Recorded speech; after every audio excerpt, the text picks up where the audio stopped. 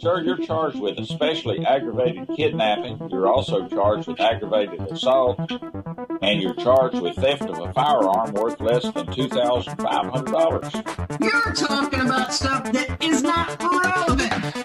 Hello and welcome to the Court of Public Opinion. I am the recovery addict, and boy do I have a case for you today. Why is the dog chewing on this guy? I think they have got the wrong guy there. Got the wrong guy, and the dog was biting him. He roughing him up quite a bit. There's a lawsuit. 9 out of 10 judges prefer watching the Recovery Addict live stream in their courtroom. The fireworks are not done. Now we're getting commentary on the case. Dati mihi Anglican pro service Latino.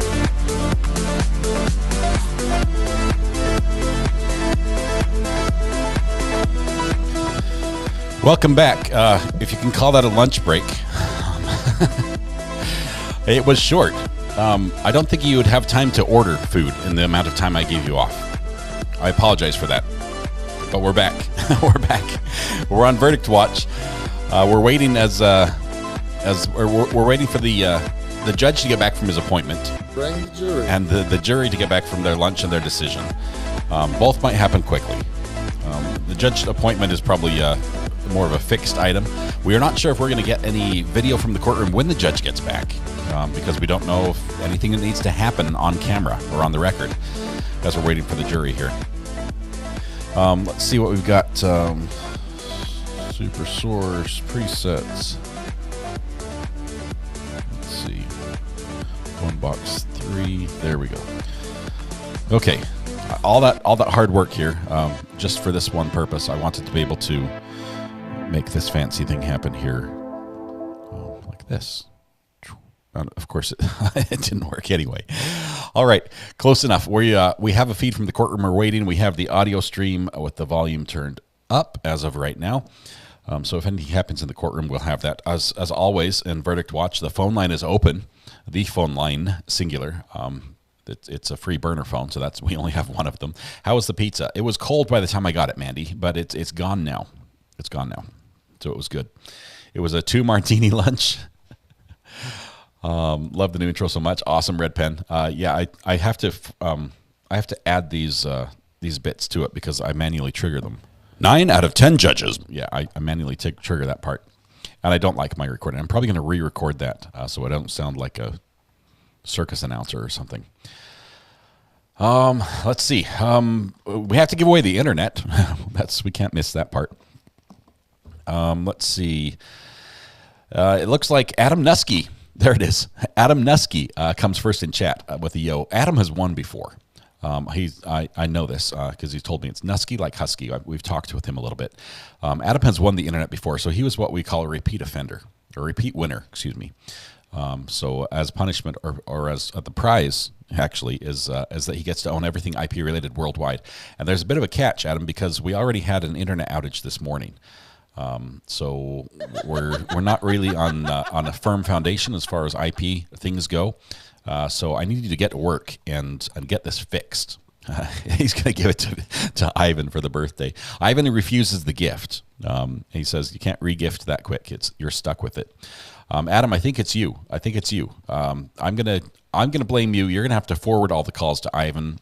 Figure it out between the two of you. Let's get the internet up and running today. But welcome. Thanks for being first in chat.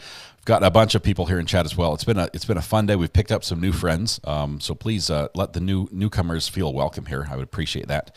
And thanks again for all your professionalism and just politeness in chat. This is just amazing. Let's see. We had one call from, I believe it was Emma D. Emma D called in right as I was ending the stream, and I talked to her briefly, and she was super excited to talk. But I said, I'm sorry, I just ended the show, and she was a couple seconds behind because of the delay, so she didn't know when she'd called in. So Emma, if you're out there, now is the time to call again. We'd love to speak with you and have you share your opinions with the rest of us, and everyone else gets to hear your voice as well, which is great. Heather, hey, good to have you here. Wonderful afternoon for everybody. The weather is great, although the water is turned off at my house. I found that when I went to go take a break. The water has been shut off right before my break because we're trying to attach the water line out to our new apartment. Bring the jury. That is the next step right now. So we're waiting. Let's see. Ivan says, speaking of which, I have 36 hours to get this house looking respectable again. Yes, Ivan, that is a requirement. When the wife comes home, the house has to be in order when she's gone, because I'm sure it was clean when she left, and she left it in good state. It has to be a similar state. Otherwise, it's no vacation at all to come home to a messy house. I've learned that. So yes, he'll be cleaning on his birthday, or maybe we could all get together and hire him a maid service. That might work. Did I get a new burner phone number? No, same number, Red Pen. I have got a ton of messages that came in as all the calls sort of came at the same time. So I have not had a chance to read those messages all. If you would like to have me go over them on chat, I'd prefer to talk to you in person, really. Mostly because I get to ask you random questions and see how you respond to them. I do enjoy the interview, the interaction that we get with people who call in on the burner phone. So I'd love to have some people call in if you're up for that. Even if it's first-time caller, you don't even have to be a chatter to call. If you just have an opinion about the case, or if you had something you want to share, maybe a specific piece of evidence that stood out to you as influential, or maybe a pivot point where it changed your mind one way or another, we'd like to do that as we go on Verdict Watch here. Crafty L, I hope everyone had a good lunch. I hope it was longer than mine. Seriously, I hope you got a little more longer break. And if you didn't, feel free to step away for a few minutes and get whatever you need done. We'll be here. The jury's not going to be back that quickly. Let's see. Well, sharp. Let's see what else we have here.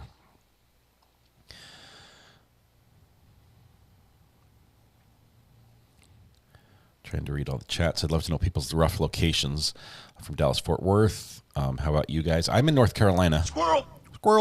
I'm in the eastern portion of North Carolina, probably about an hour and a half, 2 hours from the beach. Bring the jury. FRG3, you did get gifted a free membership. Glad you could get that. We are on Jury Watch. We are. The jury is out deliberating. They've probably finished their lunch by now. You're in my context as burner. That's funny, Red Pen, because I have every single person that I interact with on the burner phone. I'm trying to put them in my phone, and I have I preface it. I put RA for recovery addict, and then a dash before your name, so that when I get a call, I know if it's a recovery addict contact, or if it's like a friend from somewhere else that doesn't know that I'd have a YouTube channel. And so I have my contact list there's other people, and then there's the RA list. The RA list is huge. But I have you all on the burner phone because my contact list is the same for both phones, my personal and the burner.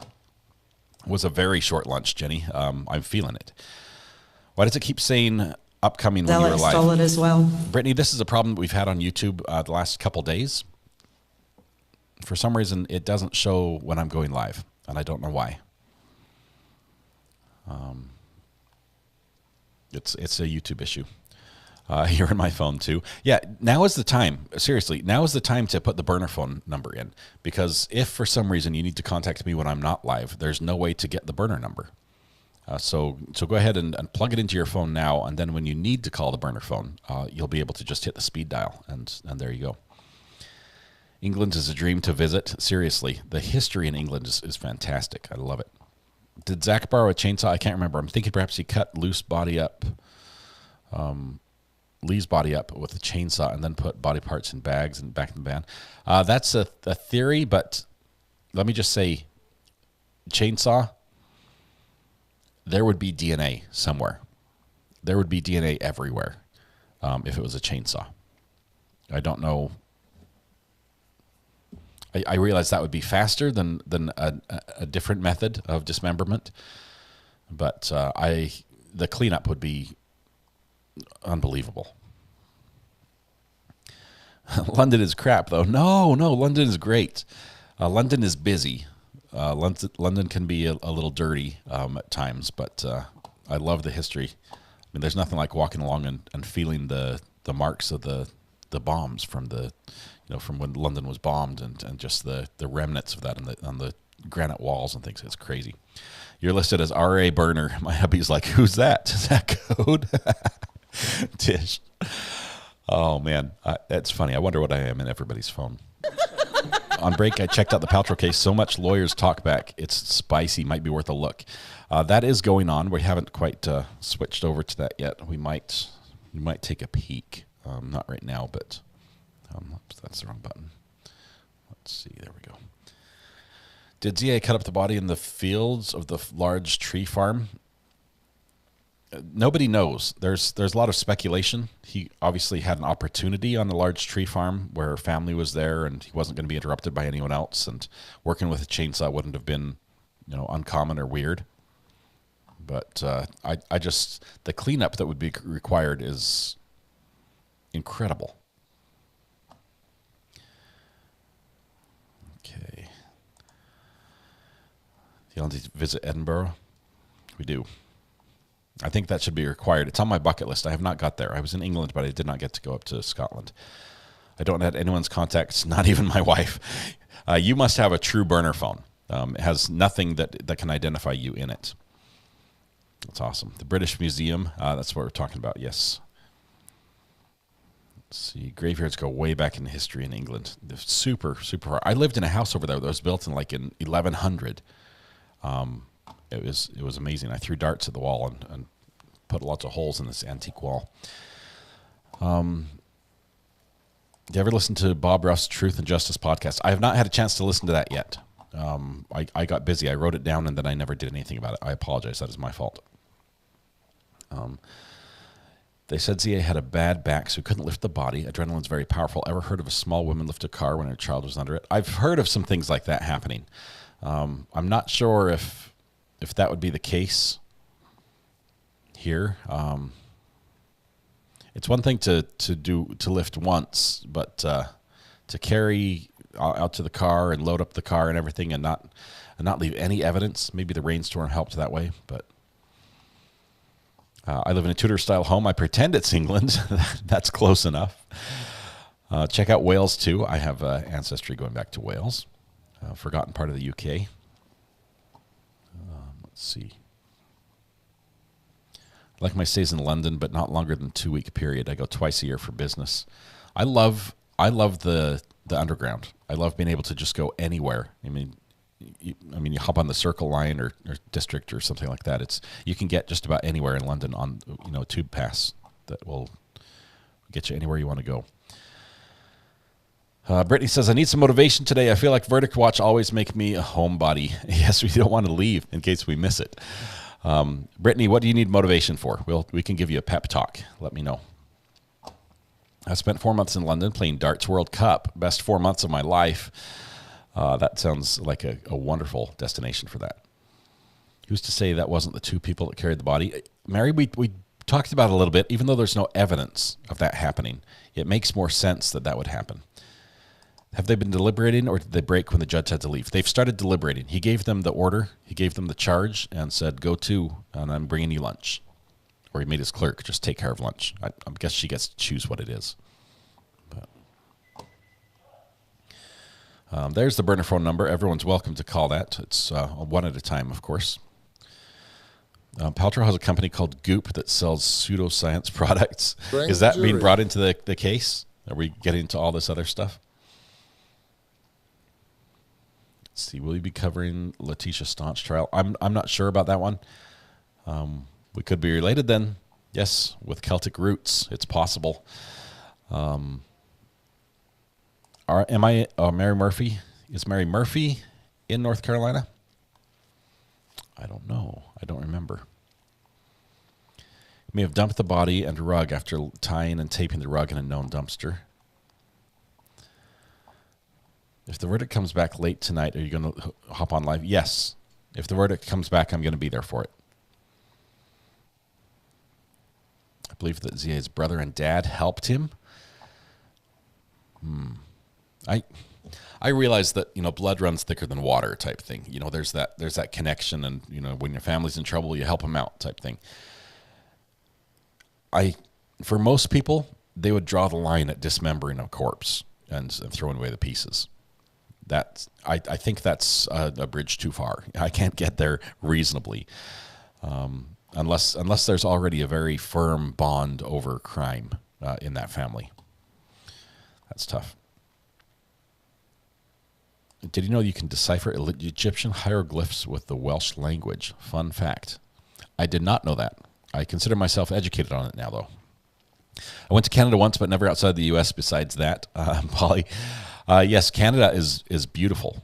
I've flown over there. I flew into, I don't know where. I flew into Canada once our plane got rerouted and had to land in Canada.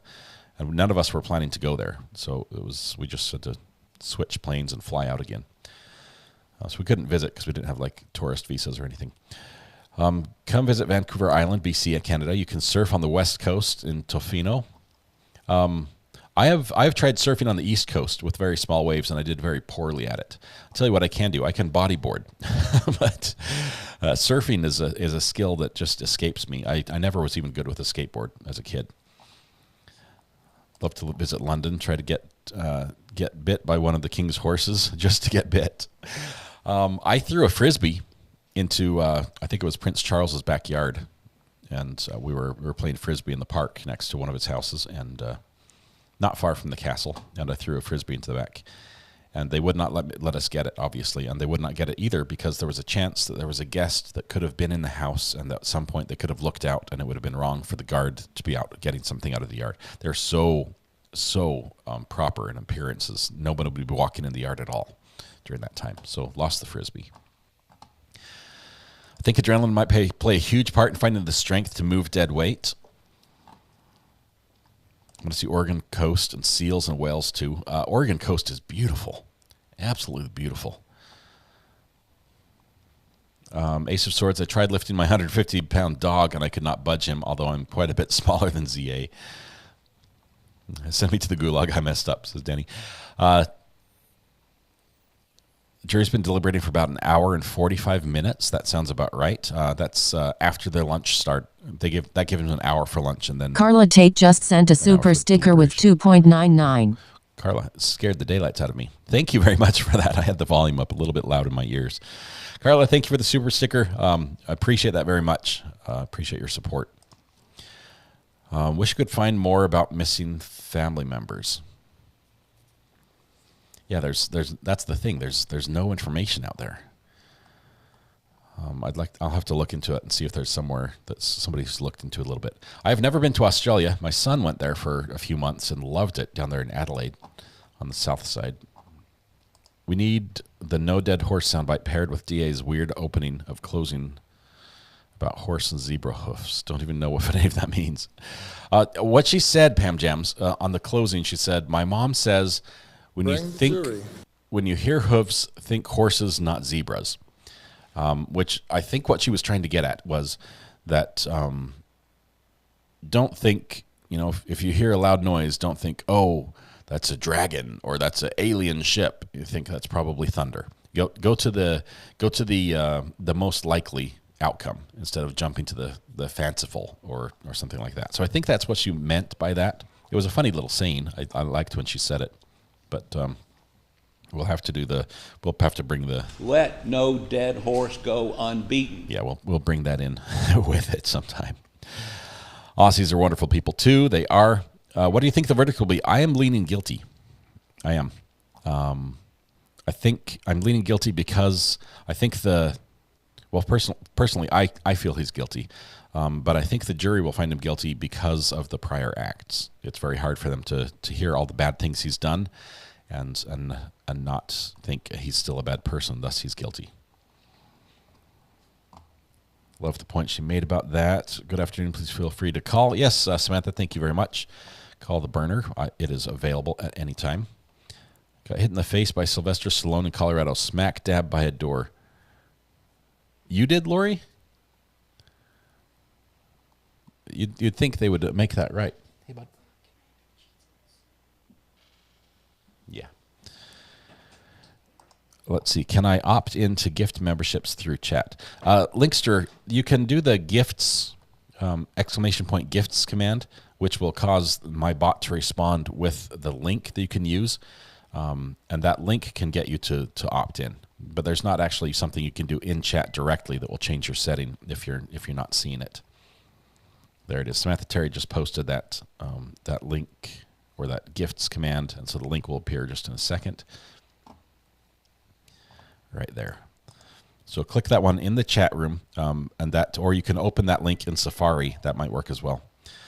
Can we get Mrs. Daria's take? She hasn't followed the case, so I don't think she'd be willing to go one way or another. She's been busy with the homeschool this week. Let's see. I think that's all. Let's see. Guess who we have here? Call from. I'm not doing that. To accept, press. Hey, not a drama llama. Are you there? This is Recovery Addicts. I'm here. I'm just calling to get the party started. Wonderful. Call-in time is my favorite time. So it is so much fun. It's so much fun for all of us to be able to put a voice to the name that we've interacted with for a long time, and you've been with us for quite a while. Love your support. Love that you're being here in the chat and just hanging out.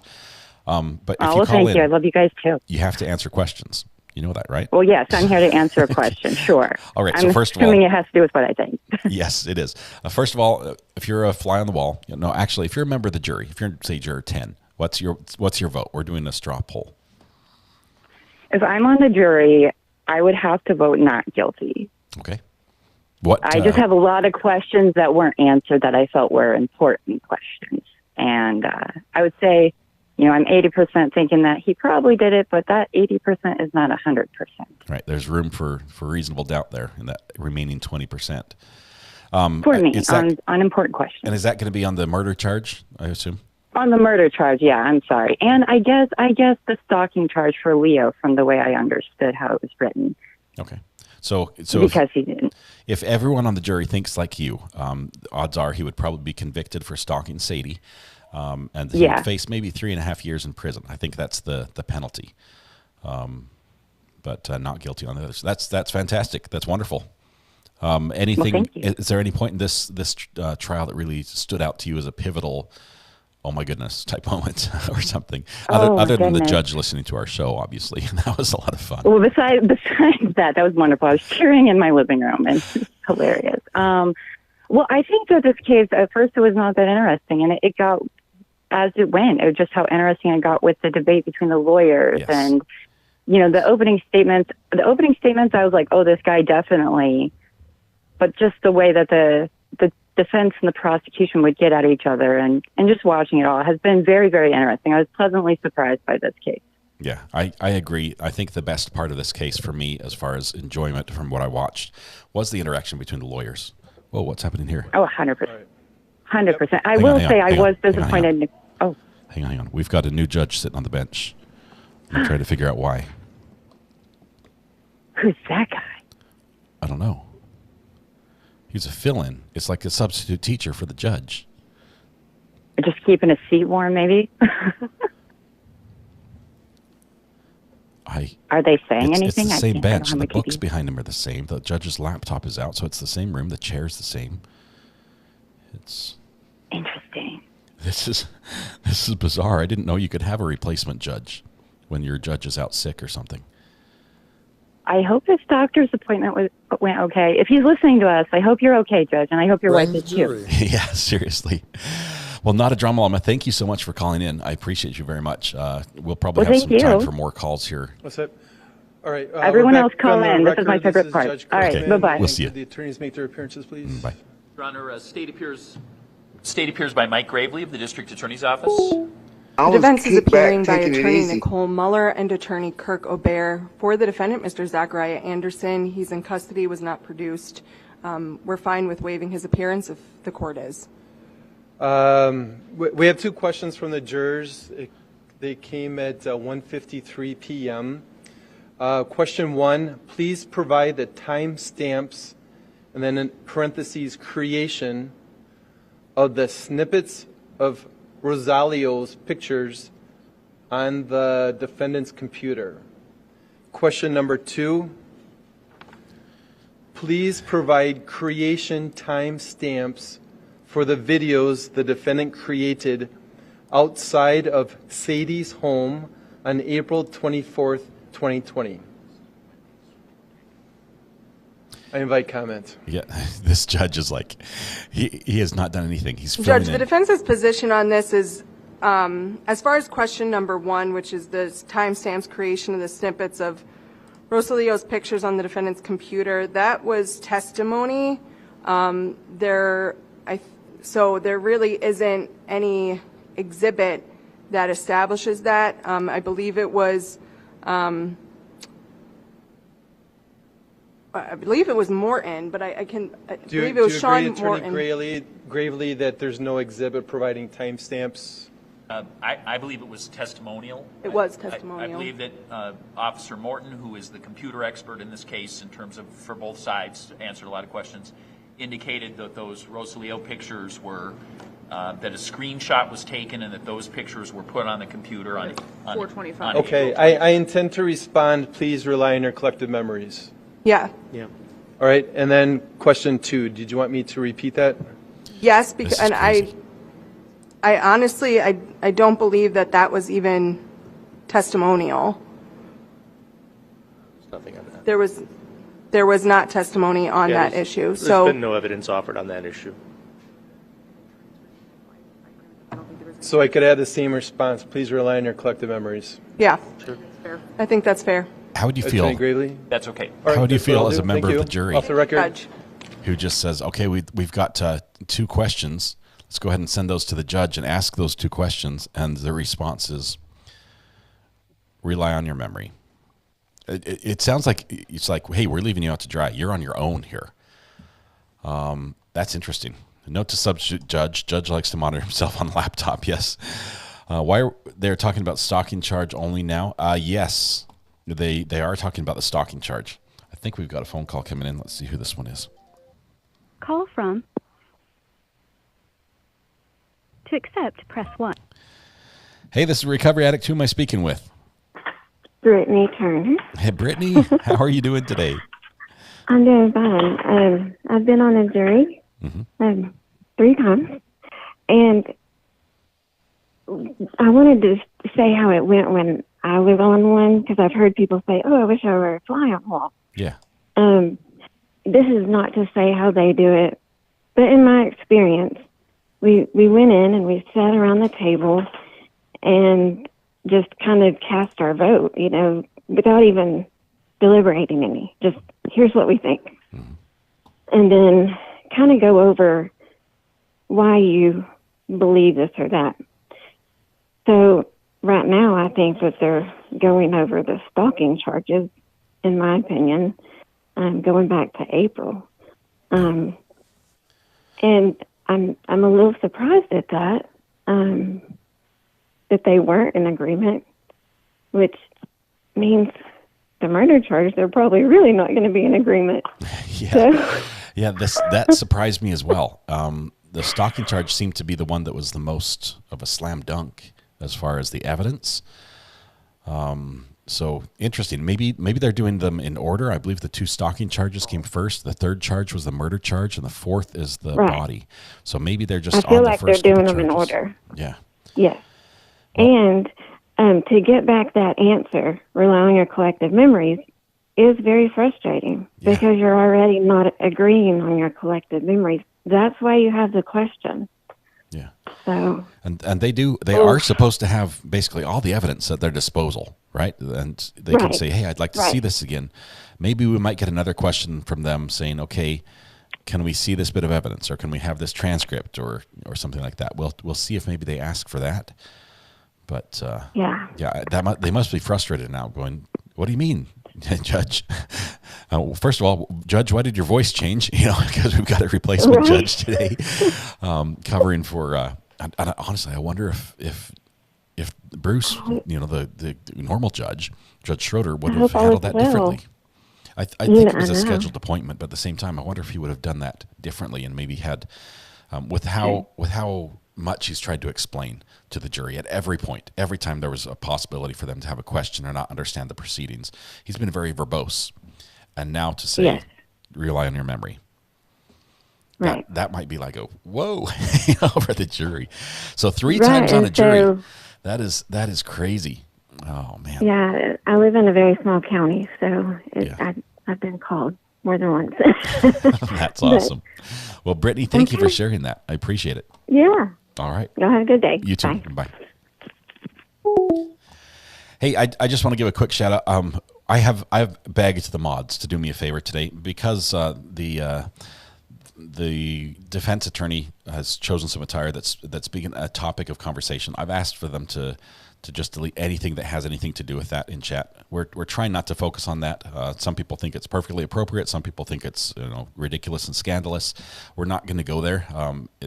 She's not on trial, first of all, and that's not what we're there for. I realize that I'd prefer it hadn't been an issue today, but it's there. So please don't feel slighted at all if you see a message deleted from one of the mods. They're just doing what I asked to do so we can focus more on the case. It's very easy to get distracted on issues that aren't court related, and we want to keep things nice and happy where people don't get offended here and chat too much about things that don't matter about what we're talking about. So I've asked them to do that. That's at my request. Don't hate the mods. They're just trying to read my mind and follow what I'd hope they would do. They're doing a fantastic job. So thank you. First of all, thank you all for being there. The phone line's back open again if it wants. It says I'm live again. Finally, I'm finally live according to YouTube. Judge's wife is super sick. That's who he's with right now. Oh man, Helena, that's sad. We're talking about things. I'll turn the sounds up. Did the judge give his name? I did not hear that judge's name. We could go through roll call and see. We could see what judges are available there. We might even be able to find a screenshot of that. Maybe I could call his clerk, Paula, really quickly and ask who the replacement judge is. We've heard the judge's wife made the appointment. We don't know if the judge's wife made the appointment for the judge because the judge has had some health issues in the past. I believe he even had some cancer, some surgery that way. So not a laughing matter. I realize the timing's off on that one. Let's see. Check the docket online. He delivered the pizza. This is the pizza delivery judge. Prayers to the judge's wife and family. Still don't like the clone judge. I think it's awkward. I mean, to walk in on a case during deliberation and be like, he asked for their appearances, right? He's like, I don't even know who you guys are, right? I have not been in this courtroom for a single moment of this trial, and now here in deliberations, he doesn't know who the players are. He doesn't know the interactions that have happened. Who the judge is mad at, or anything. So it's he was very good. It was professional how he handled it. But yeah, that's fantastic. Okay, we've got another person calling in. Polly Prissy Pants. Is it Polly Prissy Pants? Yes, it is. This is Recovery Addict. How are you doing, Polly? I'm doing well. I'm from New Orleans, but I'm not really going to have an accent. All right. I just kind of wanted to go off of what she was saying earlier about the jury. Whenever I served on a jury for a triple homicide, we weren't able to take notes. Oh, man. But what they did after was you could get together, and if you needed to review the notes again or maybe a video, they would pull the entire jury back into the courtroom, and we would all have to sit and watch together. Or we would have to walk around the table and review the notes. So you didn't get to just have the card of evidence wheeled in that you could just rifle through it No. free will. No. We had to do it in front of the judge, in front of the, attorneys, everyone. Yeah. But well, it sounds that information was always there. Yeah. So for them not to have something that was presented is a little odd. Yeah, it does. It seems like from their questions, maybe the jury remembers it differently because they said, we want the timestamps of these files. And, the defense and the prosecution look at each other and say that was just testimonial evidence. There wasn't an exhibit there. So maybe they didn't remember it the same as everyone else. They've seen a lot of documents, a lot of timestamps, a lot of screenshots and exhibits. So that it's just going to be interesting to see where this goes. I'd love to see what the next question is, to see if they move on to shouldn't the stenographer be able to present that testimony back to them? You would think that they could at least have that part read to them, and even though the whole transcript usually is not typed up after trial immediately, it takes a lot of time to have that done, sometimes months. You'd think that they'd be able to at least have it read back. So, right. Interesting. Well, that was all. All right, Polly Participants, thank you very much for calling. Good to hear your voice. I appreciate you supporting the channel just by being here. And so, cool. Thank you so much. Everybody have a great day. Yep, you too. We'll see you. Alex Stollett. Bye. All right. Yes, anyone calling in, just know that the sound effects are active. So if somebody starts cackling maniacally, I think is the word, in the background while you're talking, don't think it's me. TikTok is Crap comes in and says, Judge Kirkman is the name of the backup judge. Thank you, TikTok is Crap, for doing the homework for us and finding his name. Judge Kirkman. I don't know anything about him, but he was filling in for the judge while the Judge Schroeder is out at a medical appointment with his wife. Little Miss says, is Judge not coming back today? He should be back any moment, but realize he was sort of late leaving, and we don't know the outcome of the meeting as well. We don't know the outcome of the medical appointment. The judge might not be back. If something went poorly, or they've got a poor diagnosis that needs some immediate attention. Timeout is better than being called out, says Georgia Culture. Please don't be offended by any of them getting a James brief Peacock timeout. just sent a super sticker with 1.99. James, love the super stickers. You've been prolific with those. I appreciate those. Thank you so much for your support, good sir. Would not be the same without you here. Let's see. 2:30 is my expectation for the judge to come back. So we've got about 9 minutes. Let no dead horse go unbeaten. Thank you. Let it be summer. We will remember that sage advice from Harpootlian from the Alex Murdaugh trial. Bring the jury. Is it already time? We're not sure yet. We're waiting for something to happen in the courtroom. The jury is clearly deliberating. They've already submitted questions. That's quick. If they've only been deliberating for a little bit, they're moving, making progress, because they've already, in that time, they also had to select a foreman, eat lunch, and sort of get settled in. The judge hit happy hour. He's mad that someone was telling him how to run his court. Alex Stollett. Yep, he did. Alex stole it all. My husband case netted his ex's new boo. Who's this? And who has... CJ just sent a super sticker with 10. CJ, thank you for the super sticker. Looks like a trampoline cheerleader super sticker. Thank you for that. I appreciate your generous super chat. Super sticker, and thank you also, CJ, for being such a great supporter of the channel.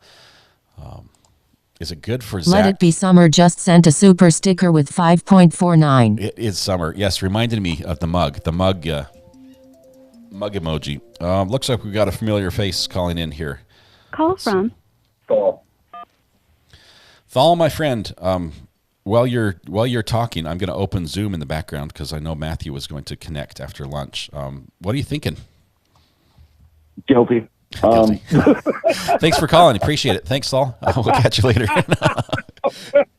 Pretty much, right? Yeah, maybe expand on your opinion just a tiny bit. Okay. Well, the problem for me is that we found the DNA of the victim back in the back of the van.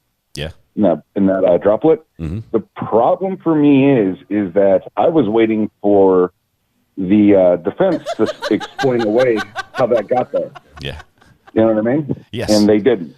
Yes, the worst part is they never addressed it, and I'm like, do you want me to convict this guy? I mean, worse than not addressing it, they told us they would, and they didn't. In the opening statements. So we sat here expecting for a response. We sat there saying, we're going to have a strong reason for why that's there. This is not going to be an issue. The defense has told us, that there's a reason that's there, and it's not what you think. And then they gave us nothing. And don't set us up and then fail to deliver, or else, what are we left to think? So yeah, I'm with you. That DNA is very problematic for the defense. Yeah, because we look throughout the rest of the trial, and I'm like, okay, well, the defense answered that, the defense answered this, and you can go through each one blow by blow. You know what I mean? Yeah.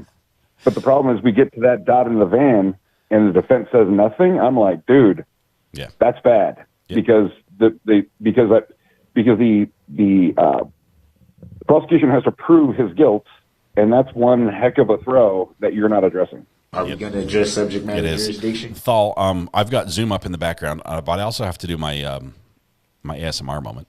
I've got the water ready to pour. Do you want to listen in? No one has been online while I've done this before. I've always done it. I'll be quiet while you do it. I want to hear that. hear the dribble.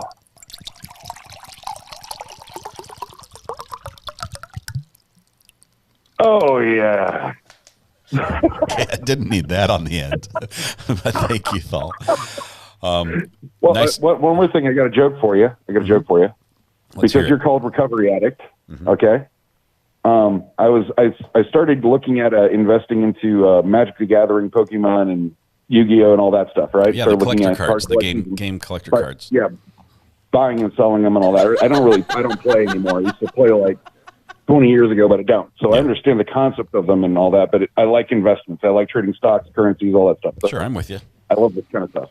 But the thing was, I thought it was hilarious that I was going to tell you that, hey, recovery addict, I'm not gonna buy. I'm breaking my addiction to 40K figurines, and I'm gonna switch over to this is like the Gathering, Yu-Gi-Oh, and Pokemon, because that's a healthy addiction there. This is the cocaine addict saying, I've swearing off cocaine from now on. It's just heroin. That's what you're doing. Exactly.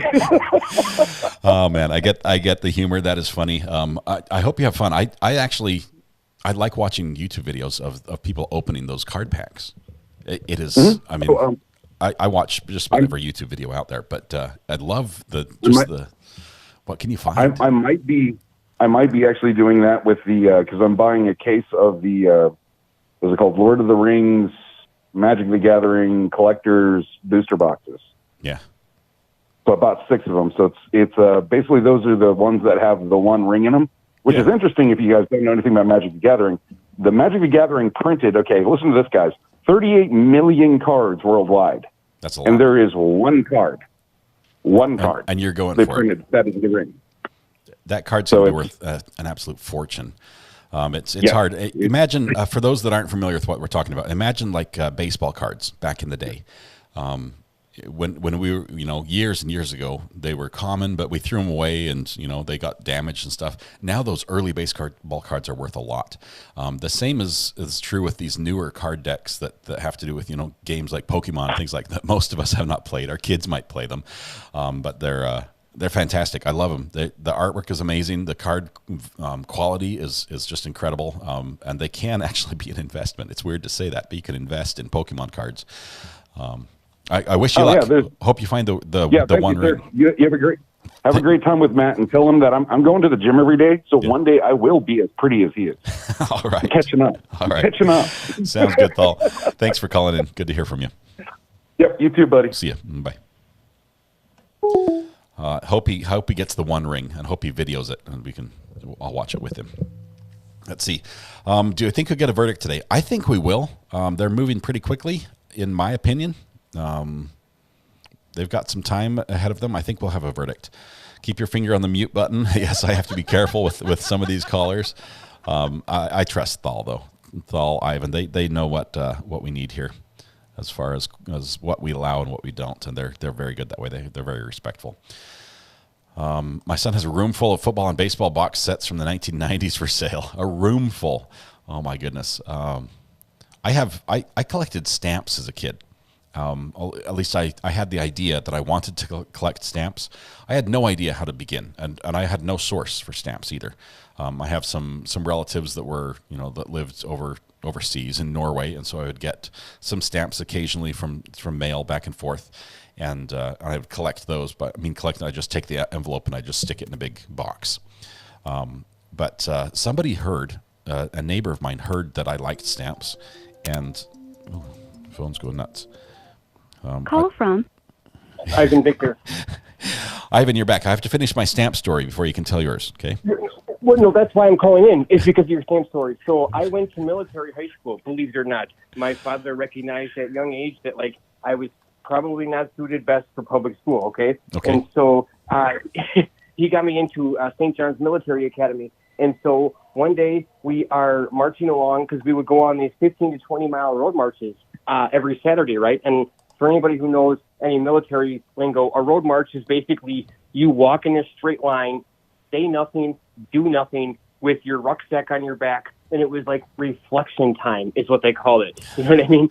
So Means, it's basically, shut up, don't bother me. That's what they're saying. Exactly. It's basically a way to have the weekend people not have to do much and keep the and keep the cadets in line. Okay. Wow. So we are on a road march one day on new territory, and so all of a sudden I kind of, so nature called, right? And so when nature calls, you have to on answer. a 15-mile road march. You answer. Amen. And so they just tell you to drift off and then fall back in line. Well, while I was on a nature call session, I saw like this little patch of I just saw this piece of land that didn't make sense. And so I went over to it, and it was this tin, and it was filled with these old bonds and old stamps, these old U.S. Treasury bonds. And so I quick shoved them in my pocket because that was clearly contraband. I should not have had it. You know what I mean? But I later mailed them out to my father, and he has been sitting on those for now 25 years and has not told me the results.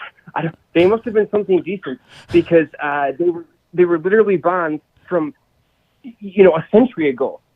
Somehow scattered amongst this St. John's Military Academy in Delafield, Wisconsin, which is just by Milwaukee. But oh my goodness. Yeah, that's my weird stamp treasury bond story. Well, my story is not that much different. We had a family friend that heard that I liked collecting stamps, and she's like, "Oh, okay, that's cool, that's awesome." And she'd ask some questions and what? Show me your collection type thing. I'm like, "Well, I've got this pile of letters, torn letters. That's it." And she's like, "Oh, you need to get more stamps." And then she says, I was out looking in a dumpster somewhere, and she found this massive book, and it's a stamp collecting book that has been it's used. It's a full collection. Okay, and it's like a Encyclopedia Britannica that somebody just threw out in the dumpster. I don't know why this old lady was in the dumpster to begin with, because this was before the days of dumpster diving was cool. But she found the stamps, and she remembered that I like stamps, and she came and gave it to me. And I have this huge book. Now every rich kid in Brooklyn dumpster dives. Yes, now it's the posh thing to do. I mean, it's like the cool kids are all dumpster diving because that's where the good stuff is. But that's how I started my stamp collection, really, is by a secondhand dumpster recovery. So I'm 39. So when I was in military school, I was literally on a military base when 9/11 happened, okay? And so that's where I was. I remember I asked to go to the bathroom, and I remember coming back from the bathroom, and I walked past the science instructor's room, and they had the TV on. Well, in military school, the TV is never on. That's not a thing, okay? And so I peeked my head in the science room, which I should not have done, and I said, "Mr. Borowitz, what's going on here?" And he said, "Go get your classroom and bring them to the science room immediately." And so I went back to the math room, and I said, "We need to go to Borowitz's room now." I just peeked my head in there. They're watching TV. Something bad is happening. And that's how I found out about 9/11. We went on full lockdown. They started sending National Guard members to our base to be trained before they sent them to Iraq. It was a crazy place to be during 9/11 as a 16-year-old kid. Yeah, that is unreal. That is crazy. Wow. So, I can't wait for your dad to cash in those bonds and pay for all of our retirements. It's very strange that he hasn't said anything about that. He has an enormous safe. He has a safe that not that you could walk into it, but it literally stands almost as tall as I am. And it isn't just filled with guns. He has a separate gun safe. He has so many random things from Russia and from the old Soviet Union. Some of the coins he has, they don't, you would go crazy in his safe, with his old Soviet collection. But I just figured I'd throw that in there. He never mentioned it again, so they must be something. Yeah. He just went out and bought a Ferrari and didn't say anything about it. So, awesome, Ivan. Good to hear from you again. Happy birthday, my friend. That's up for now. Yep. Bye. Love the stories. That is great. Is the judge going to be back soon? Hopefully, he's going to be back from his doctor's appointment soon. We expect him back about right now. But so we might not see the replacement judge or the substitute judge again. Let's see. I have photos from Korean War bombing bridges. Oh my goodness, crazy, crazy stuff. Let's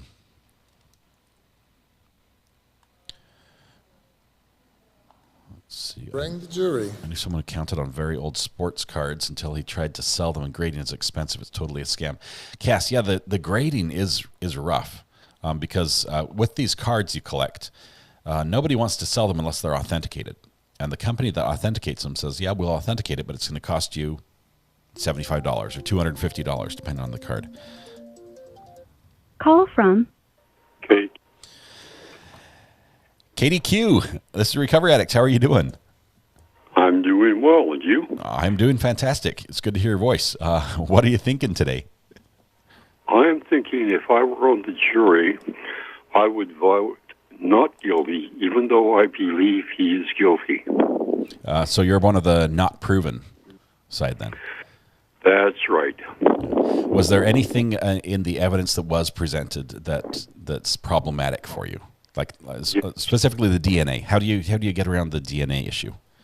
I don't get around the DNA issue, so I would want the other jurors to convince me that it's compelling enough that there is no other way that could have gotten there. Wow, that's interesting. I imagine there's somebody on the jury who's in a similar position as you, saying, "Convince me here, make me a believer one way or another." I think on the second round of voting, I would go for guilty, but the first time around, I would want to force them to convince me. Yeah. Do you think they would be able to? I mean, they have the same evidence that you've heard. Hey, I already believe he's guilty. They can't convince me. Tell that. Twist my arm. Maybe I'd vote that way. Yeah. All right. Round 2 of balloting might be the decision one then for the jury. Prove it to me because the prosecution didn't. Yeah.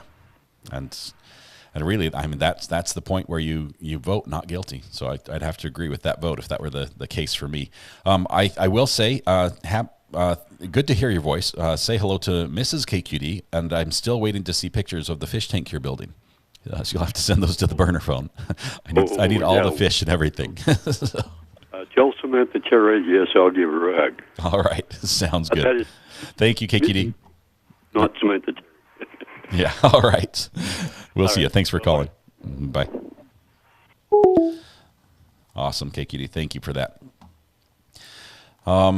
Let's see. Where did I leave off? Ask him if that's a landline. I think it was a landline. How does Ivan have time for his own channel? Ivan works hard. He has his own business. He's a small business owner. And in his spare time when he's not here, he's running that business and running a YouTube channel. Okay, not to be confused with, let's see. I'm so far behind in chat. I'm trying to read rapidly to catch up to where we are. Apart from stamps, also have a piece of metal frame from the Apollo spacecraft and 1940s records. That is awesome. Apollo spacecraft. That's pretty neat. Let's see. Police should have done. This is Mimi. He says police should have done DNA of all the cigarette butts. Additionally, didn't Gutierrez live very near a bar, or I'm mistaken? I think there was a bar nearby. Not sure what that would cause. You fill me in on the rest. What's the logic about the bar? What's the rest of that thing? Weather Watch doesn't give me Thursday heads up here in Texas would be helpful. You got some weather coming. Prosecution put on so much on other evidence that a reasonable juror could infer they're not confident in the DNA evidence, which should be the smoking gun. Yeah, I agree. I would have liked that delivered in a more dramatic fashion. I mean, I realize that the lawyers aren't supposed to be like all drama in the courtroom, but I would like it. I would like the setup for that evidence to have been more significant as we point to the summation. It's like, this is their smoking gun. Make it memorable. Make that moment stick in the juror's mind. So when they go, days later, when they go into deliberations, that they're still thinking about it. That's what I wanted to see. Buy an original box for about $40 and spend about $10 and could sell it for up to $300. That is a good side gig, Jim Bob. Buying the original Xbox. Fixing those up. That is awesome. Sadie lived close to a bar. Yes, please consider calling in. We'd love your thoughts. The burner phone is open, so you're able to do that. We might have Matthew Harris connect eventually here. We'll see what the schedule looks like. Ivan says, I go into the store around 4 p.m. and check in there. Work office, biz in the morning, then Recovery Addicts is on. Okay, we've got another Call caller. from Kathy Green. Kathy, this is Recovery Addict. Thank you so much for calling. How are you doing today? I'm doing great. Wonderful. I'm kind of watching trials on TV because I'm a nurse and I'm not usually home. But yesterday I noticed that the defendant, you know how he said looks like he's going to fall asleep and stuff because it was so boring. Yeah. Well, this morning you would thought he would have been kind of revved up because of the closing arguments. He still appeared to me like they're giving him something for anxiety. Yeah. Because he was like not wide-eyed. He was not, he was like almost slobbering on himself. Now, and so I'm wondering do they do that? Jails do have that pharmacies, so they do have. If there's a medical condition, they'll prescribe medication for him. So that's not outside of the realm of possibility. But I was thinking also, Ivan had mentioned in chat earlier that, and he's speaking from experience a little bit here, so it's unique. But he says the day before sentencing is extremely stressful. Nobody sleeps that night, so he could be just exhausted. Maybe it looked bad. Yeah, it was a bad look. It looked, unfortunately, it looked like he was not really involved in the process or caring about the process and part of it. Right, and I kind of got that yesterday afternoon, because, it was boring for everybody. But today, you think you'd be looking your best. So that's just my thought as a nurse as I was watching. Well, that's wonderful. Kathy, what part of the of the great earth that we all share are you calling from? I live outside of Atlanta, Georgia. I live in a little town called Rome. Awesome. But not Italy. Rome, Georgia. So, and like I said, I'm a nurse and I'm homesick. So I've been like, I'm all into this trial. So I'm like, I'm sure hoping that we get a verdict before I have to go back to work. Yes. I hope so as well. I hope you get feeling better though, Kathy. So thank you for calling in on your sick day off. Okay, thanks. Bye. All right, bye. Awesome. Thank you so much, Kathy. Sharon McDonald says, "Ooh, it's funny to see Law and Crime and Court TV logos on the same screen." Let's see. Did you think the jury will take into account the tooth past can go back on YouTube moment that are being threatened with the gun that they had to discard? Hey, Sharon, I think spell check caught your thought and completely butchered it. You can go back into the YouTube moment, the daughter being threatened with the gun that they had to disregard. I don't know. I missed it. I think spell check corrected that into being ununderstandable. Professor Butler, thanks for clicking the subscribe button. Hope you enjoy it here. You didn't know that you were doing it, but you've admitted to being a true crime addict by clicking subscribe. You're among friends. Hoping for justice and a guilty verdict, says Jimmy May. How could YouTube steal my membership on my birthday and then not let me renew? Oh, guess my 30 days was up again. What luck. I'm sorry, Ivan. YouTube is brutal that way. Just the worst possible day. Let's see. Mimi says the women Gutierrez was seen. 3, nothing was mentioned. I think this was actually a continued thought. Let's see here. 3 women that he was seen. Nothing was mentioned if any of them were married and had jealous husband. I'm with the belief the investigation was not thorough enough. That was the state's argument. So apparently, Mimi, the state did a good job convincing you of that. Very similar argument to the Alex Murdaugh trial. Very similar as far as that goes. Ivan's a busy guy. Loved your comments and perspective. We like him. We're going to keep him around here. Let's see. Next case is Lori Daybell right after this guilty verdict. I wish that one were being televised. That is it's a very intriguing trial. It has it has a lot of shock value as well, unfortunately. Sadly, kids are involved. Kids were the victims. There's a lot to unpack there. Unfortunately, the judge's decisions in that court case to not allow live streaming, to not allow even live audio. After the fact, it costs about $60 a day to get a copy of the audio, and this is a trial that could go 10 weeks. So you do the math there, $60 a day times 5, you're up to 300 times 10. That's $3,000 just to get the audio of the trial after the fact. And that would be a tough one for us to follow for that reason, unfortunately. Let's see. Call from Michelle. Michelle, how are you doing today? This is Recovery Addict. I'm good. How are you? Doing fantastic. You might need to turn down your volume there on that end so that it doesn't get some crazy feedback. It's got a couple seconds of delay. How's that? Okay. That sounds great. Yeah, I just wanted to point out a few things that I noticed. First, the charges about that gun, I think, were being concealed way back in the very beginning. If you remember, the mom was on trial and she was in the stand rather, and she was saying, we're going through something that we can't talk about, and I believe that was concerning the daughter. And then that's why, when the mom became scared, I believe that must have came out when they were all investigating all this. And the mom said finally something happened, that she was scared and she was not letting him in the house anymore after that. And that was after she met the... Yeah. Sorry. Yeah. Sound effects are going. Yeah.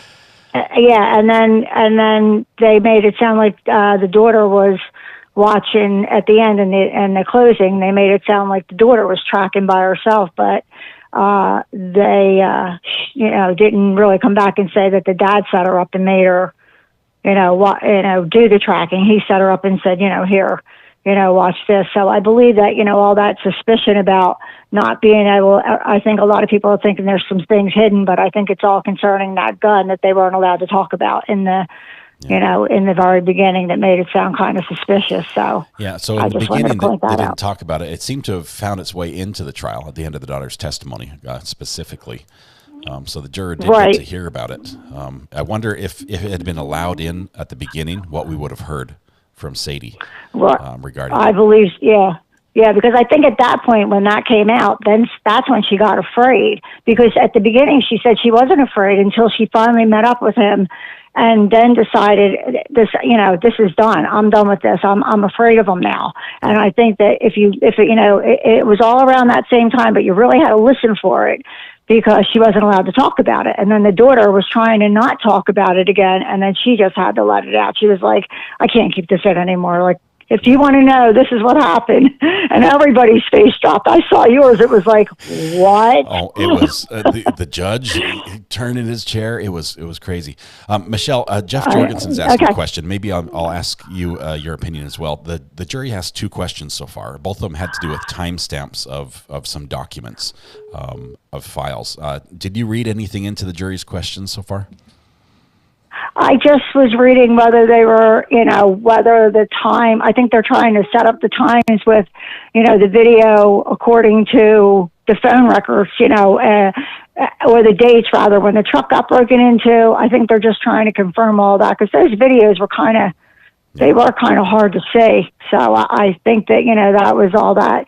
Second question, same thing. And I wonder if they do know that they can, get all that and look it up. It sounds like, they were asking those questions, but they can go back in and look at all that information themselves. So it's a tough thing. I think they gotta, on the, like you said, the boyfriend's charge of stalking, but the prosecutor said at the very end, when you go in and kill somebody, you're being harassed and stalked, basically, at the very end. So she kind of cleared that one up, I think. But I believe he's guilty because of the DNA. How can it get there? I mean, there's no explanation of it. So whether you cleaned it up good and missed that part, you missed it. That's the smoking gun, like in the Murdoch trial, I believe. Yeah. Wonderful. Thank you so much, Michelle. Good to hear your voice. Thanks for calling in. You're welcome. All right. You're welcome. Thank you. Bye-bye. Bye.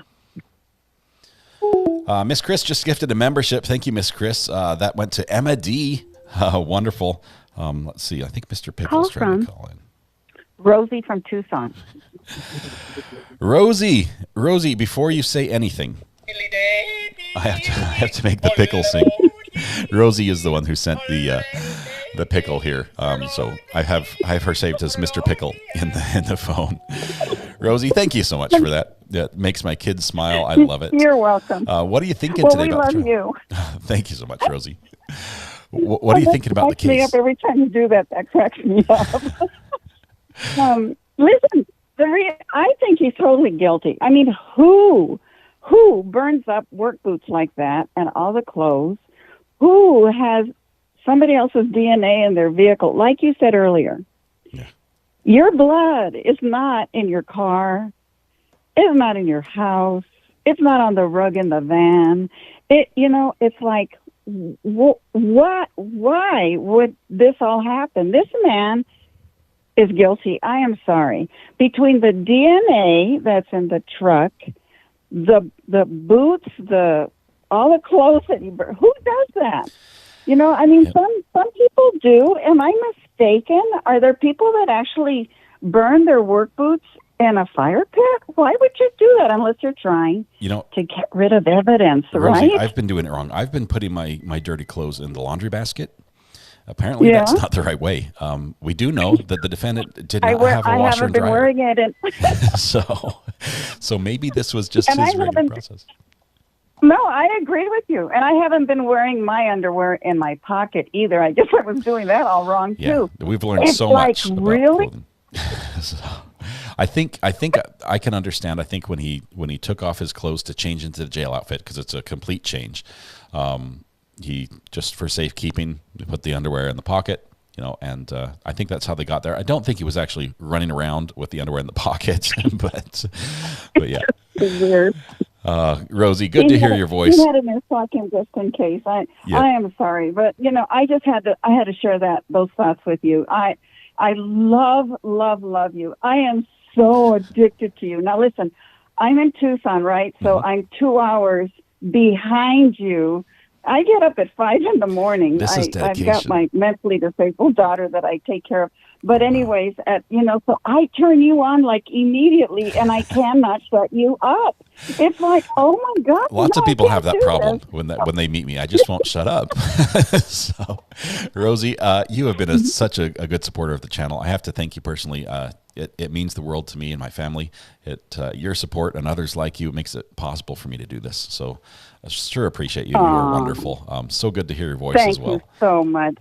And my prayers are constantly with you and the kids and your wife. Your wife is just so awesome. I mean, she does have to put out a cookbook. I don't cook anymore because I'm too damn old. But I'm going to tell you what. That's awesome. I've told her several times. This is a family program. No, that's okay. I'll edit it out and post.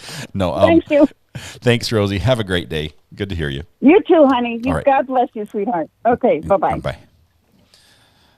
All right. It looks like we might be getting some video from the courtroom right now. There was at least another judge. I did not see. Was that still the replacement judge or the new judge who's there? Our judge is back. Our judge, and he brought snacks apparently.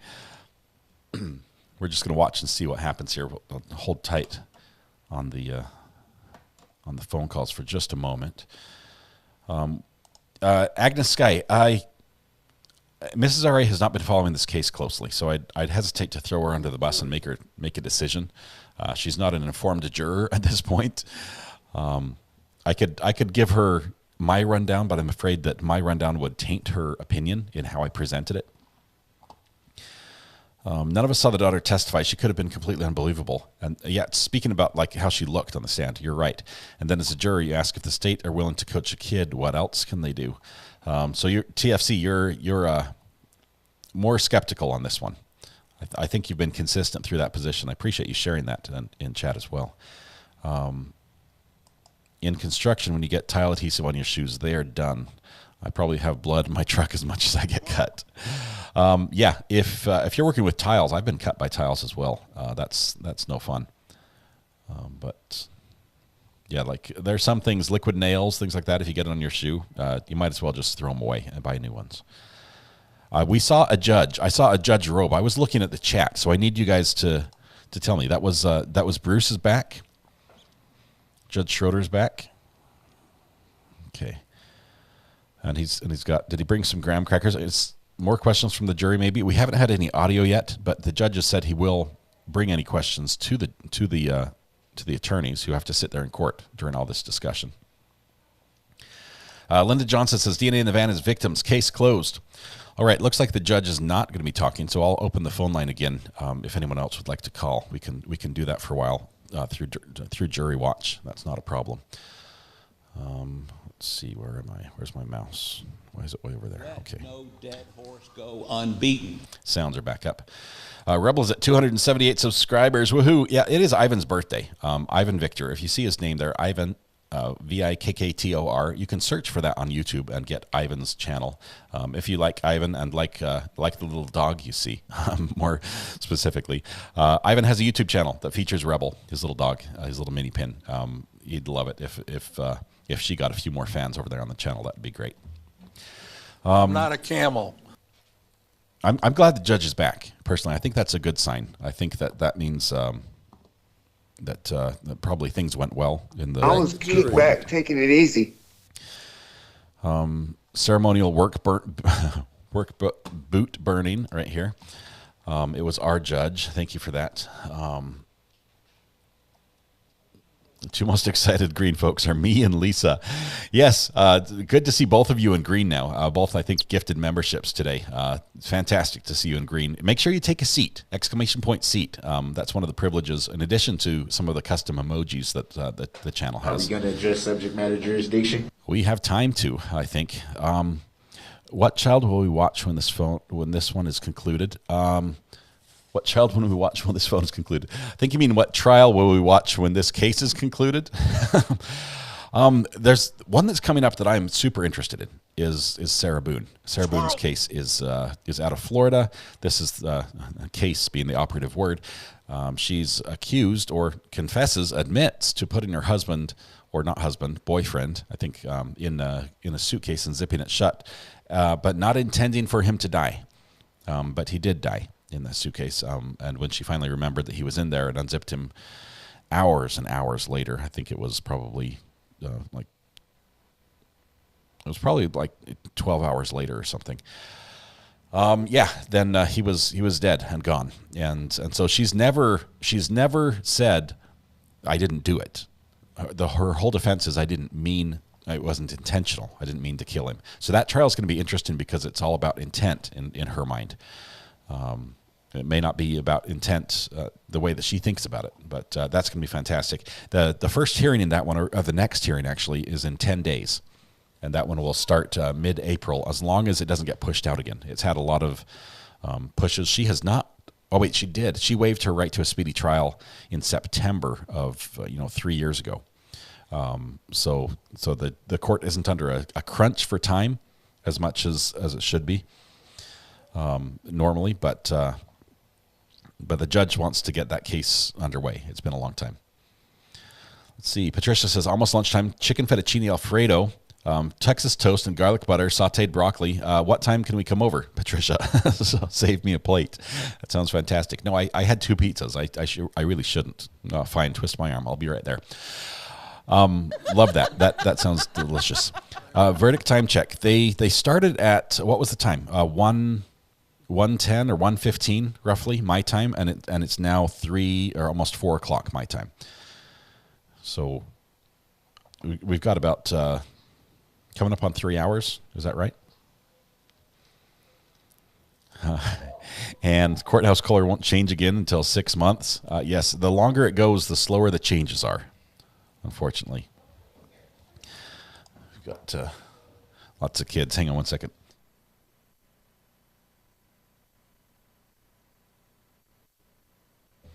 All right, they're going to have them close the door here so we don't hear them run around in the hall.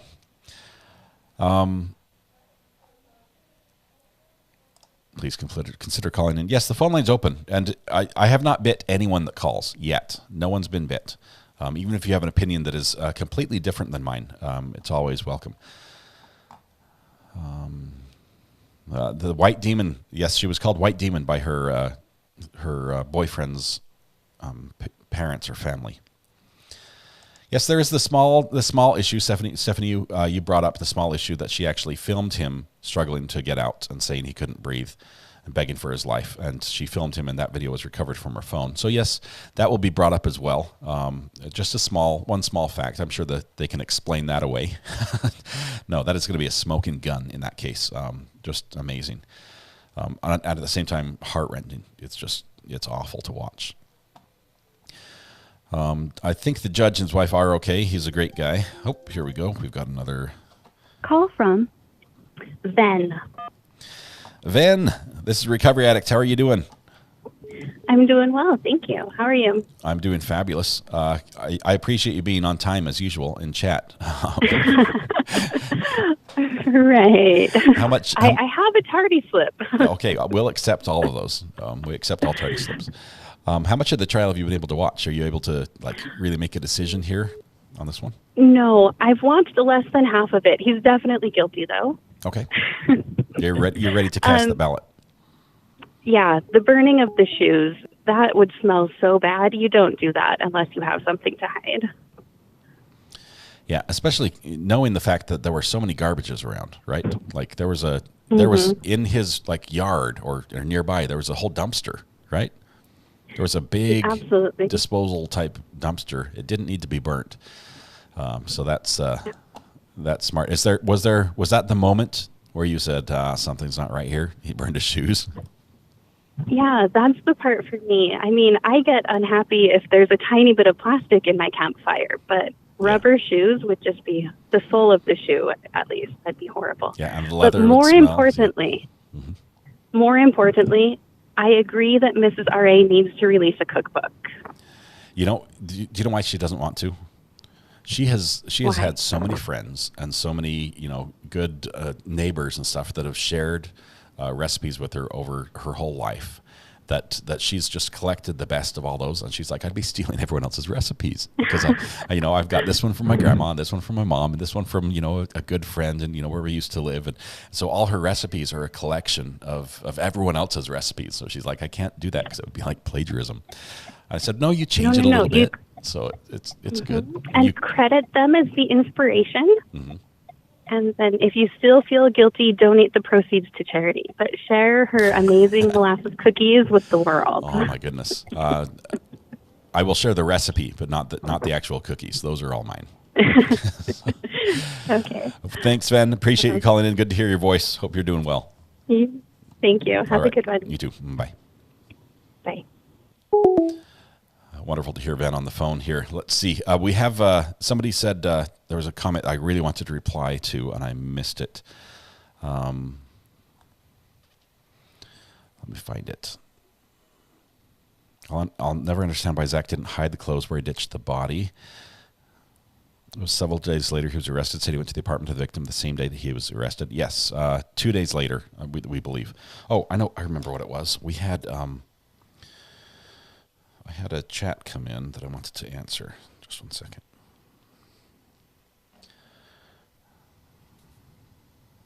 I'm waiting for my phone to catch up here. Okay, it says, I'm late to the party and just joining. Have we heard your voice in the courtroom today? Also, could there be an argument for mistrial because of your live stream in the courtroom? These are great questions because there was a YouTuber who was live streaming another court case, but he was getting the audio feed a different way. He was actually dialed into the court system, the court Zoom system, which was set up, during the time of COVID and everything, for people to call in and participate in their own proceedings. So, like, the defendant would be on the phone, and the lawyers would be on the phone, and the judge would be on the phone. Well, the courtroom also allowed people, the reporters and media, to call in and be on the phone, and they were told to stay on mute and just listen. Well, he accidentally came off mute during the court case and was providing commentary, and I believe it caused a big problem. So yes, that was a huge issue. That is a big problem. This is Josh. Josh, this is Recovery Addict. I'm in the middle of explaining something. Can you hold for just a second while I finish? Yes, please, sir. Okay, awesome. Thanks, Josh. So I was just saying the other YouTuber did get in trouble, and that was really bad for court. My case was a little bit different because the judge went out and found my live stream on YouTube and played it in the courtroom. I didn't do anything wrong. There's no crime for me doing what I was doing. Had I been saying something that the jury overheard because they were coming back in the courtroom, had I been saying something that was that could have influenced the jury in some way, then you've got possibility for a mistrial. That would be the judge's fault, not really mine. Had I been saying that the jury doesn't know that the DA has been lying type thing, that sort of stuff, first of all, it's not true, but second of all, that would have been a serious issue and it could have caused a mistrial. But thanks for the question. Josh, my friend, thanks for holding. What are you thinking today? Oh, I know. That could have been a lot worse than it was. But it was amazing that happened. I showed people and tried to explain to them what was going on. I'm just like, oh my gosh. But so on what's going on today, I feel like maybe not guilty on the murder. Okay. And guilty on stalking. On both or just Sadie? Both Leo and Sadie? Both. Okay. Both. Yeah, I think so. Because he had a premonition. Something wasn't right with that relationship. And I don't know, just the evidence wasn't shown. Real quick, though, on another note, it has to do with jury duty. My girlfriend, and this is about scammers, I received a message on my phone saying that this guy's from Washington County Sheriff's Department, which is right here in my town, Hillsboro, Oregon, called her and left me a message saying to contact him, and that she contacted him, and they spoofed the number showing that it is the Washington County number and told her that she's got to pay because she didn't show up for jury duty. And she had to pay you right there over the phone with a credit card. Yeah. And they had another guy call. They had another guy call from that number from Washington County. She Googled it just like they do on these scam baiter. I don't know if you've heard of Kit Boga, but I watch him quite a bit. And I'm telling you, and she was scared. She's 38 years old. I mean, and totally had her spoofed. So be careful out there. If anybody tries to claim that they're, you're going to go to jail because you didn't go to jury duty, you didn't get the notification. I just couldn't believe it. Taking it easy. Yeah, sorry, sound effects just interrupted you. Josh, that is a good reminder. There are so many scammers out there that are just trying to prey on people's vulnerability, really, and just try to scare you into sending them money. Do not. So definitely. Yeah. And this just happened. So definitely be careful out there, people, and definitely watch out for that. Definitely call back and find out who it really is. Yeah, look it up. Look up the number in the phone book. Look up the number in a trusted source. Call them directly and ask the question. Then, if there's a problem, you can handle it that way. But if somebody calls you and says you need to pay with money right now, or if you hang up the phone, send the police over. Hang up the phone. Send the police over. Yep. They're and I think we should have a verdict. I think we should have a verdict in the next hour. Wow. I believe. All right. I'm with you on that. I think it can be a quick one. Yep. I'm actually hoping for that. I'd like to see one today. But But thank you for All the right. heads up. Thanks, Josh. Good Thank hearing you, your voice. Scott. We'll see you. Good to hear you too, man. Bye. Peace, love. Bye-bye. Awesome, Josh. Thanks for that heads up. That is scary that people can go to that. Literally, your phone would say that it's coming from the police department. Let's see. Yeah, nobody can say that you're being late you're due for jury duty because they can't call you. Let's see. P-Frog says, I got to believe the defense knows something about this jury. There's no way they wouldn't seek a mistrial if they weren't confident of the outcome. Keep that in mind. Horse go unbeaten. Yes, the one thing we have not seen the entire case long is the jury's faces, and that's the one thing the defense has been watching very closely. They may have somebody that they think, you know what, they're on our side. We've got them. This is, and they might, in their defense case, they might have been speaking to that one person, just reassuring the things that they think that are the most pertinent to that person. Yes, you remember the story about lunar panels. I like to play with scammers a little bit. Let's see. Don't answer the phone. I've got a burner phone. I answer every call. It doesn't matter if I can. The government operates via snail mail. They won't call you and ask for payment like that for sure. I agree. When the judge saw the stream, it was a leak. Kit Boga would cover his face with Vulcan hands. That's the Vulcan hands here. Let's see.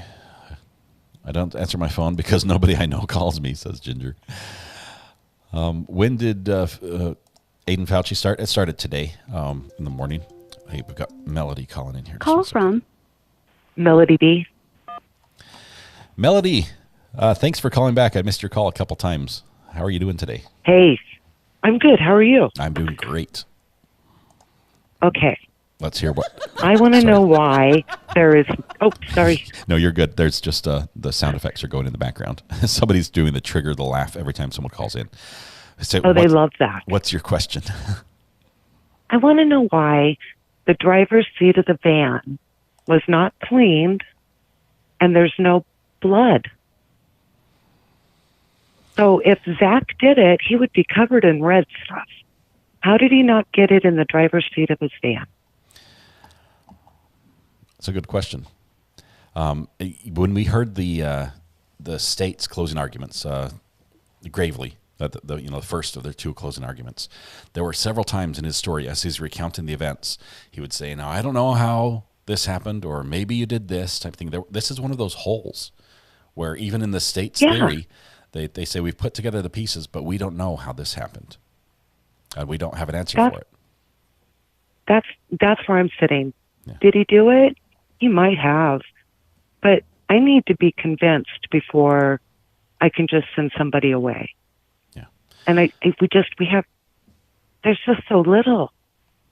There's that one little speck of blood in the back of the van. Yeah. It's it all depends on, as we talked about several times, in each juror's mind, there's a threshold of where how convinced they have to be before they act, before they say, I'm willing to act on this and make a decision and stand by it. For you, the threshold's higher than for others.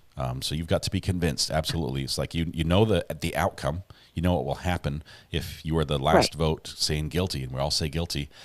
You're basically condemning him to life in prison. And that's a big thing. It's not something to take lightly, but I appreciate you putting the thought into that. That is a concern. Obviously, the state has not answered that, and they haven't answered that. But yeah, I don't have an answer for you either. Unfortunately, I wish I knew. I wish I had a crystal ball and I could tell you this is how it happened, Melody. It's easy. Let me explain it. It all makes sense now. So many times in so many crimes, there's still a big question mark in areas. I think I'm just very glad that I'm not sitting on a jury. Yeah, I agree. We talk about it. We say we want to be a fly on the wall, but I don't want to be in the juror's seat. That's not where I want to be. Melody, thank you so much for calling and sharing that. Responsibility. Yes. Correct. Yes. Thank you. Call back anytime. Bye. Good to hear your voice. Bye-bye. Bye. Wonderful. That whole the holes in the story that leave room for reasonable doubt with some people, and I can't fault you with that. They're significant holes. We so desperately need a For Crumb's Sake sound. Has that happened yet? HDJ, no, I have not found that yet. I know it just happened the other day, but I could not find it exactly where it happened. I was scrolling back and forth. I'll try to catch it sometime. I'd also like the soundbite for the thank you that we got from Judge today. He changed his clothes, yes, but we're worried about inside the van. Like when he picked up the body after the attack, did he like bring a change of clothes and change, and in a setting where nothing got on him, and then bag up all the clothes so that his car would be clean? And it seems to be very, very well thought out, almost too thought out at that point. Content lasagna, because he didn't do it. That's why there's no blood. Tarp over the seat, but still, I mean, the gear shifter, the pedals, the floorboards,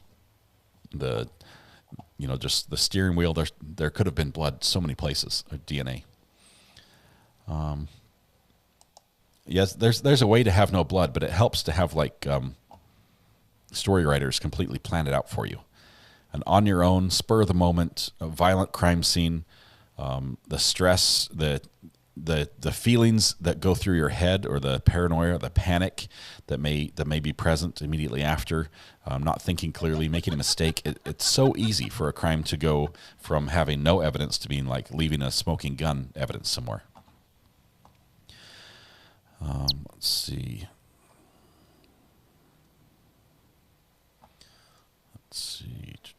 The matter that if he just killed somebody, how does he not transfer blood to door handles? Let's see. Christine says, hey, gang, missed the defense closing arguments. Were they effective? I think they they were effective in pointing out that there's some doubt. They did stress that the state had pointed out and said maybe and I don't know and he could have type thing several times. A lot of times actually, so many that we were even joking in chat saying they should count these and say this is how many times they said I don't know in their theory. But I think they were, for the people who were already convinced that he was innocent or not convinced that he was guilty, I think defense closing arguments reaffirmed their position. I don't think either of the closing arguments really switched people from where they stood, which is good because although they're we're supposed to keep an open mind, that the arguments are not actual evidence. Let's see. You should support Ring doorbell. We should all have them. Yes, Ring doorbells are fantastic. We saw footage from Ring doorbells in the Darrell Brooks trial. We've seen. My neighbors have a Ring doorbell, which I love because it points to my house, and so if something happens at my house, it will catch it. I like that sort of stuff. But it's very cheap nowadays to have a level of security that is stored off-site in the cloud. And should something happen, there will be a record. Okay, let's see. In 2020, is it possible that a city like Kenosha in the developed country doesn't have CCTV and traffic cams that would catch the defendant's car? We saw plenty of CCTV from Rittenhouse. Apparently, they searched and there was nothing. That's all we know. This was 3 years ago, and there was nothing. He had spare undies at the ready. Yes, he did.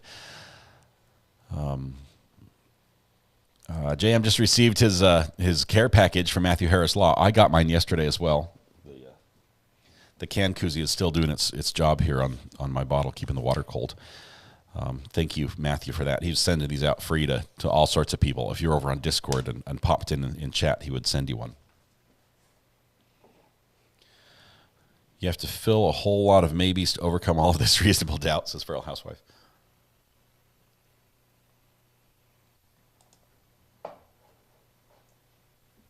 How tall was Rosalio? The rug would have held a lot of blood until it starts pooling. Yeah, and no blood trail from there to a parking lot. How does that happen? Do you bring plastic and wrap it up? And where do you wrap it up so the plastic doesn't get blood on it? Okay. The judge did say thank you today, Rando. It was right at the very end as the jury had been dismissed and the bailiffs had not yet been sworn in. The judge was about to head out for the day, and the state assistant district attorney said, "Judge, you need to swear in the bailiffs." And the judge took offense to either who had told him to do something or how she had told him to do something. And he turned and he's like, "Thank you." And he's like glaring, and it's like you could tell something else wanted to come out, And I'm like, whoa. But it was not a kind thank you in any way. I would not have felt thanked at all had he said that to me. Too much blood in the apartment for there to only be one minuscule subject matter jurisdiction. Microscopic speck on the van, says Gabriella. Not enough DNA, possibly not even blood. Not sure this was spur of a moment. It could have been well planned. What's the difference between impeaching and being charged with perjury? Impeaching is impeach the witness is when you're trying to get them to the jury to not believe their testimony, to prove they're lying. Being charged with perjury is when you're actually charged with a crime, and we seldom see that happening even in court cases where we have two witnesses that clearly testify exact opposite of each other, and one of them has to be lying. We had that in the case of the two inmates. One of them is lying, but which one do you charge with perjury?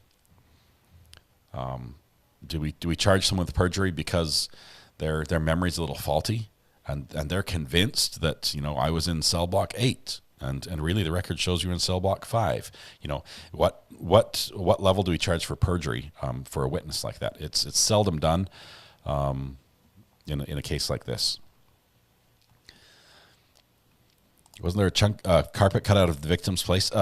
Jenny, the part that was missing as far as carpet goes in the victim's place was a rug, like an area rug, and I think it was only like a 6x8 or something. It wasn't huge. It was big enough to roll a body in, but you wouldn't have like, it's not like a 12x18 type thing to really, wrap it up in. It would have been a pretty tight fit, and a couple wraps and you're done.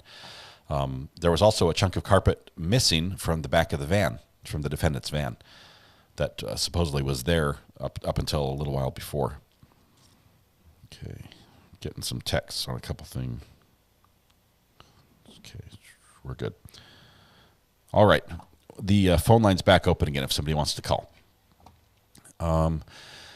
You would nearly think it was a professional hit. Yeah, it was very, very clean. I mean, you look at this and you've got the crime scene is the victim's blood everywhere, and they don't find anything anywhere of any other person, with one exception.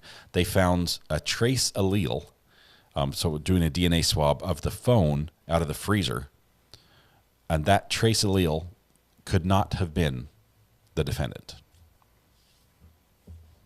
So if anyone else had picked up the phone and left a tiny bit of trace somewhere, that trace allele was not the victim, and it could not have been the defendant. So there's some doubt for you. Let's see. Think of it like this: if ZA was your loved one, your son, would you be okay with the evidence to send him away forever? Says Ivan.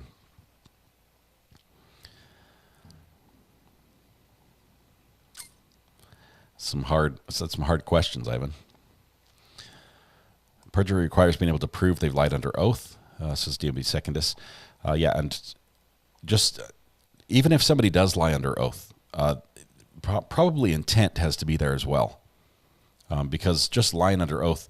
I was a witness in a traffic accident case, and it went to court, and I got subpoenaed and had to appear in court and testify, and the facts are muddy now, because this was like, I was a brand new driver. I was just a teenager myself.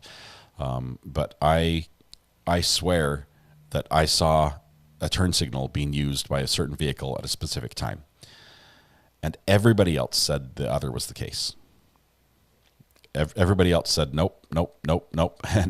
And it even got to the point where it didn't make sense that what I saw was right. But that's what I remember. And it could have been that I was not telling the truth, meaning that it did not happen that way. But in my head, that's what I remember, and that's what I testified to. So I don't think I could get charged with perjury, even if there was a video proving that wasn't the case.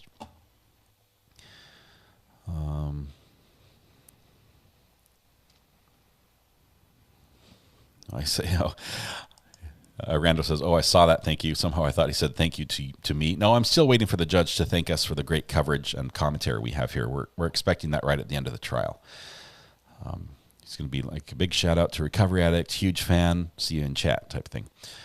Does anyone think he might not be dead? Just curious. Biscuits, a couple people have mentioned that in chat. Like what would happen if Rosalio walked into court today type thing? What would happen to this? Because there's no body. And I'm a believer. Oh, thank you for the rug size correction, 5x7. I'm a big believer that we need blood to stay alive, and a lot was missing, and so it's very easy for me to reasonably conclude that Rosalio did not survive that attack. But others might say he could have, and there's a possibility, and he might still be alive. There's no proof that he's dead. Just because he disappears and stops talking to people at the same time he was injured does not mean he's dead. But yeah, that would be quite interesting if during sentencing he's like, "Hey, can I speak, Judge? I'm the victim." Yeah, that would be on the news for sure. I'm going to give the judge a break on that. Thank you. He was stressed because we were past the noon cutoff. I agree. He's got an appointment that's very important to him. His feet probably would have been sticking out unless he rolled the 7-foot way. 7 foot's enough, and then 5 foot would give you probably 2 or 3 wraps. Think of how many times around. I'm guessing Rosalio was probably at least about maybe a 32, maybe 34, 30. Let's do 36 because that's 3 feet in his waistline. So that's how many feet it would take. So that's 1.5 wraps of the roll around him. Okay. What evidence is there that his dad is a loser? I haven't heard anything about his dad.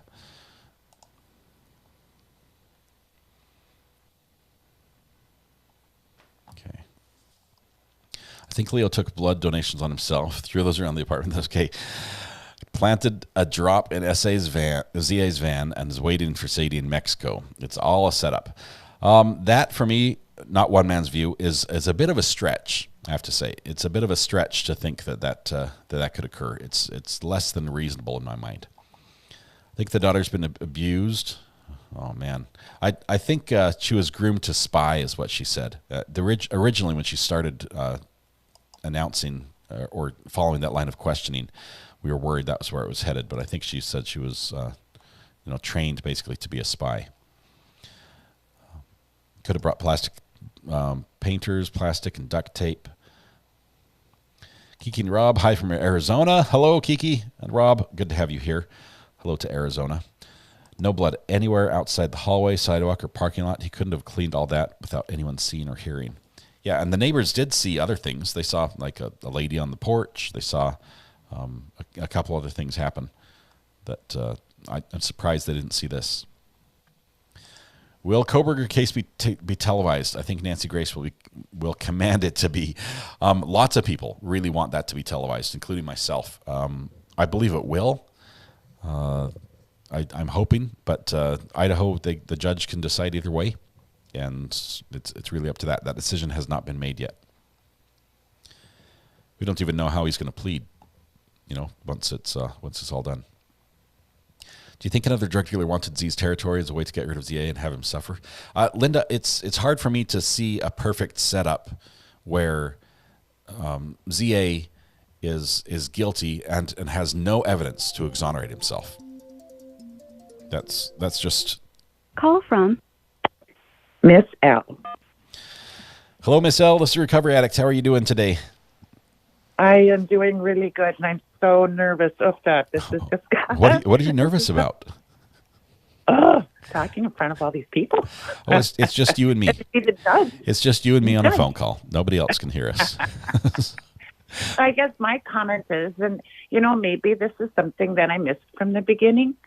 The defense, they never really came out early and kind of gave reasons why it shouldn't be him. Was he involved in any other activities that were illegal, or other than some girlfriends that were numerous? But it seemed like he's a squeaky clean kind of guy. Yeah. Now, I realize the defense does not have the burden of proof, right? It's all upon the state.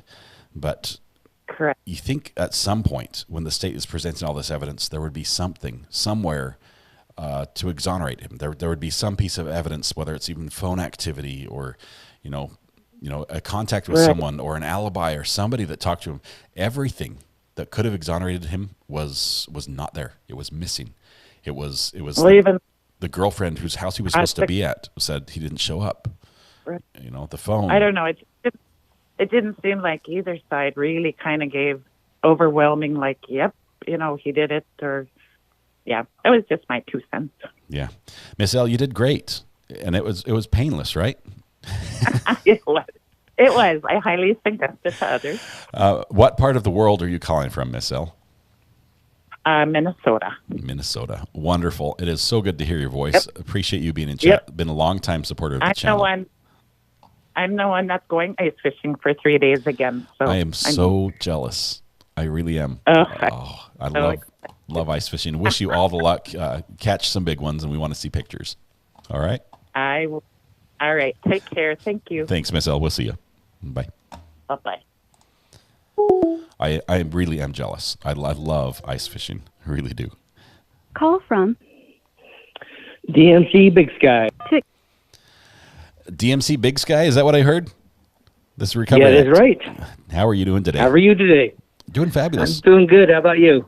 I could not complain. It's a great day. Good to hear your voice. What are you thinking today about this trial? Well, I'm not really sure. I haven't seen all of it, but I just I'm kind of wondering why they're asking about the stalking charges. If they've already made a decision on the other charges, or do they have to make a decision on all 4 charges? What goes on there? They will have to make a decision on each individual charge. The way it works, the way they were filed, charges 1 and 2 are stalking. Charge 3 is murder, and charge 4 is the desecration of a corpse. So they might be just working through the stack, starting at the top and working the way down. But it seems weird to not do it. For me, the big one would be murder. It's like, do we think he killed him? Okay, and if so, it's a lot easier to say, obviously the desecration of a body, that's a check mark. If he killed him, it's there. If he didn't, it's not. That's going to go with the murder charge. But Well, like in Murdaugh, they threw all the other charges out once they found him guilty of murder, and all the other charges just kind of went away. So I didn't know if they had to make that decision. They decided they haven't found him guilty, and they're now looking at just the stalking part. Well, Murdaugh was actually a little different. He still is facing those 99 financial charges. They were brought up, but they will be in a separate case. So he has 7 IRS charges and 99 financial charges he's going to face. It was funny because it sounded like we sat through all that trial as well. Alex stole it. Yep. But yeah, interesting. Appreciate your take on it, DMC. Where are you calling from? Is it Montana? Big Sky, Montana. There we got an inch of snow last night, but it's sunny and starting to melt off today. So I have a friend who used to work in Salt Lake City in the middle of like the hustle and bustle with television markets, everything like that. Her and her husband and her kids up and sold their house and bought a plot of land up in Montana and started homesteading. And all season long they're building their cabin. They're living out of this thing. It's incredible. The pictures, the bears, the cougars, there's everything that they're surrounded with. It's unreal. That's your life. So I'm jealous. We just built a new property, and I'm finishing up the yard and the shop. Built a new shop this spring, but it's gorgeous here right now. Just cold. Yeah, that's awesome. Appreciate you calling in. Thank you very much, DMC Big Sky. We'll catch you again soon. Thank you. All right. Thank you very much. Thank you. Bye. Awesome. Love to hear from where everybody's from. Pamper Glamper says, hi, just sitting here waiting for the winter storm to fly through tonight and get down with it. That's Miss L. Sorry, we just talked to Miss L. Let's see. And Alex Murdoch stole it. Alex Murdoch stole it. Walleye, sauger. Is it sauger? Burbot? Pike? Tulipi? I don't know what tulipi is. Or is that some sort of a perch type fish? What if the defendant threw his clothes out near the place of work and used his chainsaw I was kicked back, taking it easy, to chop up the body and threw out the victim's body parts in different places? Very possible. Very possible that there could be multiple. But think of this: for every site that he disposes of something, that's another chance he can be seen doing it. So if he went to 15 different places, that's 15 times that someone else could see somebody suspicious throwing some garbage in, or that's 15 times that somebody might just get lucky and say, hey, what's that in the garbage? I wonder what's in there.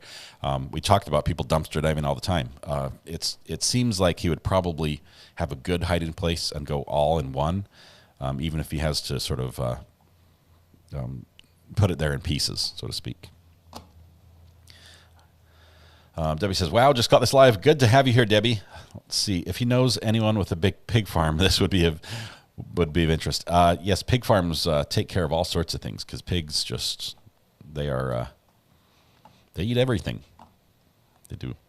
The wood chipper theory, there's also going to be some DNA left if there's a wood chipper. Everywhere. Lots of DNA. Are we going to address subject matter jurisdiction? Oh, tilapia. Sorry, tilapia. Sorry. I know what tilapia are. The spell check threw me off. It looked like tulipy. Okay, just got here. Still deliberating. Yes, Juan, we are. We're waiting for the jury to come back. We've had 2 questions so far answered by a substitute judge because Bruce was out on an appointment with his wife. So we're just waiting for more questions or some sort of indication from the jury as to what's happening now. Ravenous little piggies. Yes, they eat everything. So many critical thinkers in our chat. All are throwing out good possibilities. Frankly, we are throwing out better possibilities than the state did. Melody, you guys are fantastic. That's what I love about this. You guys watch this from so many different angles. Call from Raw Weather Watch. Thomas, I'm not sure how the computer voice announced you. Are you there? I'm here, Scott. Can you hear me? I can hear you. It said Raw Weather Watch because I have you saved as RA Weather Watch. This is Weather Watch in chat. My co-host on the podcast that we do every Friday evening. Good to have you here. What are you thinking? Yeah, I go back and forth. I agree with so many people, and yourself included, that I would hate to be a juror. Would love to be a fly on the wall, but to be a juror in certain situations. I battle too much with trying to rely on strict common sense versus evidence provided or things of that nature. So, I don't know. I don't know where I'd go on this one. I don't even know how I would vote on what I think the jury is going to do either. But these trials, they all start, for myself at least, I don't always have the most interest in certain trials. And then once they start, it's just fireworks and spice, and they're so much fun. I love them. This one, we knew from the get-go that it was going to be just a lot of fun. It was the lawyer action in this one was so good. There was just so much back and forth early on. It did drop off at times, and quite frankly, I was a little underwhelmed with what I thought we would see in the closings. It seemed to get a lot more tame, and maybe it's because the judge cracked down a little bit in the trial. But yeah, it's still, I don't think it's disappointed. Yeah, I'm kind of wondering the same, absolutely, of what they're going to do. Like, I was expecting more spice in closing, some more theatrics, some props, some visuals, I don't know, something to kind of go along with it. But the judge certainly added to the fun of this trial as well.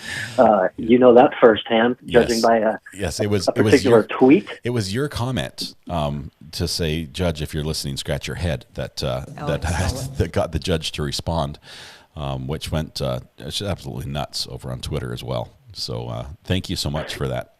It was fantastic. Yeah, last check, it's just over 100,000 views or something like that. It's insane. And I know a lot of people think it's a coincidence, and I had to think that myself. But judging by Friday's actions of knowing you're being played in court, so you're known, the way it looks like he's reading chat. Yeah, the way it looks like he's reading chat on the right side of the screen. And so even if it's a coincidence, I'm going to convince myself that it's 100% not. Yeah, I'm beyond reasonable doubt on this. The judge is watching us. I'm convinced he's guilty. I think we could all convict him of that. The jury's in, so that's awesome. That's cool, Thomas. What are you doing today? Are you out? Are you working? Or are you getting some time off? What's happening? No, I'm working today. Oh, I guess I could give you a quick update too for those that tuned into the podcast and heard the story about my close friend. Mm-hmm. Surgery 1 took place this morning to remove the tumor from her brain. Surgery was a success. All is well. So they're going to keep her in ICU for a couple days, and then they'll move her to another room for a couple days. But they're all in real good spirits considering. And those that did participate and donate and or even just shared, the GoFundMe absolutely blew up, and they raised a lot of funds that's going to help them through this. So thanks to everyone that was a part of it or shared it or just even mentioned it. Awesome, Thomas. Thanks for bringing it to our attention. I'm glad we could help in some small way. You're a great man, my hero. Look forward to doing the podcast on Friday. We'll be in touch between now and then for sure as well. So thank you very much. That sounds great. All right. Thanks so much, Scott. Catch you later. Bye. Bye-bye. All right, Ponzi Fonzie says, Recovery Addict, can I get a shout out? Ponzi Fonzie, unfortunately, we don't do those here. No, man, I'm just kidding. Of course you can. Ponzi Fonzie, is there anyone else you want me to give a shout out to? I'd be happy to. Let's see, that would have been glowed like the sun. The phone's blowing up here. Call from Mark Warner. I heard Mark Warner. Is that who I'm on with? That is me. All right. If you can turn your volume down on your end, if it's not already, you're on with Recovery. Already down. Wonderful. What hey, are you thinking today? How's it going? It's going great. Well, the thing is, I've been watching it all the way through, and I heard about it in the past, and I just don't think it's still a reasonable doubt. Okay. I think he's guilty. I think he did it. I don't know how he did it. I don't know how he got away with it. There's so much stuff that's missing. There's all kinds of holes from everything you guys have been talking about, how you would get the body, how you would carry the body, how you would dismember it, how you would dispose of it. There are so many holes. So everything else I heard, especially more or less what the state provided today, to me it's a lot of hearsay. All I'm hearing is information that's not giving me facts. Yeah. So I have to go with my gut. My gut says he's guilty. But if I was a juror, I have to go back to and listen to everything that I've been listening to for the last two or 3 weeks. And there's no facts. All I've heard is a bunch of testimonial stories A lot of that hasn't given me speculation. a proof. Yep. Yeah, exactly. That's tough. Legally, the jury can, they can reach a conclusion all on circumstantial evidence, but, they have to vote and say, this is beyond reasonable doubt. And it's in their mind is like, is what I'm hearing, these circumstances that I'm seeing that really don't prove it, but lean towards this. Is this enough to get me past somebody else could have done this? So for you, that would be a no. So you'd either be a holdout, hung jury, or maybe to get all not guilty. Maybe you convince everyone on the jury to think your way. What do you think? Did I lose you, Mark? He's thinking it over. Sorry, Mark, we lost you there. Sorry about that. Would have loved to hear your answer to that. Don C, shout out to me from UK. Welcome, Don. Good to have you here with us. We've got many friends from the UK with us. Let's see who else we have. The average person walks past 11 murders in their life. It's that 11th one that gets them. So. Call from Mark Warner. Sorry, Mark. Mark, you're back. Thank you so much. I lost you just for a minute. I'm not sure where I It's in dropped a you. rural area up here in northern Michigan. So since we had a tornado last year, we don't have a tower, so I lose cell signal several times a day. Yeah. So, I didn't hear the last part, and had it on the screen, so I didn't hear your question. When I turned it back on, I heard you saying, "Oh, I'd like to hear your answer to that." I was just saying. Basically, you told us that if you were on the jury, you would be a holdout. You'd basically vote for not guilty, and that's fine. That's perfectly great. Do you think that if you were the only holdout on the jury, would you be able to convince the other members of the jury to also vote not guilty? Would you be able to get him acquitted, or would you end up in a hung jury if you were in there? I have two favorite words to say on a daily basis that I love to say to just about anybody I meet, and it's common sense. That's how I live my life. And I have to think about all the evidence and everything that everybody... Mark, we're losing you again. Okay, keep going. Got to be facts. Yeah. And that's what I have to relay it down to, So I try to focus on what's been provided to me. I can say he's guilty all day long, but did they prove it? And I don't think that they did. Not enough for me to say that 100% that he did it. I still feel it in my gut, but not in the proof on the paper. Yeah. All right. Thank you, Mark. Appreciate you calling back through the phone disconnection. Stay safe and warm up there in the northern countries. Yeah. We've got like 2 feet of snow sitting on the ground and 6 feet higher in other areas. It's it's freaking cold. It kind of goes up and down. But spring is here, and things are getting out there. The birds are out, so we're enjoying it up here in northern Gaylord, Michigan. I'm not going to rub it in, but we're probably going to have to mow our lawn twice this week. So it's just a little different down here. Could you come mow my snow? Oh man, that would I'm be sorry. Awesome. North Carolina is great this time of year. I'm sorry. Do enjoy the cold weather. I do miss it. I miss the ice fishing. One day I'll get back there. But thanks. Well, I appreciate your channel. Thanks so much for everything you're doing, and I'll be a good patron on the other side. I like to hibernate in the middle of things and kind of see what people are doing. But I will say the last thing I'll say to you is kudos to the community. Yeah. I watch so many other channels, and the problem that I hate is people go to instant pointing the fingers. They get so much hatred. They make their ultimate decision right off the bat to try to get everybody else to be in that hatred. And I just love that your channel is following the common sense rule. Let's all just be nice. We can all have our opinions, but you should be able to debate without having a hatred or an issue. That's it. I love that we're friends here, even if we disagree. I mean, even if you're completely opposite of me, we can still be friends at the end of the day. And there's another trial, and we might be on the same side on that one. But, yeah, absolutely. Kudos to you. Thank you, Mark. You take care. You too. We'll see you. You're welcome. Bye. Bye-bye. Awesome to hear from Mark. Appreciate him calling in. Common sense is a guilty. Direct evidence is not required, says Justin Walker. Mow my snow. I love it. Let's see. Trying to catch up here.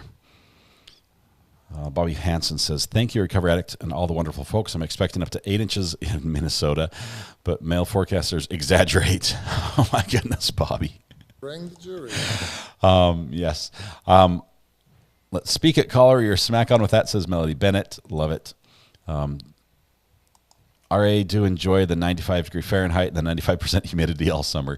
Lee, that is not my favorite part. The peak of the summer, the July and August type months, that's why we have the beach. And the beach is amazing. The wind is almost always off the ocean there. We actually have, here in North Carolina, we have a creation, a device, like a tent, a shade. They call it a shibumi, that is a single pole with a big long flag on it that waves in the breeze. So you set up this pole in an arch and you anchor it in the ground and tie off one anchor in the front, and then the back just blows in the wind, and it's fantastic. It's Call from Mutt. Mutt, how are you doing? We're just talking about being on the beach. Are you on the beach right now? I am not on the beach. However, I will be this weekend. Wonderful. Yes, but no, I am not on the beach right now. The reason I called was just like with the Murdaugh trial. I have a theory if you're interested. Okay. I only think he's guilty of half of the crimes. I do not think he killed Gutierrez. I think Gutierrez is hiding from Sadie because Sadie was actually PO'd at him or upset with him. Pardon my language. I know you like to try to keep him. Yeah, the judge already had harsh words about that expression today. Yes, I know. And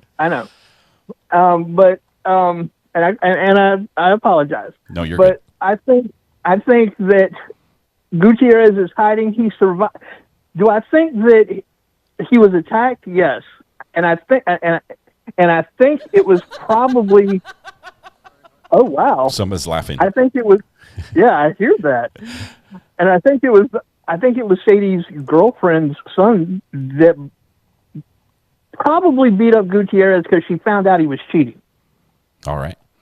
So you're thinking it might have been the love triangle, or that was a little broader than just a jealous ex. I do. Now, do I think that ZA is guilty of the weed and the stalking? Yeah, I think he's guilty of that. But there's just too many holes, and I spent 2 hours last night with some of your people on my chat, and we discussed those holes that were being punched by the defense in the state's case. Yeah. And I stand by that. But, again, everybody's entitled to their opinion. Awesome, Mutt. I'm not sure I'm with you on your theory, but I appreciate you sharing it with us. It definitely, there's still some gaps. I mean, I'll be the first to admit there's definitely some gaps. The state left a lot unsaid about this crime and how they think it happened. But I appreciate you sharing that, Mutt. As always, good friend of the channel, good supporter. You got a channel of your own that's doing great. Hope it continues. Thank you so much. And I want to thank everybody that subscribed the other day. Thank you guys, ladies and gentlemen. I really do appreciate it. Awesome, Mutt. All Stay right. safe up there in Virginia. We'll All see right, you. take care. Bye. Bye. Kendra Talbertson says, new subscriber from chilly, still snow-covered Wisconsin. Yay. Just have to say, you have the best voice to listen to. Nice question. Will you cover the verdict live? Yes, that's why we're here. We are hoping that the verdict happens soon. There's actually some shaking in the courtroom, which means that someone's probably walking around. Hopefully that means there's some action coming. That would be great. Call from Rockin' Dawkins. Rockin' Dawkins. Here we go. Rockin' Dawkins, this is Recovery Addicts. How are you doing today? I'm doing fabulous. I made it through. You did. You tried several times, but this time it worked. It worked. Yeah, I just wanted to make two quick points. I will say you beat Adam Nusky by just a second, so he's not going to get answered right now. We'll pick him up later. Go ahead. What are your 2 points? I just want to make two quick. Yeah, the first one is the reason why this chat is so good is because the leadership is so good. That does make all the difference. We have the best mods. Thank you so much for bringing that up. Yeah, you and the mods you're just great. They're just great. They keep it, even I got a little heated one time and they reminded me. And I just appreciate them and the Yeah, the good way you lead this whole chat is awesome. Well, Rockin' Dawkins, anyway. I appreciate it. I will say Yeah. I love having people that have different opinions than my own. It makes me think. It challenges my early conclusions that oftentimes I jump to without a solid foundation. And so I love it. I love that this is a group that we can have those discussions and still be friends, and it's just great. You've been wonderful in chat. I don't even remember ever having to tell you off ever. so thank you so much. Well, this is just a gentle reminder from the mods who are awesome. The second thing is, I think just all these phone calls today have been a good example of, it's the reasonable doubt, and different people have different opinions about what's reasonable. And to me, the blood in the van and the jailhouse confession point to, without a doubt, he's guilty. So you believe the cellmate? That's interesting. The first cellmate. Yes, so obviously I you didn't do. believe the second. I think his whole.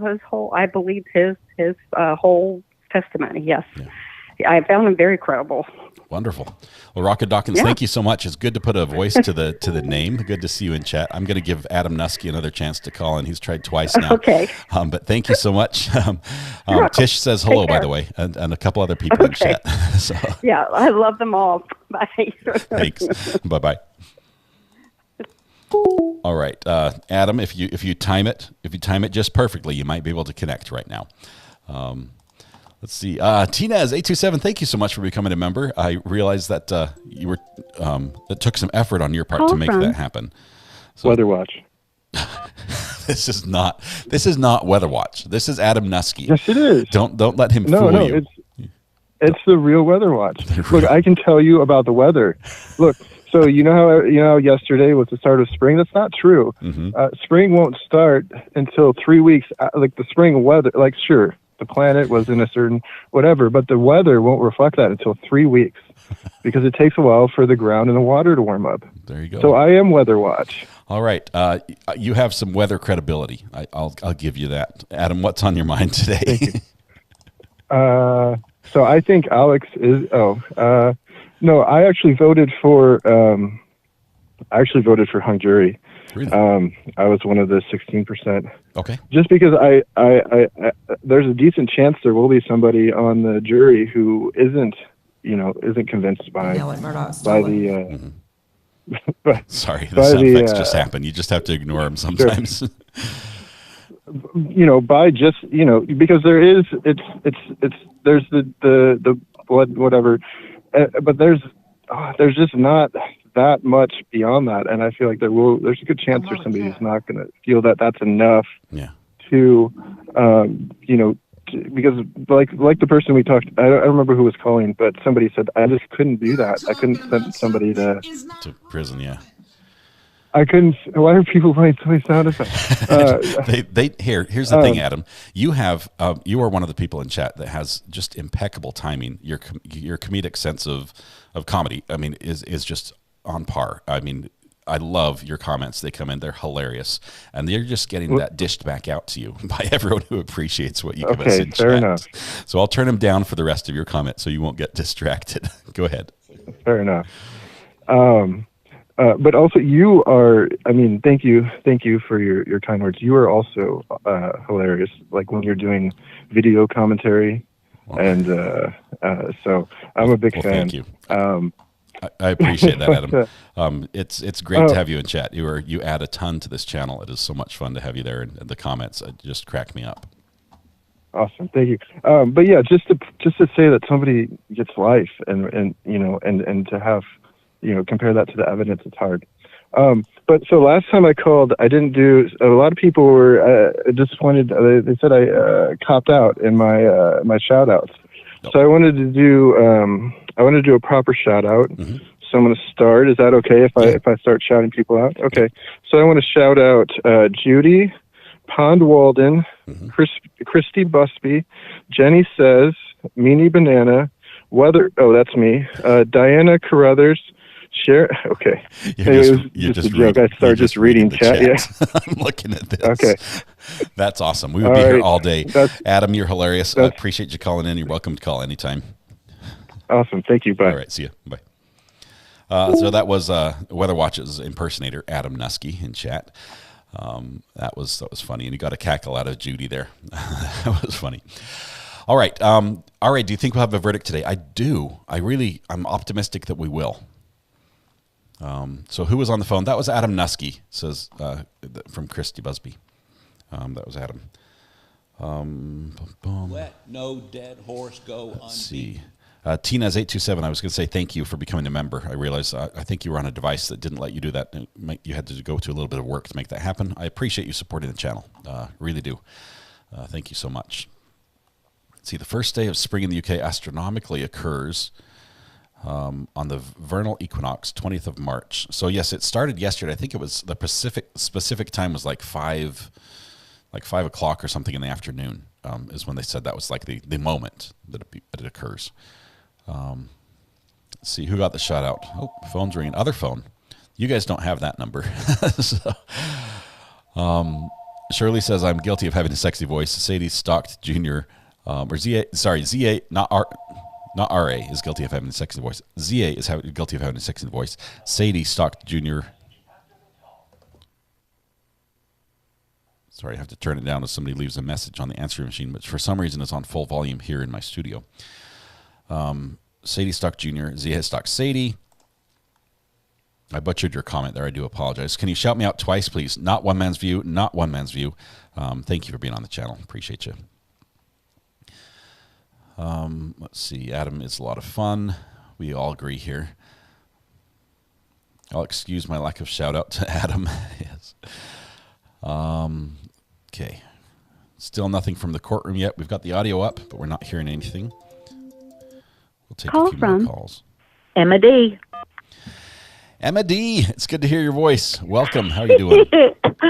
I was ready to call back in the minute I got out from my doctor appointment. Wonderful. Hopefully it's all good news and you're on the mend if there's anything wrong.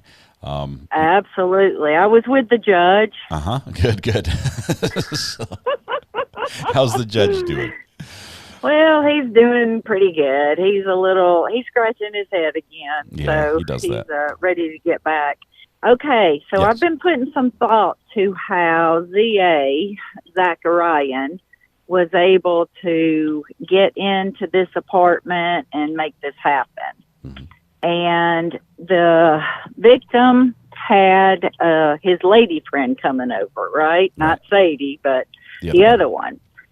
So, being a 6'4" man, is it possible that he was in the shower or maybe popping the cork on some wine? He had his door unlocked. It's not uncommon that he wasn't worried about, like a woman would be locking the door behind her. So maybe that's how Zach and someone were able to get in, because I think that they were able to get in that apartment and it had to be two of them, because ZA looks like a little dude, right? Yeah, he's. I don't think he'd win in a fair fight. That's if we're looking at that. There are a couple bits of evidence that might paint a different picture than that. The one I'm thinking off the top of my head is that the door, the blood splatter on the outside of the door to his apartment, is in like the row of the splash. I don't know how to describe it. Went I saw into it the though. Open door. It went into the open door, so that it had to have been open. So probably the first attack happened out there because there wasn't a lot of other blood. So there would have been blood on the floor and things like that. But I don't know. Yeah, it could have been an open door. It could have been all sorts of things. That's an interesting thought.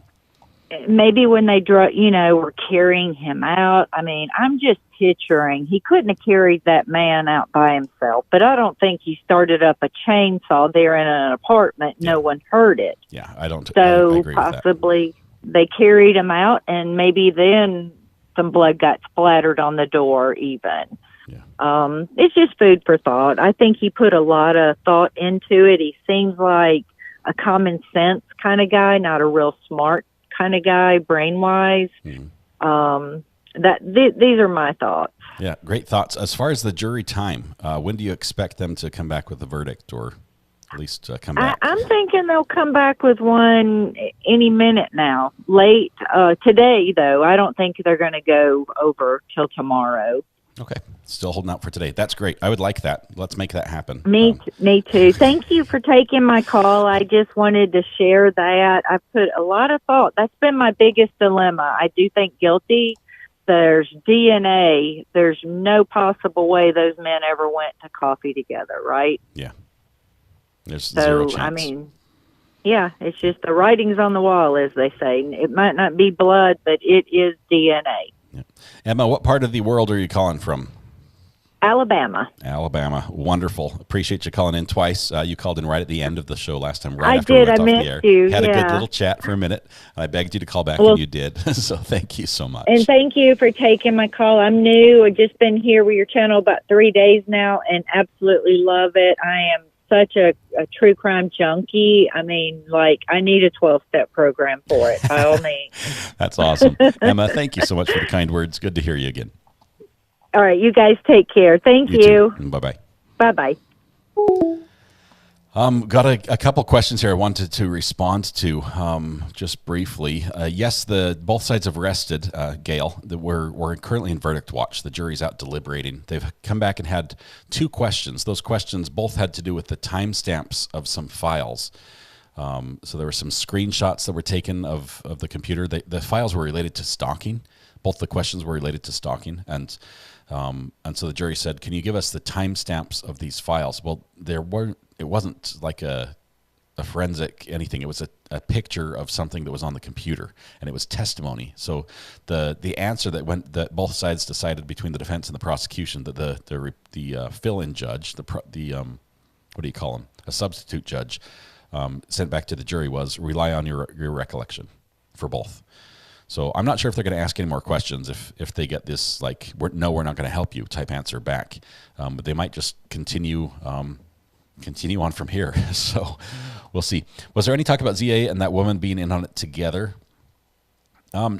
Melody, at the very beginning of this trial, in the opening statements for the defense, there was talk about someone else being at fault, and it was Sadie. Sadie's name was brought up, and listed her and a friend could have, and immediately there was objections. And this brought up the whole Denny issue. It approached mistrial. It was crazy. And the judge said, hey, can't go there.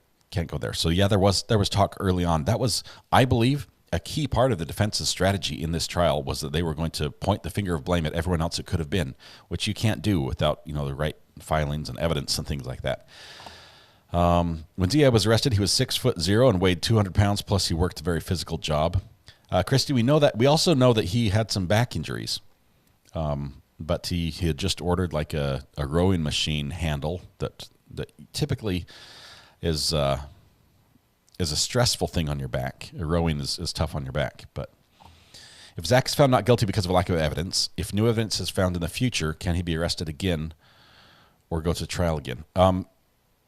Well, if he's found not guilty, they won't say because of lack of evidence, first of all. It would have to be substantial new evidence, I think, because you can't face double jeopardy.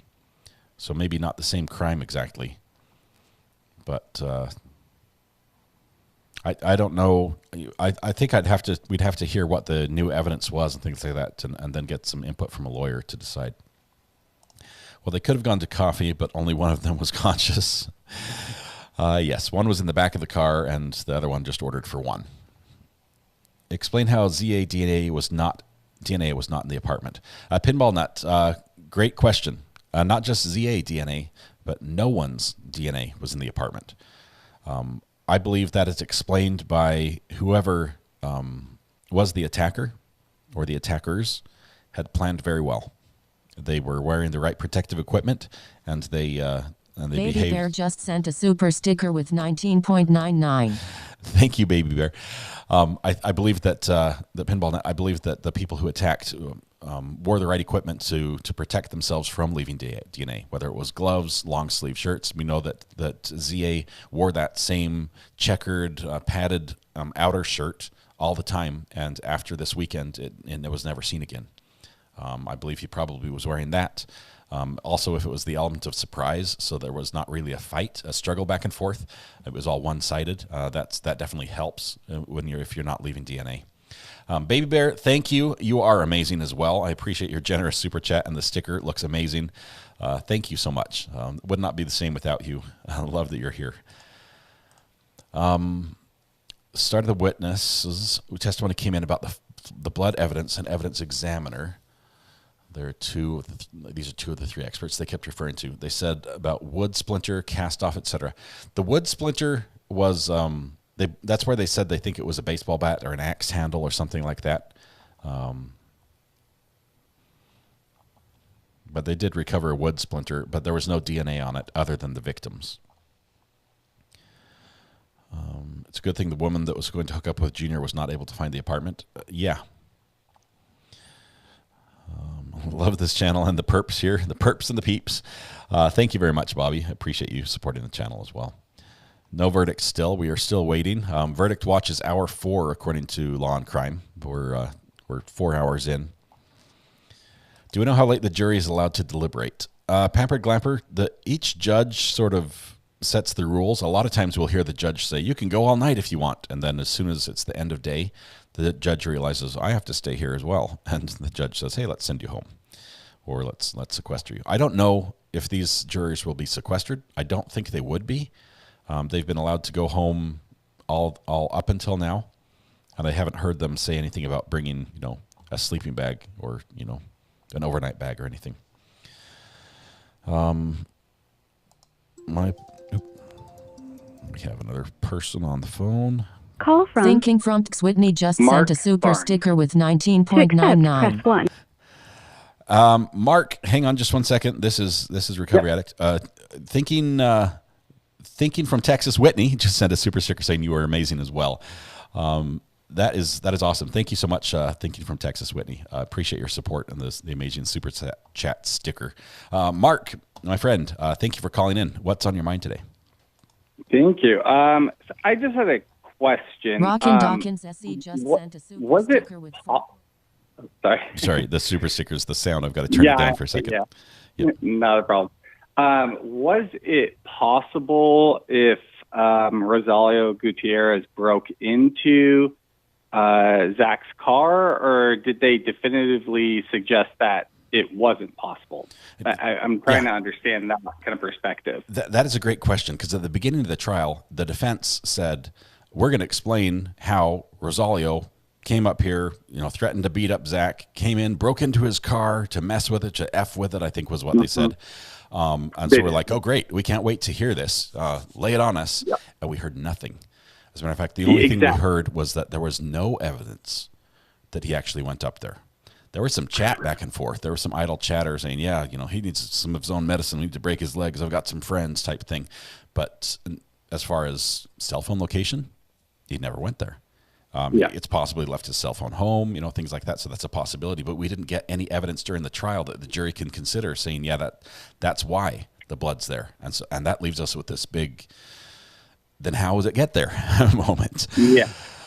Yeah. And then on that DNA sample, if it was, if we were to assume the premise that the defense is suggesting that we can't determine that's blood or not, is it possible that there's touch DNA that changes hands from one of the children, or is there any possible way that DNA could be conclusively determined as Rosalio's if it's Shruti not Shaw blood? just sent a super sticker with 19.99. Sorry, the super stickers are flying in right now, and I apologize, Mark. No, I want to answer your question. Thank you, Shruti Shaw, for the amazing super chat. All of you, as well as Rockin' Dawkins as well. Thank you. That's a great question. A couple people have brought that up about the blood, the touch DNA, the blood in the van. Could it have been from the kids? We know the kids met with Rosalio, right? And the kids go in the van. Yeah. Is it a possibility it went that way? I would say, is it possible? Yes. But is it probable? Think it through. They would have to have met with him and then had wet blood on their hands at the time that he's in the van. And he never met with them. So it wasn't like he picked them up from Rosalio's house. They never really officially crossed paths ever. Wet blood, that's the challenge for me. How does the wet blood get well, there? Assuming it's not blood. Like if it were not blood. The problem there, I'm just thinking out loud, so correct me if I'm wrong on this. The problem is that the DNA test they did, the result it gives can only come if it is blood or tissue. And tissue is rarely seen in that type of deposit. It would be much smaller, almost not perceptible type. It would be picked up by a swab of the hands, but not necessarily seen on a camera. So that way yes, I have to say that yes, it could be possible, but I don't know. I don't know if it would be probable in any way or reasonable. And not to take up too much of your time, but in the Murdoch case, they when they were doing the DNA analysis, they'd given metrics of like a relative certainty that it was of a certain person. Did they ever provide that in this case? Yeah, we didn't get to hear the 99.999%, or the actual the statistics. 1 in a trillion that it's not them. Yeah. All we got is that it was a very strong profile and it matched type thing. It was sort of like the dumbed down version of the results, and we're used to hearing the DNA given in a very scientific format that we didn't receive this time. But you're right. I was listening for that. Did not hear it either.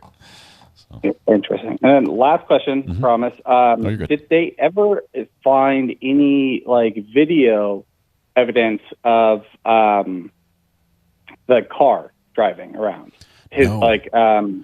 No. The only video we saw of the car driving around is what we got from Walmart. And that was in a rainstorm, and it wasn't a good video at that. But I mean, we know. Do we know if they checked the pathway? I suppose. Did they look at? Yeah, they say they searched for it. They say they canvassed for video, but there was nothing. There was no ring doorbells. There was no security camera on the apartment complex. There was no traffic camera on a stoplight. We have nothing, which surprises me in today's day and age, where there are cameras almost everywhere. That somebody somewhere. Yeah, because a lot of the trials you can typically find cameras that will catch the vehicle, even like the Koberger case, and then that Koberger is an interesting because I think some of the video in Koberger's case, after they basically announced this is what went on, people went back that the police didn't know about, basically far away, and found video that said, "Hey, this might be him," and we found people presented it. There might be video out there that we just didn't know. The route he took might have been, a backwards route, or came in a way we didn't expect. And there could be a camera somewhere that did capture him, and that could come in later. We just don't have that evidence. Yeah, and I guess it's a little too late right now, but it would be nice after the fact if it did confirm it as well. Okay, Mark, great questions, all of them. Thank you. Appreciate you. You can call in anytime. Where are you calling from, by the way? I'm actually calling from Beaverton, Oregon. I heard you had a caller from Hillsboro, Oregon. We're both in Washington County. Wonderful. Is that near where the fires were a couple of years ago? No. Oh, good. Not near. We're next to the Nike headquarters. All right. Wonderful. Well, we'll get yourself a new pair of shoes on us. So tell them I said it was okay. Thanks, Mark. Right. Appreciate you calling in. We'll see you. Thank you. Bye. All right. You guys are amazing. Baby Bear, thank you from Texas Whitney and Shruti Shah. Thank you so much, as well as Rockin' Dawkins coming in with the super chats back to back to back to back. Thank you. Appreciate your support. Maybe he hired a professional. He could. He had the money to do it. Definitely had the cash laying around. Alex stole it. And Alex stole the cash. How long will the jury deliberate tonight? I'm thinking probably end of day it might run a little bit long, but if it's 6:30, I think the judge will call it quits. He'll say we're done for the night. So far, no more questions from the jury, which also surprised me. The court will tell us they're ending for the night. Yes, the feed will stop for one thing, but we're probably going to hear if they're ending for the night on Twitter before we hear it from the judge. Makes me homesick. I'm a native Oregonian, says Shells. Probably 10 inches of snow expected here. Bobby, that is crazy. It has been over a year since we've had an inch of snow. We have not had much snow here. Okay. How do you unhear the lead up? The unhear part, this gets me, and I realize attorneys might see this differently than I do, but when you have something that goes on in court and there's an objection, and then you have a motion that say, hey, I move we strike this from the record. Okay, the jury's sitting here, they're hearing all this. All this does is like, wow, apparently the attorneys thought this was really interesting. It's so interesting that they don't want us to know about it. Okay, and that just, it solidifies whatever event it was, it solidifies it in my mind. Did you see what happened there? They objected. They wanted to strike it from the record, say, no, they can't know that. I don't know why they think just striking it from the record is effective. Because I have yet to hear of a jury who, when they go into the deliberations, sits down and says, okay, I'd like to just go over all the evidence again and just start with a fresh mind and just look at the evidence again and make a decision. They don't. They've made a decision. They go into the jury room. They vote for a leader. Okay, they vote for the foreman, and they say, "Hey, let's do a straw poll. Where does everyone stand?" And that decision is based on everything they've experienced in the trial up till then. And yeah, unringing the bell is just a thing that gets me. Call from Cindy Georgema. Cindy, I didn't hear the last name, but welcome. This is Recovery Addict. How are you doing, Cindy? I'm doing good. The last name is Georgema. Georgema? Drugsma. Okay, sorry. Yeah. Drugsma. Yeah. Welcome, Cindy. What's on your mind today? You know, I was just calling because this was actually my very first court that I've ever watched. Okay. I did see some of the Murdo trials, but this is the one that I saw from beginning to end, every single minute of it. And my big thing is DNA. Mm-hmm. And the other big thing about this case is that he, in any which way, he has zero alibi of where he was, what he was doing, who could. And so for that, I think, well, the stalking we know he's guilty on, for sure. Mm-hmm. But I think he's guilty on all counts because of the fact that he can't even come close to an alibi about where he was that night. Yeah. Why his phone wasn't on, Now his story, he has an alibi. He has a story, but the alibi is nothing that can be confirmed by anyone else, and it doesn't have to be. And honestly, it's not his burden to bear. Right, the state has the burden of proof. They have to prove him guilty. But everywhere he could have been, or everywhere he should have been, he wasn't, or there's no proof that he was there. It's like he was supposed to be at his girlfriend's. He had plans to be there. She said he called. I called. He didn't respond. Finally, I said I'm going to bed, and he just never showed up. Type thing. It's interesting. At the same time, I don't think it's his responsibility to find an alibi, but it's interesting that nothing was there, that there's no one somewhere that can say, yeah, he was with me. I also think that he did not carry that full body out. I do believe he had something to put the body in large pieces. And I think, if he was to cut into a vein, that's going to spray on the wall. It's going to spray all over.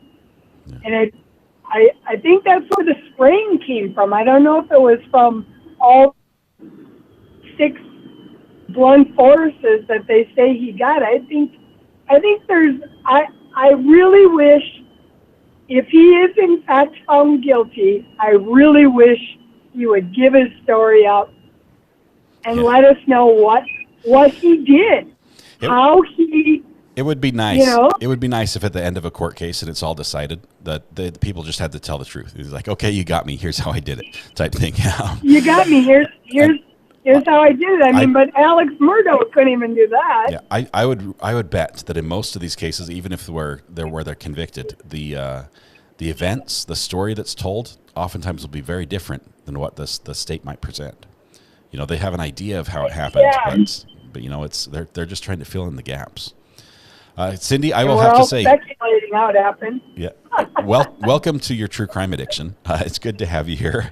Wonderful. Thank you for calling in. Disagree on a couple things with you, but that's how it works here, and that is great. I appreciate you being here and being willing to put your opinion out there. So thank you so much. Thank you. All right. Have a great day. Bye. You also. Bye-bye. Yeah, the clock is ticking here. We're waiting for an answer.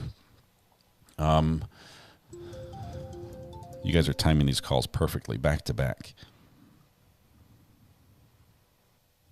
And saying that, it just drops. Who was that? I missed one. Sorry about that. Call back. Bring the jury. Bring back the jury. Let's see, 3 hours and counting. I think we're pushing 4 hours now, as far as the verdict watch. Let's see. Thank you, Bobby, for the shout out to the mods. Appreciate that. Did he buy it? Why is my phone doing that? Oh, it's about to get a call. It makes weird clicking noises in my ears. Call from Rebecca. Hey, Rebecca. This is Recovery Addict. How are you doing today? Hi. I'm doing fine. I just wanted to let you know I posted a kind of a brief history of the changes in forensic science on your Facebook page. So wonderful. Thank you for those that don't know. We do have a Facebook page. It's Recovery Addict. If you hit exclamation point FB in chat, it should respond with the Facebook page link. Maybe. Let's see. Samantha Terry's doing it for me now. I'm hoping that it's set up right to work. Let's see. There it is. There's the link. You can join us over on Facebook and it's a little bit different environment because we can have chats that last beyond just the live stream and things like that. But thank you for posting that. Tell me again. Now you had experience. You told us last time you called. You had experience for many years over the history of courts and how forensics and technology has changed things. And that's what you said you posted over on Facebook. Yeah, I did some court reporting for a while and some studying, and then I turned to captioning for the deaf, doing television shows and movies and things. But I've always been very interested in law. My dad was an early highway patrolman in the 60s and 50s. He was a guy on a motorcycle and the highways in LA. So I got used to crime at an early age, but I just sorry, that's just the sound effects. Just have to ignore them. They happen. Yeah. I just wanted to post it's a little bit from the 1800s and 1900s about the changes in forensic science. It doesn't give real specific dates, but I thought it might interest some people. So yeah. Well, thank you. I appreciate that. I have not taken a look at that yet. I will after the live stream today. Hopefully right after the verdict, assuming that still happens tonight. Rebecca. Well, I hope you get your meeting. So yeah, that's going to be tomorrow. So we can't have it go all day tomorrow as well. Rebecca, thank you so much. I appreciate you popping in there on Facebook. We'll see you. Bye-bye. Bye. Sorry, the sound effects. They come across very clearly over the phone. So for those who have called in, if somebody triggers a sound effect while the person's on the phone, it catches them off guard. So I tried to turn it down a little bit so people don't think that I've triggered the sound effect saying you're not relevant type thing. That's just it's just somebody else triggering it. Let's see. Way too much. Who said this? Way too much supposition on this case. The DA did not tie it together at all, in my opinion. That doesn't mean that he couldn't have done it, says Suzanne. No one thinking anything of it, and it contains the blood and the hand truck solves back issue. And looks like he's moving with a little hand truck. Roll up the rug, wheel it out. Let's see. Sometimes the hoofbeats are zebras. Ask the guy in Ohio who just got bit by a zebra, says Feral Housewife. That is funny. Ivan will not be on Facebook anytime soon. That's all right, Ivan. We'll talk to you here. Let's see. Catching up here.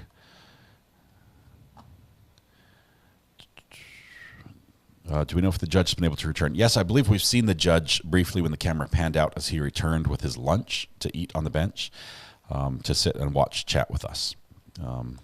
That's where we think he is right now.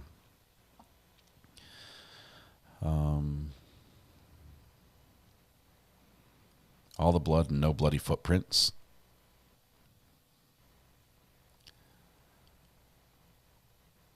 Yeah, no footprints. I think the attacker hovered. They perfected the hoverboard. Is there a way to turn off commands during the call-ins? I feel bad for them every time. I can turn the volume down. I can do that for sure. Let's see. Can I get a shout-out, please? Amelia in North of Ireland. Amelia Duel. Yes, of course you can get a shout-out. Good to have you joining us from North of Ireland. Appreciate that. It's getting a little late in the day over there. You're a few hours ahead of us. It's nighttime for you. The sun's still up here. We've got a couple more hours before sunset. Okay.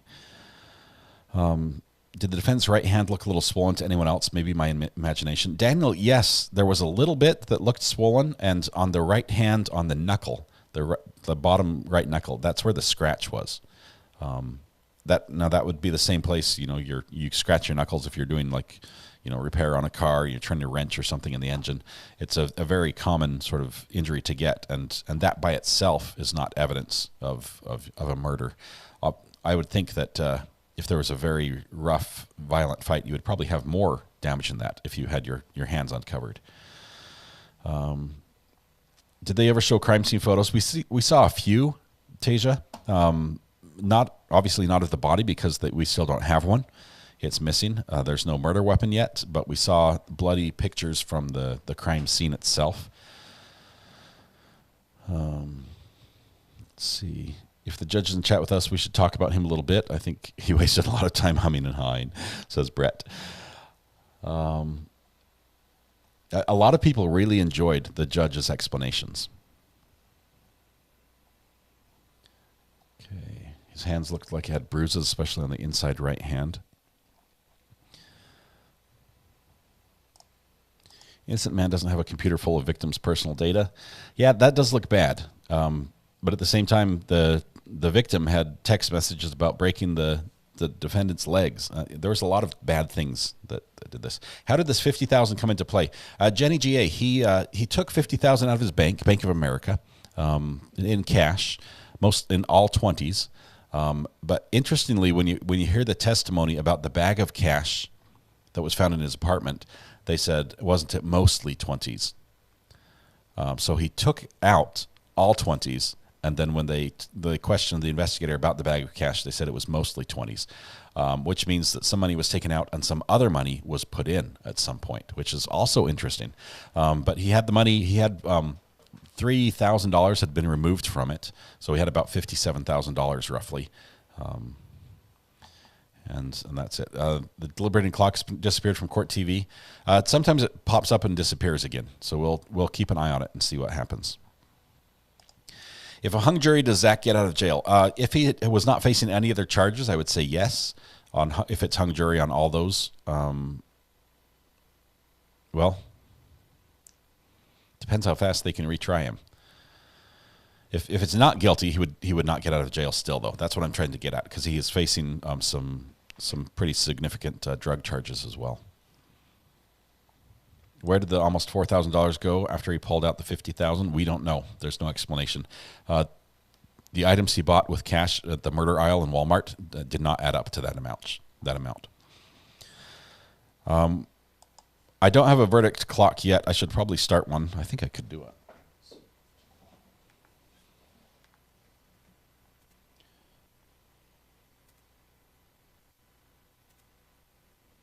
I have to load my clock here, see if it works that way.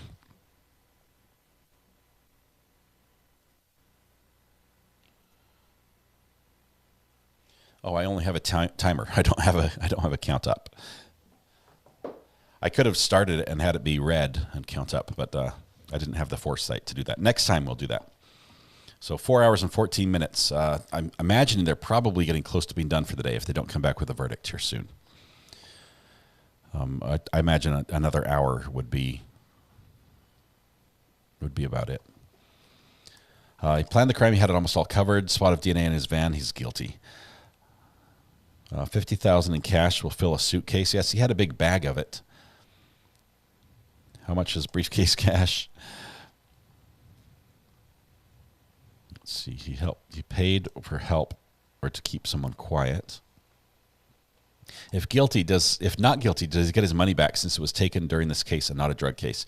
Crafty Ella, you are getting into an area of the law that I have some strong feelings about, and that's the seizure of cash.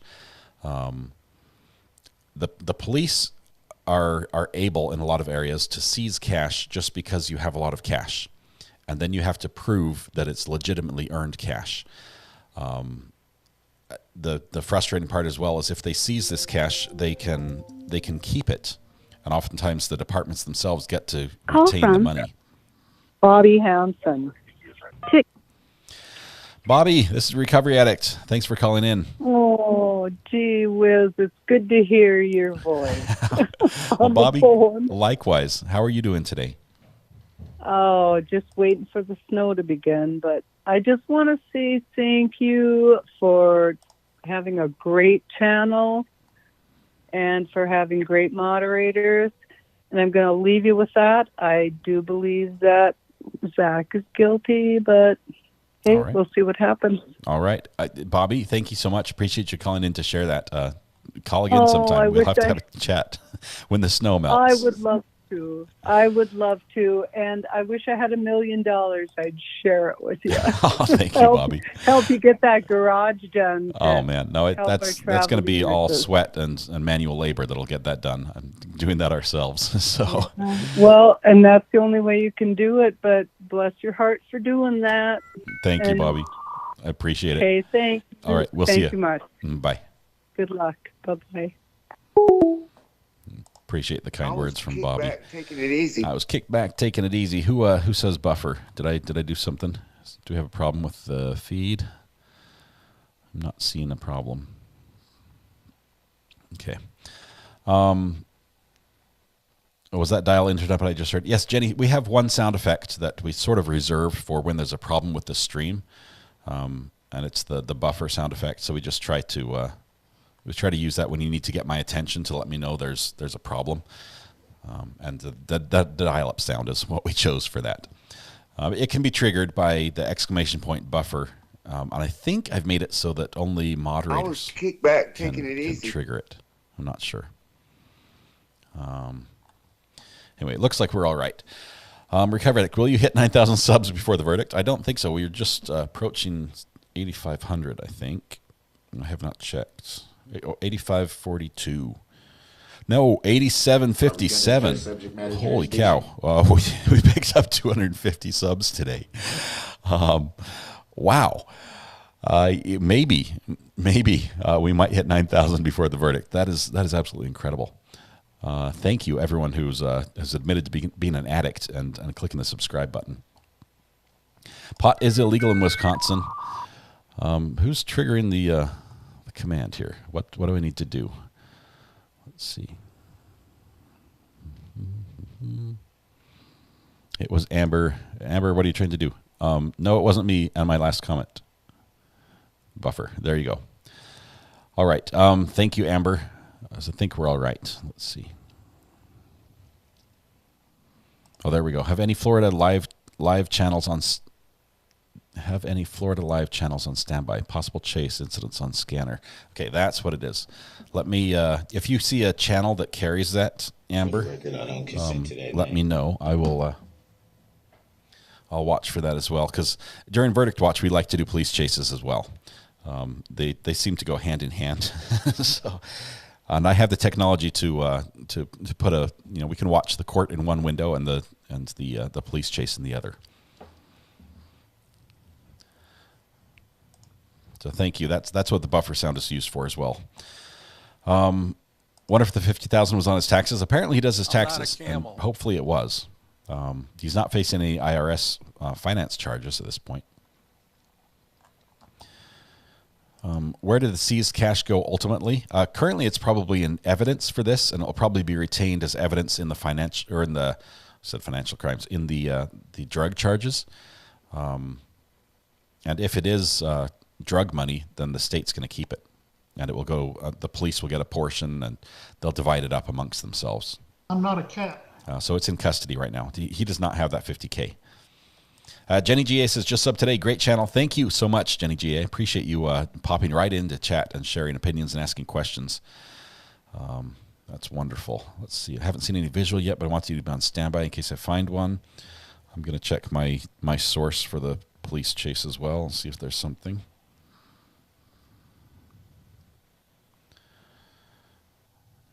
Right. Okay, I'm not seeing it on my source yet.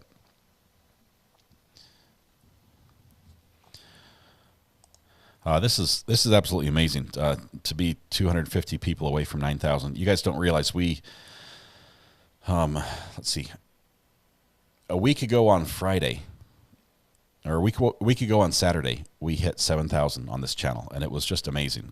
Just had a little party in here. I never thought that day would come. 1 week later, on Friday, we hit 8,000, and now here we are on Tuesday, flirting with 9,000. You guys are amazing. Absolutely incredible. I appreciate the support so much. Desperately Seeking Shannon is just one of those who just joined it, as well as Maria Daniels. Thank you so much for clicking subscribe on that. Brandy Joe, oh my goodness. It's flooding in right now. Missy Lorenz, Judas Chris, Aaron Estes, it's just flooding right now. You guys are amazing. Thank you so much. The Gwyneth case is bonkers. I heard that the states like to sue, but it seems a bit beyond the pale. Isn't that like a personal lawsuit back and forth between two people? Like Gwyneth is suing the person that crashed into her at the ski resort, and he's like countersuing, saying you crashed into me. I think that's what it is. It's like a back and forth. And interestingly enough, I think in Utah the jury, because it's a jury trial, I believe has to. It only has to be like 3/4 of the jury to convict or to find one way or the other. I'll be by 10K by summer. I was hopeful to be 10K after Sarah Boone. I thought that's what was going to be that took us there.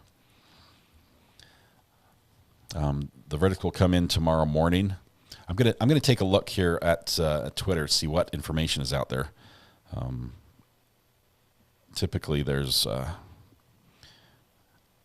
Twitter is going to be the place that has it. Let's see. Some more tweets with me in it are hilarious. You guys are great over there on Twitter.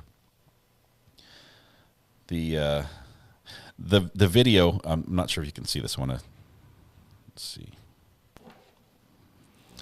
This video right here. Well, that doesn't work. Sorry, I messed up. The video of the judge scratching his head that Jams shared over on Twitter has had 101,000 views on it, 32 retweets, 12 quotes, 346 likes, and 17 bookmarks. Just going crazy. That was the crazy moment where we Weather Watch posted in chat, and I put it up on the screen where he said, "Judge, if you're listening, scratch your head." And I said, "No, Weather Watch, this would be funny if it happened, but you realize it takes like 15 seconds for the delay in YouTube, so he's going to read it in just a minute. If he does, I'm going to clip it in a second." And right then, the judge was like, and his little smirk on his face and everything. It was hilarious. And everyone's like, "Oh, that's a coincidence." I would think that if it weren't for Friday, when the judge played our live stream in the courtroom. And you heard it on Court TV, you heard it on Law and Crime, you heard it everywhere. It was absolutely amazing. So we know the judge is a fan, which is exciting. I can't wait. I want him on the channel. I know he won't be able to answer questions about this case or a specific case, but I'd love to talk to him just briefly and a little bit about, in general, about being a judge, as he's had a very long and an arguably successful career in law, both as an attorney and now as a judge.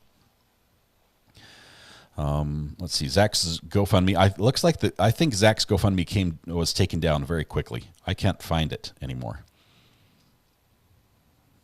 Bring the jury. The withdrawal was 50,000. There was 47,000 taken by the investigators on scene.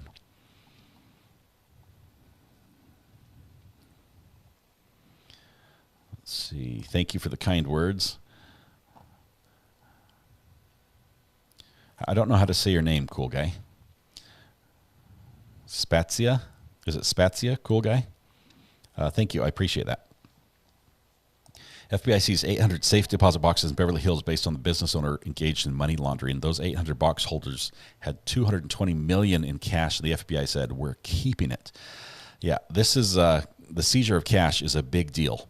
And frustratingly, this can happen to anyone.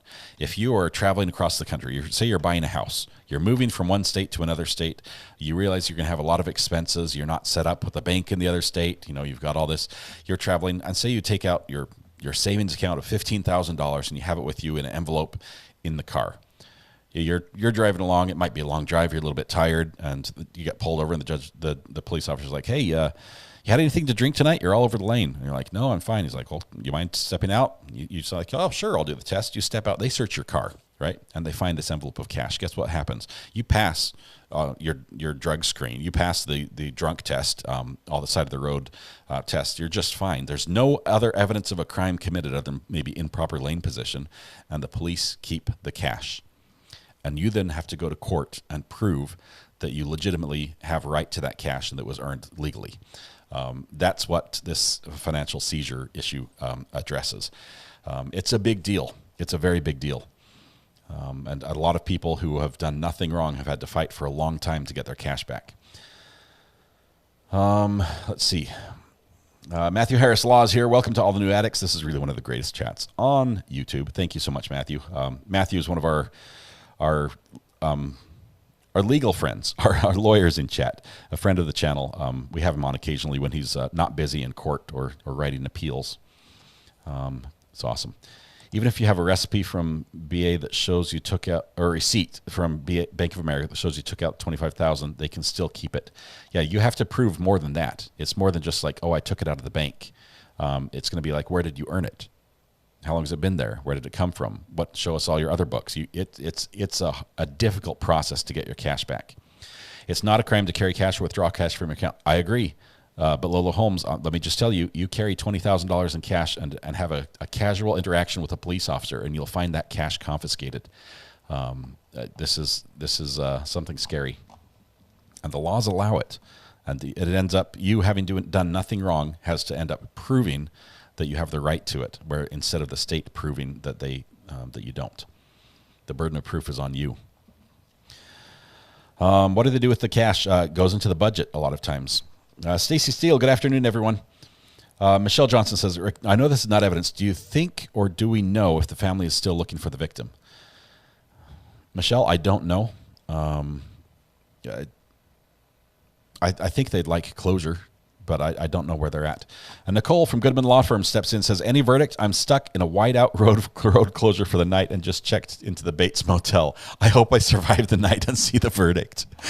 Oh, my goodness, Nicole. We need a video of that. Film that for your channel, the Bates Hotel and everything. That is, unfortunately, I think it will be a story you can look back on in the future and laugh, although it's awful. It's a nightmare right now. Speculation, I think he took the money out to pay off other people that helped him cover up the murder. I think that would be reasonable to assume, although we haven't heard any evidence that way yet. Bring the jury. Nor will we, because the trial's over. Used to travel with traveler's checks, but those are no longer a thing anymore. Smelling marijuana is probable cause to search the car. Joe, I got pulled over as a kid. I guess we've got time since we're waiting for the jury. We've got time for a Scott story. I was a kid, probably, I don't know, maybe 16 years old. And at the time, I had a friend who was living in a business district. I was kicked back, taking it easy. Yeah, a business district in a property that, legally you're not supposed to live in, but they had little, facilities there. It was family owned. Here I am in a car that we just barely purchased. It's an old car. And the two of us we're buddies. We'd been out fishing. We came back pretty late. It was very dark, so it's after dark. Here I am in this old junky car that does not yet have proper registration on it. And I pull in, drop him off at the business district, around the back where he has a key, gets in the business and leaves. I pull out and there's a cop that's drops in right behind me. And I knew immediately that there would be a problem. On my seat next to me, because this is the sort of kid I was, I had my ham radio, which even though I was not a licensed ham radio operator at the time, I used as a police scanner. And I was listening to the police, and I heard him call in my license plate. And I heard it come back to somebody from St. George, which is where we bought the car from. And I'm like, I know what's going to happen next. And I pulled up to the stoplight, and I was turning left, and I waited, and I turned left, went around the corner, and sure enough, woo, lit me up, pulled me over. Ended up being questioned extensively, and add to the fact that I was not in possession of my driver's license at the time. Not that I didn't have one, but it was not on me. And I'm a firm believer in carrying my driver's license when I drive. But at this time, I had been out fishing, and I didn't want it to get wet or lost, and I had just left it home. I think it was that moment that I realized I didn't have it. So here I am on the side of the road, a teenager pulled out of a business district at night, looks suspicious in a car that's not registered to the area or registered to me. Basically sets off all the warnings. The only thing I hadn't done is commit a traffic violation. And I asked the officer why he stopped me. And he didn't answer. And guess what? Under the law of the state that I lived in, the officer is required to tell you why he stops you when you ask. And he didn't. And then we proceeded through the stop. He still didn't tell me why. He asked all the questions, wouldn't give me any information. He said, it smells like marijuana in here. Have you guys been smoking? Or have you been smoking? And it was not. It did not smell like smoke. I had not been smoking. I did not smoke, nor had anyone in the vehicle. And I said no. And he's like, well, step out. Let me take a look. So I stepped out. He searched the car. He finds my tackle box, my fishing tackle box. And it's like one of those Plano boxes. It has like a big latch on the front. You just flip it up and it opens it. And he's taking this and he's prying on it and he's lifting and pulling, trying to open the thing. He's like, how does this open? I'm like, flip. And he opens it up and he's like taking things out, takes the salmon eggs, which are just what you think, salmon eggs, like caviar, only not the good ones. Takes that, opens it up, smells them, and it smells so foul because they've been in there for months. And he's going through, he's looking at all the power bait and everything. He's like, what's all this for? And it's like, fishing. Why do you have this knife? That's a fillet knife for fishing. Why do you have, what's all this? What have you been doing? I've been fishing. And I've still got like salmon eggs and power bait jars in my pocket for my jacket. And so he pats me down. What's in your pocket? It's like more fishing stuff. Sorry, that's where I've been, and he asked me all these questions. Why were you down there? I was dropping off a friend, everything. And he comes back and, I was a bit of a jerk as a kid, just a teenager. And so he comes back up to the car and he's like, well, I guess it's your lucky day. Now this is what I skipped a part. Because I didn't have my driver's license, he had to give my name and my social security number over the radio to come to check and make sure I had a valid permit. And so I gave him my name and social security number, and he goes back to his car and he calls it in and he gives the number wrong. And I'm listening because I can hear him doing it. And he comes back and he's like, that's not your social security number. And I said, yes, it is. You gave it to him wrong. It's this. And then he realizes I've got a scanner. And so he calls it in. It is me. I do have a license. There's no warrants or anything else. And so this is neither here nor there. But he comes back to the car after all that, and he's like, well, I guess it's your lucky day. And I said, no, it's your lucky day. And he's like, what? Excuse me? And I said, when you pulled me over, I asked you why you stopped me. You're required by law to tell me, and you didn't.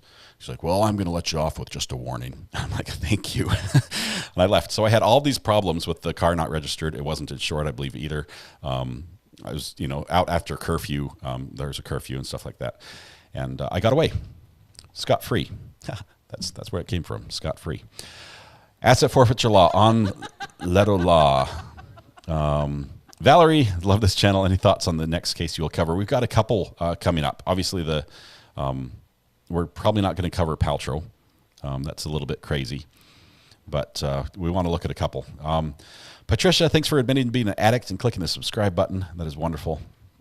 I fall way behind in chat. I apologize. Let me yes, scot-free. Let's see. Luckily now I have Nicole's cell phone number. She provided that for me, and she said she's going to represent me pro bono in any case. It was any case, right, Nicole? Or was it just this one? So if something happens, I can always call and get her support.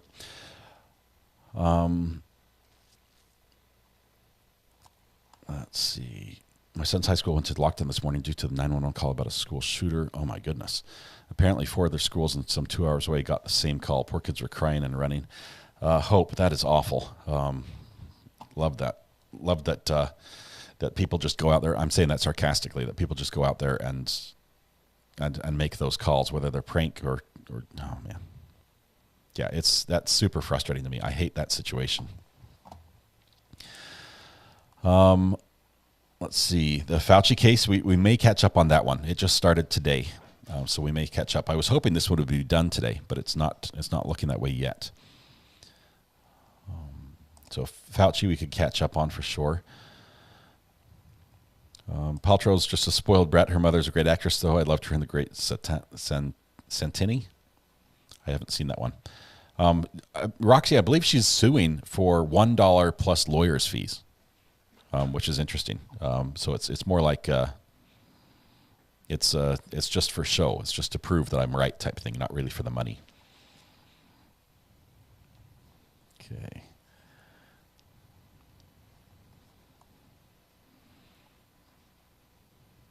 Okay, who is the man pick behind the judge? The picture behind the judge, this the one you're seeing on the screen right now on the left of the screen is the state seal. And those two people are representative of citizens of the state. They're the 4 areas of industry that are represented on the shield as well, and the thing on top under the word forward is a badger, not a turnip. Pat Hall says, love your channel. You're so respectful to all and so kind. Love your voice too. Thank you, Pat. Appreciate you being here. She has witnessed the guy who they collided with apologized and admitted it was his fault. That happened today. He apologized and admitted it was his fault, or she says that. Man. The Fucci case is a sentencing case, and impact statements there are terrible. Really, really sad. Do we know anything about the husband of the suitcase? Yes, Professor Phil Bell. That is the Sarah Boone case. Sarah Boone's, she was supposed to have a hearing on the 28th. That got moved to the 31st of this month. That is a status hearing. She's still slated to have the case go to trial the middle of April, which we're saving that spot. Wherever that case moves, we're booking that one. We want that one really badly. We want to cover that. So we don't want to have too many cases that overlap with that. And that's one of the factors that I consider when choosing the next case that we cover. Let's see.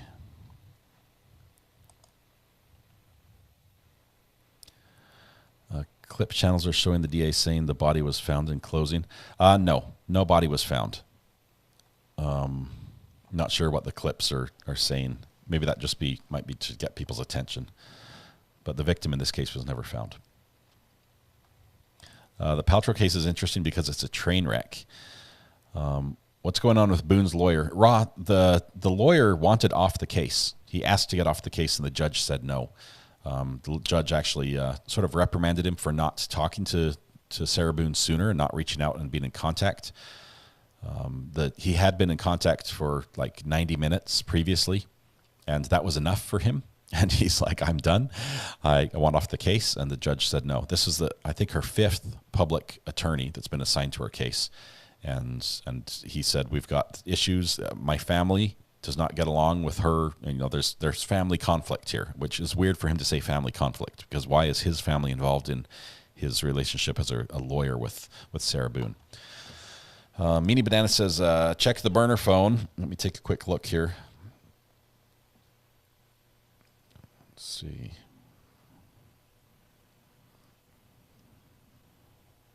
The burner phone is full of messages. I have to clear these out and read them all.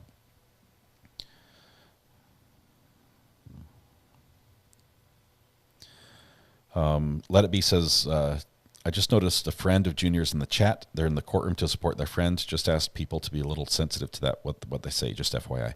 Thank you very much. We do try to be sensitive to all the people who are in chat, wherever they're from, let alone if they're friends of the victim. Is there an update on this case? Not yet. We are waiting for the jury to come back with a verdict. So far, to our knowledge, they've only had 2 questions. Pond Walden says, DA definitely said body was found in his closing argument. I listened to that, and I didn't hear that. I think he might have been saying that there was no body found. I think it was a misspeak, that there was no body found. That was just a slip. The crime scene was found or discovered, but there was no body found. Let's see. Daniel W., the Vallow Daybell trial is interesting, but not allowing it to be televised, right? That's correct, especially on the Lori side, because the two have been split. Chad and Lori are split off from each other now. Chad has waived his right to a speedy trial, and Lori has not. And the facts of the case and the pertinent information is splitting apart, and they had to be separated for that reason. Lori wants the case to go forward right now. Chad wants to wait and keep pursuing other options and avenues and things. The judge has ordered that no cameras will be in the courtroom, that there will be no live stream. There will be no live audio stream as well. The court has the process of providing documents, including audio recordings of the court proceedings at the end of the day. And that process involves anyone who wants it paying a fee to get that recording. Initially, it costs like $5 for the first 20 minutes and then 25 cents for each minute thereafter or something like that, which was astronomical. They ended up revising that, realizing this would be a 10-week case is what they anticipate. And they said, instead, we're just going to charge $60 per day just for the audio, and you get it at the end of the day. So I think what happened is the news media sort of pooled together, as they often do. You hear about the pool reporters. The news media got together and said, we don't want all of us to have to pay $60. And once one person buys it, they can share it with everybody. So they're going to pool the cost and then immediately just share the audio at the end of each day.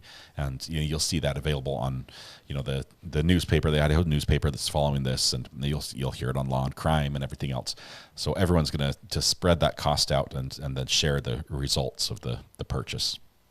But it's going to cost $3,000 to get the audio from the Vallow trial, because of the judge's order, which is frustrating, because looking at it, the jury is not going to be listening to the audio. They're not going to be watching TV, okay? And if they were, hearing it a day later is not going to change anything, okay? They're still going to hear it or do it. It doesn't fix any problems that supposedly having a live feed causes in the courtroom. It doesn't fix any.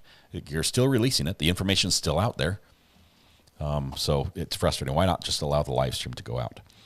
There's been a big push that way for that. I think Chad specifically wants his case to be televised, and Lori does not. Chevy Nova Scotia says, I love that name, says, I keep hoping Idaho Guy's incident. Are you talking about Brian Koberger? Why did he go through all that time to get a PhD and then kill? Oh, yeah, you're talking about BK. That's going to be a tough one. That's going to be a case where we're going to need somebody like Brandy Churchwell to put a chart together for all the timestamps, for all the videos, for all the security camera footage, the locations, the cell phone pings, the texts, the power on, power off, orientation change, everything that's happening. We'll have to see a timeline on that one, but it's not looking like he's innocent. Let's see. Tasha Turtle, thank you for subscribing. I appreciate that. They said, then he burned the body. I'm not sure where you're getting these quotes. There are a couple things that were mentioned in the closing statements where they speculated on things or said, I don't know if, and they might be taking those out of context a little bit. So is ZA in the courtroom or back in the holding cell? He's back in the holding cell, Pat. We know that from the questions that the jury brought in, the two questions about the timeline or the time stamp of the files in the stalking issue. The lawyers appeared before the replacement judge, the substitute, and the judge said, I need appearances, because he hadn't met these lawyers before. They said who they were, and the defense said, I'm here representing the defendant who's not present. We'd like to proceed that way. He's in custody. So he's not present because he's back in jail. If Zach carried out the murder and he was home at 11:19 p.m., there must be some video of his car returning home on the Highland Road. Side streets back to Mequon would take 90 minutes. Yeah.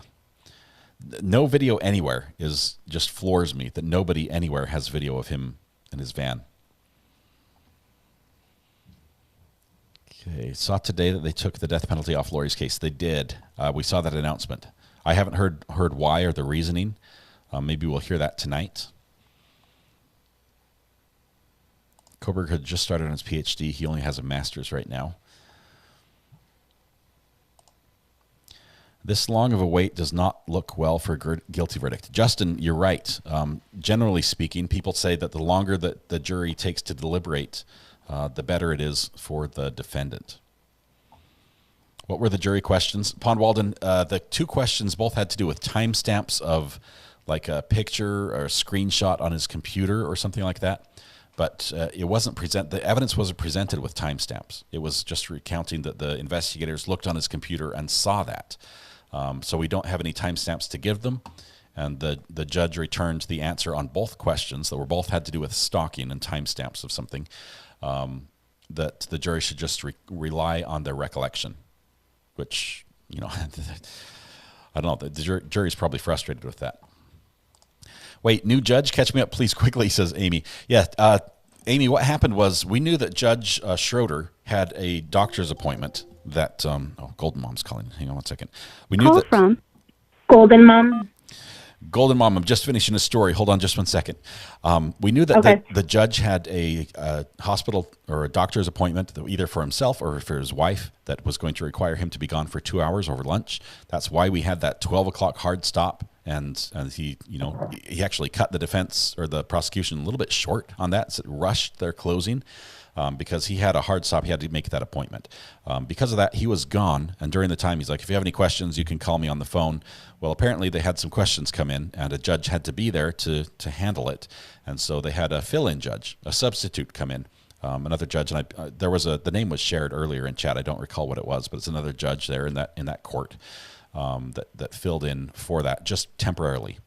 He was just there for a little bit. I believe Judge Schroeder is back. We've seen him briefly on the camera as it panned out and then zoomed back in. So everything should be fine. But it was just a temporary judge just for that one question. I don't think that's a problem. Okay, Golden Mom, thank you for being patient, and thanks for calling in. How are you doing today? I'm good, just cooking dinner. All right, what's for dinner, and when can I come over? Prime rib and asparagus. Say no more. I'm on the way. You guys, I got to go. Thank you very much. It's been fun. I need to play the sound, wrap up right here. We're gonna just kidding. Sounds I just delicious. had a question. Yeah. Yeah, prime rib is like my husband's favorite thing, and I'm like, look, if I can just buy one and make it, and you can eat it for 4 days in a row, I'm cool with that. That works. That works. What was your question? So what if they found him guilty on the stalking but not the murder? Or do they have to find him guilty on all four? Well, it depends on, they don't have to. Each charge is separate, and they could be guilty on one, not guilty on another, and hung on a third. So you've got all three options for each charge. If they found him guilty on the murder and not on the stalking, I bet, because he'd probably face life in prison, as the maximum penalty, I bet they're not going to retry the stalking charges. Okay, that would probably just fall off. If they find him guilty or not guilty on the stalking and hung on the murder, or if they find him guilty on the stalking and, well, they can't retry if it's not guilty on the murder. So if the murder is hung, I believe they'll retry. Even though we've already had a mistrial previously, this would be number 3. But that would be another mistrial if it's hung there on the murder. So on the murder charge, I think you will see a retry. But Cass wants to know if you're cooking enough for the whole RA family and what time dinner is. Dinner's whenever this UPS driver gets home. All so, right. unfortunately, in our house, we don't have a time for dinner ever. Yeah, that's awesome. But the fact that you're making prime rib for him, he's a lucky man. That sounds fantastic, even for 4 days in a row. Like I said, if I only have to cook once for 4 days, makes my life easier. So. Yep. And now, if get a big hunk of meat at Costco and slow cook it, and I'm drooling a little bit on my mouse pad. If I remember correctly, you're in Florida, right? Yeah, Tampa Bay area. Okay, so I could make it for day 3 and 4 of the prime rib if I left right now and drive down. We have more than we can ever eat. Yeah. Oh, that's awesome. Because unfortunately, Costco has the best. We figured out Costco has the best prime rib, but it's always so big. Mm-hmm. Yeah, you have to buy in bulk. Yeah. Alyssa says, "I hope I die in a Costco." That's awesome. So we just cook it and we eat it for. Oh gosh, I don't know. This one's bigger than our New Year's one, so we'll probably be eating this till Friday. Well, I don't think you guys will be complaining. That sounds delicious. Send pictures to chat and we can post them for everyone to see. I can smell it from here. Thanks, Golden Mom. Good to hear your voice again. All right. See ya. We'll see you. Bye. Bye. Golden Mom is a true crime addict. I believe, if I remember correctly, during the Matthew Terry trial, which was down in Florida, she went and drove by the scene for us to take some pictures of the house, the murder scene, so we could see what it looks like now. And so she sent us pictures that way. I think that was Golden Mom, if I remember everything correctly. A real crime addict. Love it. Absolutely love it. Let's see. Suitcase trial seems like a slam dunk to me, says MK. She videotaped it. Yes, she did. Along with all the body comes from the makes, a pretty solid case. Yes, it did. Oh, we got action here. We got action in the courtroom. Here we go. Let's see what's happening here.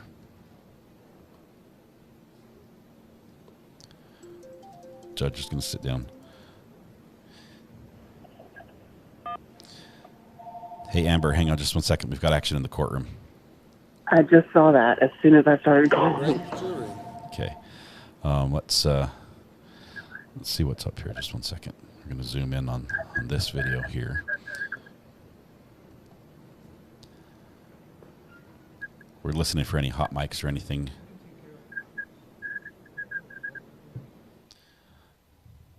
All rise. Court is now in session. I wish that's what the guy was saying. Okay, Amber, while we're waiting, what were you thinking? So I wanted to give you an update real quick, and this is going to be funny. If the jury has now come back, this will be the second time something has happened when I call in. Oh, man. We'll need you to call in more often, especially if it gets a little slow. Gracious. I'm thinking, with it being 6 o'clock right now, I'm thinking it might be the judge saying we're going to call it a night. Yeah. But well, it's 5 o'clock there, so you never know. Because remember, they're an hour behind us. Yeah. Amy's saying the DA actually did say body found. I agree. I think now that I think about it, he said that, but I don't think he meant that. Okay. Okay, here we go. Amber, I'm going to let you go. Yep. Or I'll turn you down for this. You don't do it by memory anymore? I'm going to turn you down just for a bit so there's no audio. So just 1 second, Yep. Amber.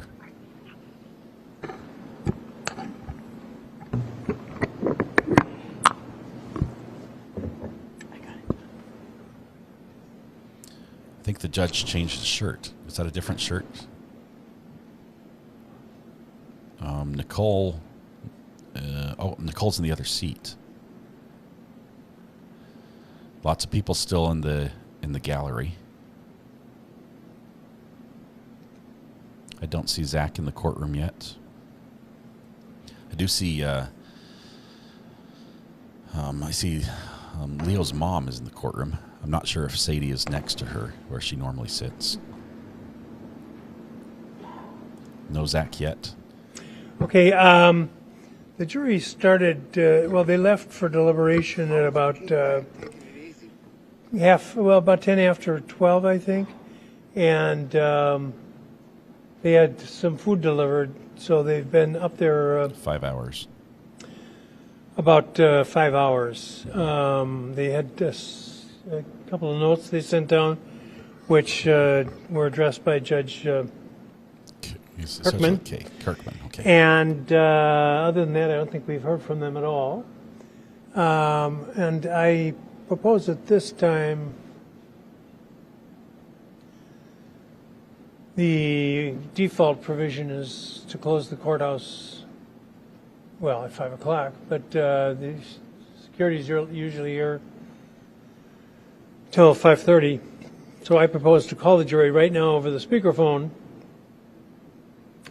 and ask them, would they like to leave for the evening and come back tomorrow at 9, or would they prefer to deliberate for another 20 minutes? So, State? Whatever the court feels is best. Defense? No problem with that, Judge. Okay. Okay, so the judge is calling the jury right now. They're like, hello, where's the food you promised?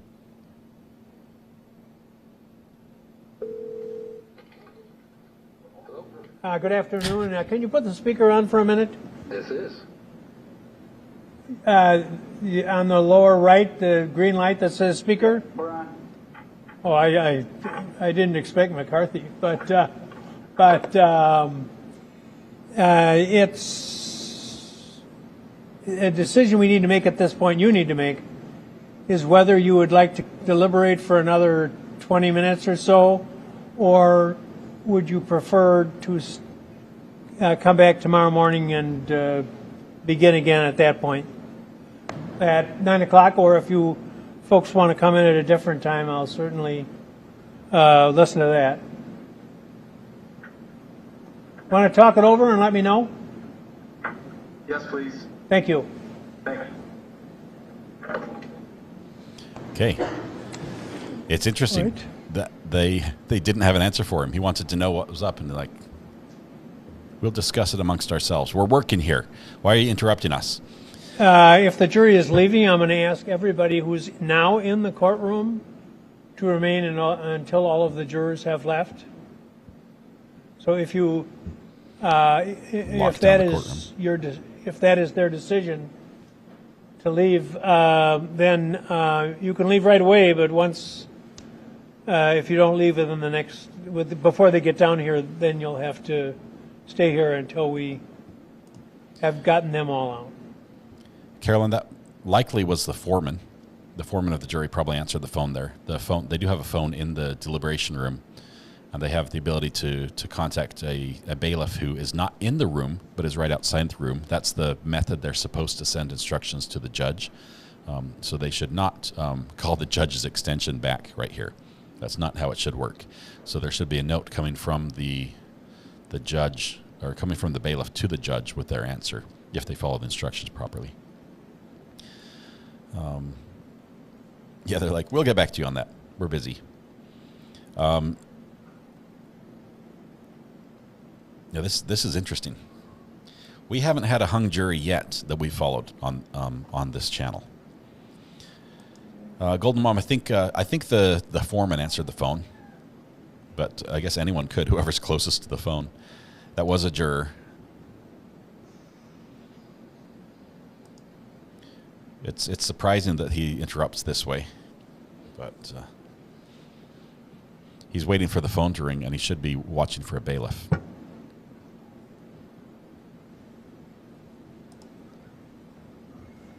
Oh, there's the phone.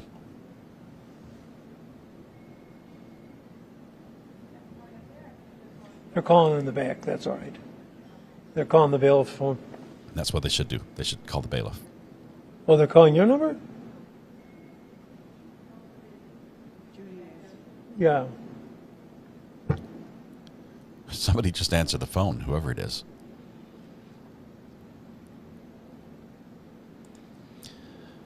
We did have a not guilty on, let's see, was it Nevada? The self-defense case out of Nevada. That was a not guilty. That was self-defense shooting, murder trial. Dean Cummings. Dean Cummings was a not guilty.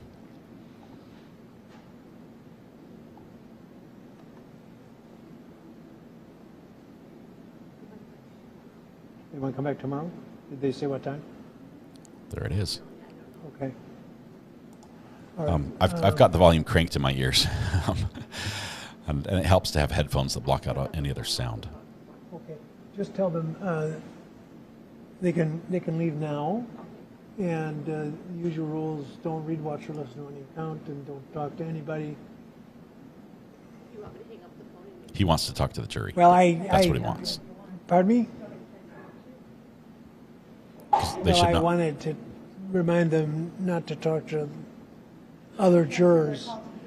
The defendant's not here, and I don't really want to give, I'm not allowed to give him additional instructions, but this is just behavior related. So if there is no objection, I'm just going to tell them they have to avoid the usual discussions, and also They can't deliberate unless they're all together in the jury room. even though they're in deliberation, they're not allowed to talk to another juror.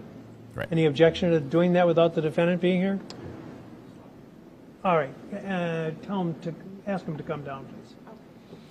Okay, so he's And going bring to their- drag their him down into bring your stuff. That means they're going home. That means they're not going to be sequestered. And the judge gets to tell them just that even though they are in deliberations and now they're finally able to talk to each other after weeks of not being able to discuss anything on the case with anyone, as they leave the courthouse, if they are not in the jury deliberation room, they are not allowed to deliberate. They're not allowed to say anything trial related. So they have to stay silent still until they get back in the jury room tomorrow. No verdict, Dean. As of yet, they want to come back tomorrow, which means we'll be back in the morning. And I see the camera pans up anytime the jury's walking in and out, just to make sure in case somebody happens to walk in front of the camera, it doesn't accidentally get shown. Will ZA also be returned to the courtroom? He will, but probably not until they have a verdict. When they have a verdict, he has to be there. They will not proceed without him there. He has the right to be present. It's been waived twice so far. Once for the question with the two questions from the jury, and once for this right here. They're going to proceed and tell him that without the defendant present.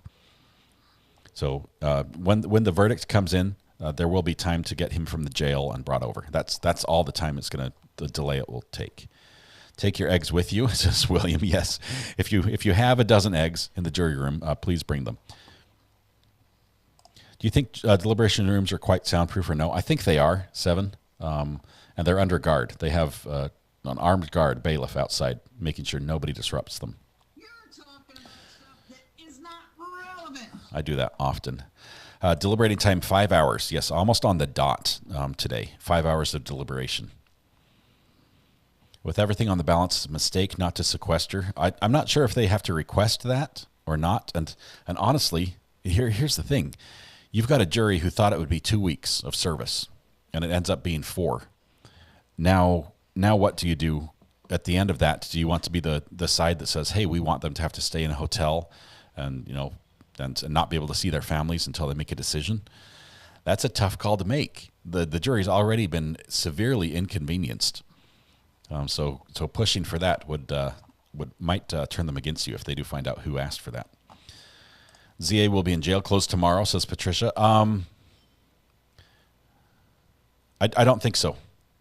Until he's convicted, I don't think so, especially if there's a chance of the jury being in the same room as him. Because he's still innocent, and until they make a decision, there'll be nothing.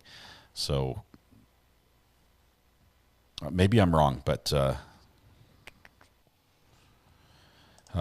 Polly Prissy Pants says ours weren't soundproof. They would tell us we were being too loud. Were you guys just playing games in there, Polly, in your deliberation?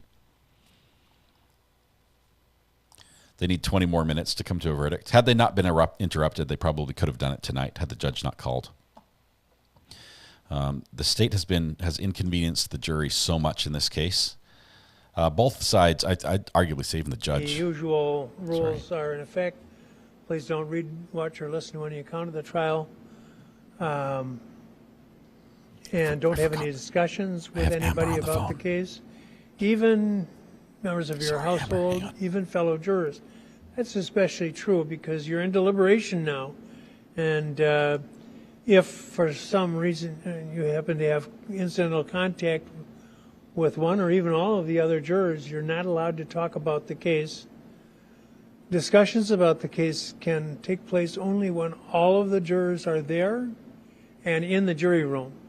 So even if you both end up, or all end up at the bowling alley tonight, all 12 of you, you still can't talk about the case. Once you get here in the morning, if there's 11 of you, you can't talk about the case until the 12th one is there. So please observe those rules. And what time would you like to start in the morning? You could choose 8:30, 9, or 9:30, 10 o'clock if you want. How many want? 9? I didn't hear what you said. 9 is fine. It's the most frequent choice when I ask the jurors. Is that a problem for anybody? See you tomorrow morning at 9. Enjoy the evening. Okay, as the jury leaves, I'm going to turn up Amber's sound. Amber, I may or may not have forgotten I had you on hold. Are you still with me? I kind of thought maybe you'd forgotten me, but that's okay. I was on mute just in case. I did just a little bit. You were so quiet. Because I was muted. I'm just saying you were quiet, that's all. Oh, man. Amber, there's 130 more people. 130 more people to 1K. To 9,000. To 9,000. Holy crap. Yeah. You're too late. Let's see. Your laugh. What is Judge doing? He's asked both sides if they had anything left, and they said nothing. And then there was some little banter back and forth. But they're done for the day right now. So I think we can go ahead. There's no sequester. Alyssa says your laugh is infectious. Suzanne says your giggle makes you laugh. I've had people request that I clip your laugh from when you called in when the judge was scratching his head. Or was it the other one? Say I clipped that. I haven't done that when yet. When they played the stream in court, Yes, that was, and I just couldn't stop laughing. Yeah, that was good. So now that you've had some time on hold to think about what you want to say, what can I do for you, Amber? Well, I was just trying to give you a kind of like a real-time update on the chase I was following in Florida. Oh, no. But then I got put on hold. Whose fault is that? The judge came back. We had things to listen to. This is Amber on the phone, One Man's View. This is Amber, one of our great mods. She goes by Calypson's Vixen in chat. She is also the person who called. Remember when Mr. Washington was on the stand and the judge was, saying, "Hey, have you talked to an attorney?" Amber called his attorney and said, "Just FYI, your client is on the stand and you might want to be there." So Amber was thinking for sure she'd get in trouble or at least called out for that. And then her concerns just vanished when it was eclipsed by the judge playing our live stream in court. And so, I was no longer worried about my phone call. But I will say that was the most awkward phone call I have ever made in my life. And I'm pretty sure that attorney had never gotten a phone call like that either. It's like one of those prank calls where, as a kid, the funny joke was you'd call somebody up in the middle of the night and like, "Hi, your refrigerator's running," type thing. "Do you know where your refrigerator is?" "No." "Well, you better go look for it," type thing. And you called up and you're like, "Hey, are you an attorney?" "Yeah." "Do you know where your client is?" "Well, you better go find him because he's testifying right now and he's getting into trouble." It was a funny situation. Amber can count on you anytime. You do a fantastic job as a mod. Thank you so much. I give very little guidance, and usually the guidance I give is contradictory. And you're able to make sense of what I meant to say. Doing a great job. I don't give you much to work with, and you guys all, Samantha, Abby, Katrina, Thal, Weather Watch, Abby UK, I got you there. Amber, we've got just some amazing mods, and I missed some in there as well. But great job. Thank you so much. We just had a gifted membership come in from MCAT. Ooh, sorry, just got audio that shouldn't be coming in from some other trial. Fixed it. MCAT gifted a membership, and it went to Crusoe. Congratulations. Amber, what do you have to say to all these people? We are so close to hitting 9,000 tonight. I think that just blows my mind. Like, holy crap, we just celebrated 7. I know, it is wonderful. I will say that the people that are coming here are amazing. This community is wonderful. The fact that we can be civil, we can be friends, we can discuss court cases where we have different opinions, and at the end of the day, we're still friends, and we still come back and just, it feels like family. It feels like we knew each other a lot longer than the time we've spent just watching trial. It's fantastic. And there's really no attacking anybody in chat either, like I've seen too often on other channels, which is really a aggravating issue to see. We've got some good people I don't mind for anybody else. It's fantastic. The first step to recovery is admitting you have a problem. Amber, are you a true crime addict? You can tell us. Might be just a little bit. Just a little. Amber's also a document hound. I'm not sure if that's the name you give for yourself, but you have the uncanny ability to chase down and to sniff out documents the second they're available, and source them for wherever they may be, as dubious as the source may be. You find them, and it's fantastic. Kind of like to answer Carol Martin's question, asking how I got the attorney's phone number. Having fantastic resources to be able to look up online, especially considering that was a federal charge. I had to actually access like crazy resources to find that out. And some of those resources cost money as well, and we can't brush that under the rug. Amber, you actually joined us. I sort of borrowed you and then sort of appropriated you later. We borrowed you from the Discord channel, where you do great work as well. Amy says, don't forget to support the Discord. Discord is amazing. If you like this sort of content, if you like true crime, if you like all the things we're talking about, the cases, if you want to follow and have questions about taking it easy. Yeah, whoever trees. Thank you, Ponzi Fonzie, for that.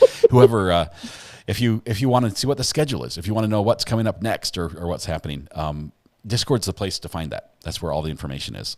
It does take a little bit of a learning curve, but once you get there, oh my goodness, it is fantastic. It's got everything you could possibly want about every case you could possibly imagine, and a lot of that is thanks to Amber.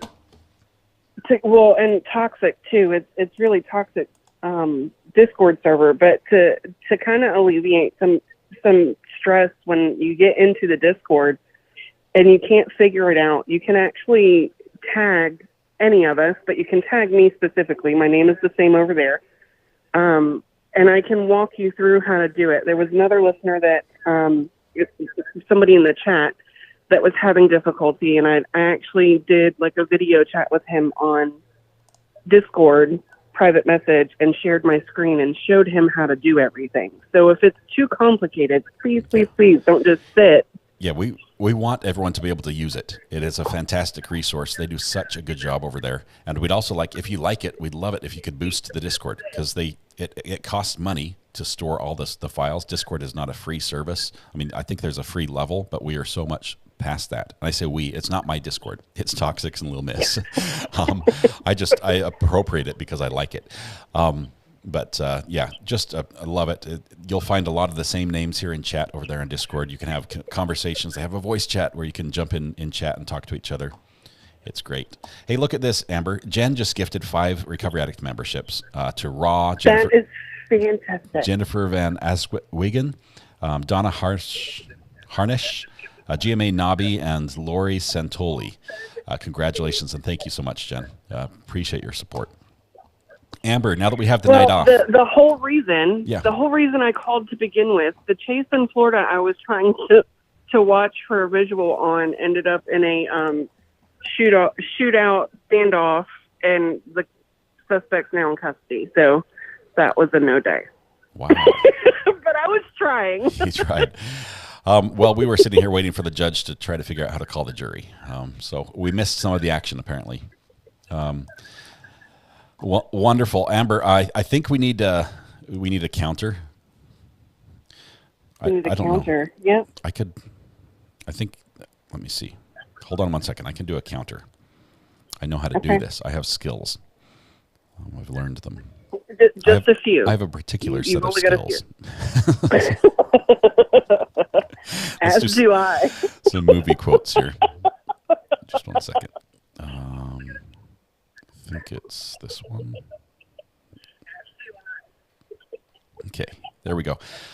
Live count. See live count, and I bring it over here on this screen. I will show you where we're at on the On the live chat. I need to make it full screen. Hang on. Here's me squinting at the While you're TV doing trying that. to see it. Yeah.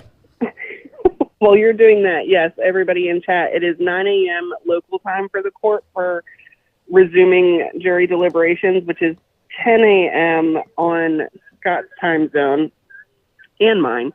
So, Scott, will you more than likely be going live at the same time tomorrow? Yes, we're going to do probably Usual 9 is o'clock. 9. We'll start in an hour before. So we'll start and just have some chat so we can catch up that way. So here's where we are. Well, that's two of me even. There we are. So we are at 8,910 subscribers. Unbelievable. Where do you find the Discord, says Michelle Johnson. The Discord can be found by typing !Discord in chat, like Crusoe did right there. And then it will post the link in chat shortly afterwards. And it looks like, oh, that's the gifts one. Never mind. Hang on. There's another one that says Discord on it. It's been a long day. Yeah, that's how we do it. We come back at 9 o'clock. We do this every day at 9 o'clock. That's sort of our go-to time. We're on the East Coast, so I realize that's a little bit early for some people, especially, we've got like Nicole Goodman, all those out there in Oregon, on the West Coast. It's very early. We have some True Crime Junkie fans who are in Hawaii, who get up at the butt crack of dawn, like hours before, to join us here, and it's fantastic. Let's see. Somebody tried to leave. Okay, we are. If you like this sort of thing, if you like the community, if you like what you see here, I would ask that you subscribe. It enables you to do two things. It enables you then to click the bell and be notified when we go live, and it also allows you to chat. We do have the subscriber rule turned on for chat, just because that keeps the trolls out that spam chat with a lot of links to bad websites that we don't want. That's the only reason why we have it. Other than that, you don't have to be a paying member. You don't. Although I'd support everyone who. I love everyone who supports the channel. You don't have to do that. This channel is a little bit different. You don't have to pay to get a question answered. Sometimes you have to tag me. See what sort of what DMB Secondist did right here. Just put my name in it. It shows up in orange on my screen, and it can sort of highlight your question, and I can respond that way. How do I find the video of the judge? Are you talking about the judge playing our audio? Our live stream in the courtroom, or the judge scratching his head? Because both of them are going to be over on Twitter. I think Brandy Churchwell has a good one. The Shaming of Jay has a couple links to it, as well as Jams has JMZ has a couple links to it as well. I think Matthew's on It's Zoom also waiting. on the Discord. Is Matthew on Zoom waiting? Let me see. Matthew, are you there? I don't hear Matthew. Okay. I don't hear Matthew either.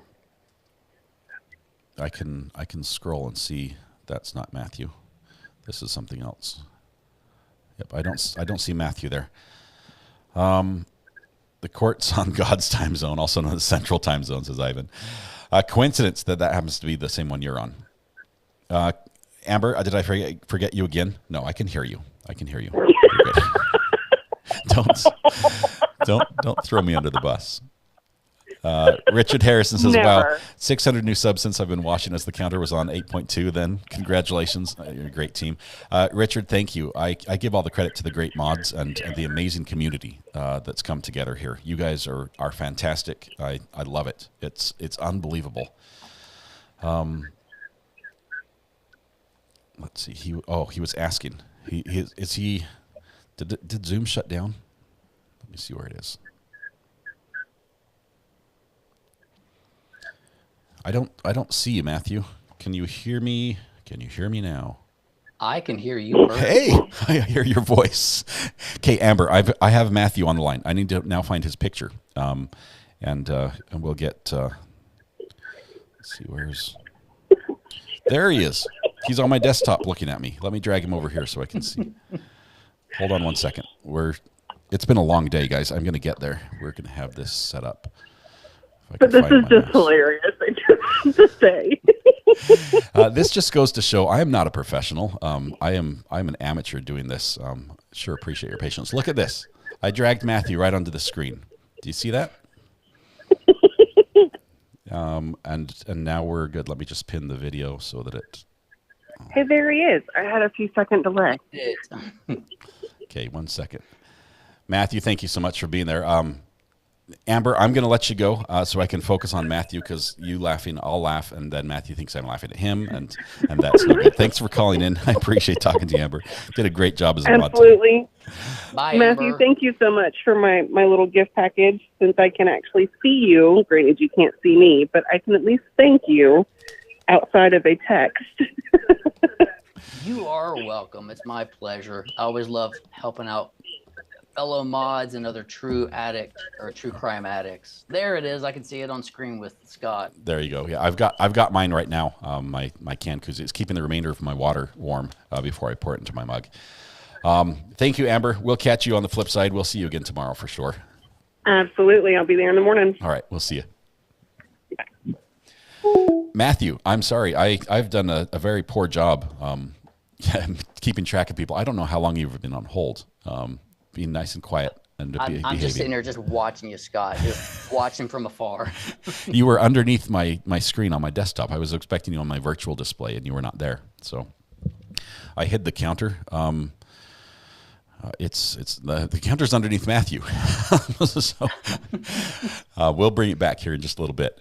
What's your take here as a defense lawyer, I guess, or as a prosecution or defense? What's your take on the jury deliberated and going into day 2 and not having a quick verdict? I am surprised that they are still going as of now. I really thought that we would be done in about 2 hours, 3 hours. Mm-hmm. And as far as the verdict, you're leaning not guilty, right? Yes, I'm leaning more towards not guilty. I just don't think that the state has met their burden for all of the elements. I think that there are some questions. I know that you can win a case with circumstantial evidence, but it's so circumstantial here, and it's so scant of circumstantial evidence that it doesn't get me beyond a reasonable doubt to send a man away for life in prison. That's where I am. Yeah, and that's the tough one. I have a lower threshold, so I think that I think they've probably convinced me. I just can't see reasonably. I can't see another outcome for that. But it's interesting. The jury seems to be in control now. The judge is not in control. I wonder if we have a holdout. I wonder what on the straw poll, because they took a poll right as soon as they started, just to see where everyone stands when they begin, and I wonder where they're at on that. If it's close, if it's one holdout, if there's 50-50 split, 64 to whatever we were in our chat. Is that the judge? Is he chiming in right now? I don't have the full screen up. I just have the Zoom up. Let's see. What do you see on the? Are you? Oh no, audio? I'm hearing. Okay, hold tight. Let's. I think you shouldn't be hearing anything.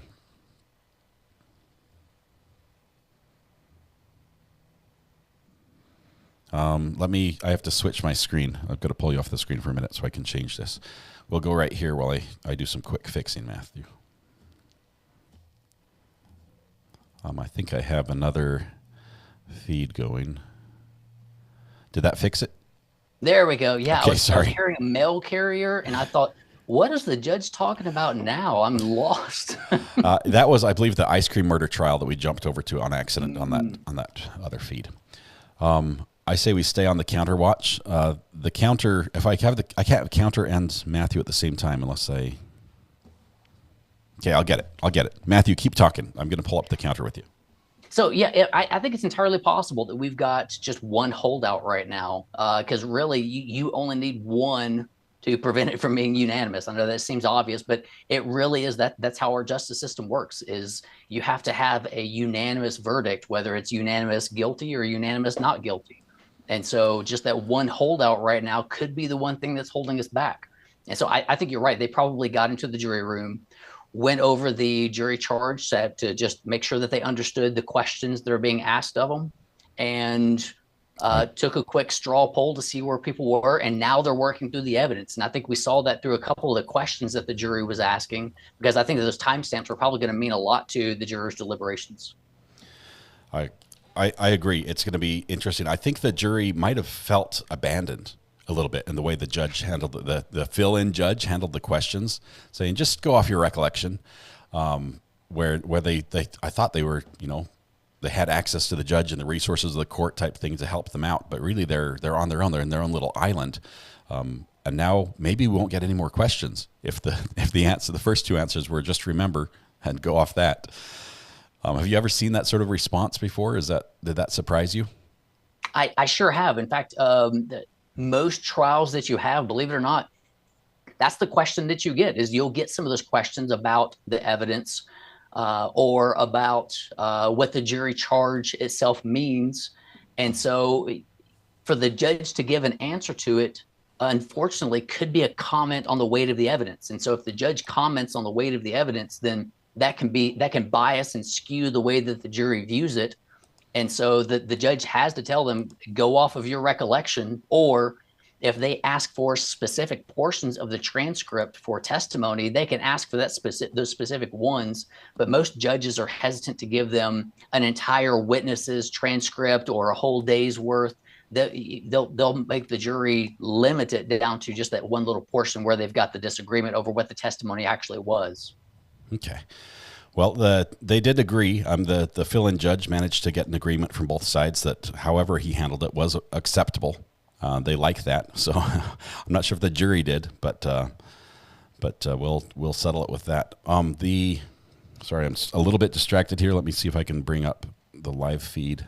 I need the zoom. How do I zoom? Zoom in.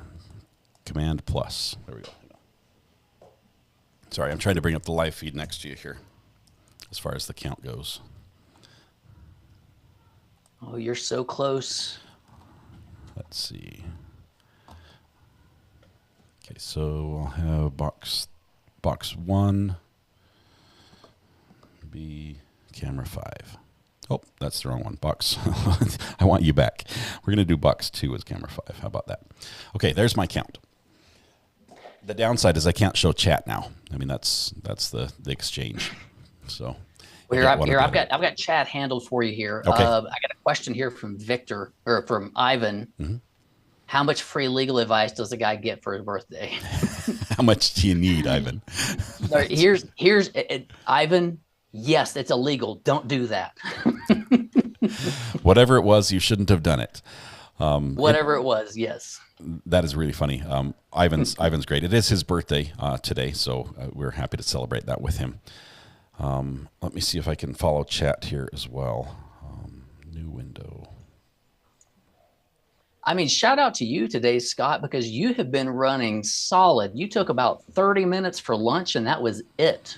It was a short break. I will say that for sure. I would like a little longer break on the usual day. Let's see. Let me kill this audio there. Okay. Now I can see chat. Finally, I fixed it. But I can't put it on the screen. So let's see. Do you think we might get a hung jury, says Eric Lawrence? I think it's possible. The longer it goes, I think the more likely that could occur, that there could be a holdout. Do you want to explain the dynamite charge, Matthew? Absolutely. That's my favorite, the Allen charge, also known as the dynamite charge. So what happens with the dynamite charge is the jury comes out and they say, we are deadlocked. We have deliberated. We've gone through everything and no one's willing to change their position. And so, Judge, we're deadlocked. And so the judge brings them out. I've actually had to give this charge before, right? Or I guess the judge in one of my cases had to give this charge where the jury said, we're deadlocked. And so the judge looked at us and said, time for the dynamite? And we were like, absolutely, Judge, bring it on. We have time to boom. And so it's meant that the dynamite is meant to break up the log jam in the river, so to speak. And so the judge brings the jury back out to the courtroom and the judge says, ladies and gentlemen, you have heard all of the evidence that there is to offer. The state or both sides, ours was a civil case, have put a great amount of expense and effort and time and resources into giving you this evidence. The chances are that if you don't reach a verdict today, we're going to have to present this exact same evidence to another 12 jurors who are going to have the exact same issues as you're having right now. And they are just as likely to deadlock just as you are right now. So essentially, for the good of the 12 county, people who would have to fill in for you. Yeah. So rather than passing the buck, get back in there and do your flipping jobs. And usually that's enough, because and there's a few more instructions that go along with it of, if you're firm in your convictions, then hold firm to your convictions. But if you can give it some more deliberation and hear some other viewpoints, if you're not so firm in your convictions that you absolutely can't change them, then if we deadlock, then we deadlock. But get in there and give it another shot, and most of the time that will get it done. And the judge isn't ordering anyone to change their mind, right? He's not saying, hey, you know, if you firmly hold on to that, you have to let go and change. So they still could come back and be deadlocked. But it's just it's like shaking the snow globe, you know, see where it settles again, see if you guys can think again, reset a little bit, back up and try it again and see if you guys can come to an agreement. Obviously, on a trial like this, I don't know the numbers, but there's got to be a huge expense involved on behalf of the state or the county, whoever's, you know, putting on the trial. These aren't cheap. No, trials are so incredibly expensive, and one of the big complaints that I get on a pretty regular basis is how little that a juror gets paid in order to appear for jury duty. Even with paying jurors so little, the county or state is still spending tens of thousands of dollars on these trials. And so you've got to imagine that you have so many other people that are working behind the scenes, investigators, police officers that are stuck on standby. They can't take vacation, so you're having to pay overtime. Oh, man. There's a lot of expense. And so it's a travesty whenever you hit a mistrial, because you still have no justice at the end of the day, that the case is not done. You're going to come back and retry it. And I think this judge has made it clear that unless it's a mistrial caused by the prosecutor, he's not going to dismiss it with prejudice. So if we get a mistrial here, I think you're going to see another retrial. We're going to have round 3. Yeah. And honestly, I said this a couple times already in this case. I look at mistrial as a cliff, right? And you fall off, and it's disastrous, right? It's a reset. You have to start over. You know, if you're playing a video game, you start over at the beginning, basically. There were several times, like 4 times during this case, that I think that we fell off that mistrial cliff, and somehow in the tumble off the cliff, we landed back on the ledge. And it doesn't make sense how we, you know, physics didn't quite add up for that moment. But 4 times we were miraculously saved from a mistrial where I thought that it could not end any other way. And really, I'm floored that we got this far in the case, that the jury is now hearing it, or jury is now deliberating. It just it did not seem that we would ever get here. Yeah, I'm right there with you, man. A week ago, I think we were kind of holding our breath and going, well, that's mistrial. Yep. Who had mistrial on their bingo card, because we should have been done. And you're right that we ended up back on the ledge after falling off the cliff by sheer will and determination. We defied the laws of physics to avoid a mistrial numerous times here. Yeah. And as far as that goes, maybe from a lawyer's perspective, maybe you can share this. How much input would Zach have on whether or not his attorney asks for a mistrial? Would he have some input there, or is that just a decision the attorney makes based on their best judgment? I would absolutely ask my client right there in the moment. Mainly because it is the chicken way out, but I want them to take responsibility for whatever the outcome is going to be. I don't want them to put that on my shoulders of, well, I got the conviction and we had the possibility for a mistrial. I would rather go to the client and say, listen, what they've done here, I think that it amounts to a mistrial. We have the ability to ask for it. What are your thoughts? Here are pros and cons. Pros, we get to start over, and this damning evidence is not going to be considered. Cons, we've got a couple feathers in our caps because of a couple of these witnesses went the way that the state wasn't expecting, and we're going to lose that element of surprise whenever we come back for a mistrial. So, client, what do you want me to do? Seriously. And you know, there it does preserve, like for appeal, them asking for a mistrial gives you some options down the road if there was a mistake and it does end badly. You'd think there would be more benefit for the defense to ask for a mistrial than than downside in a lot of these cases. So believe it or not, mistrials should be sought even following objections, because in order to preserve your error for appeal, you have to what's known as pursue an adverse ruling. So because you're spot on, that is exactly how you preserve that error. So let's say that evidence comes in that shouldn't be heard, like what we saw with, like I was threatened with that gun, that part, right? Yeah. So with OM, I think that's what they were calling her, or OA. So with that statement by her, they should not have heard that. So you have to pursue an adverse ruling. So you object and you say, Judge, that evidence is inappropriate. And the judge says, sustained.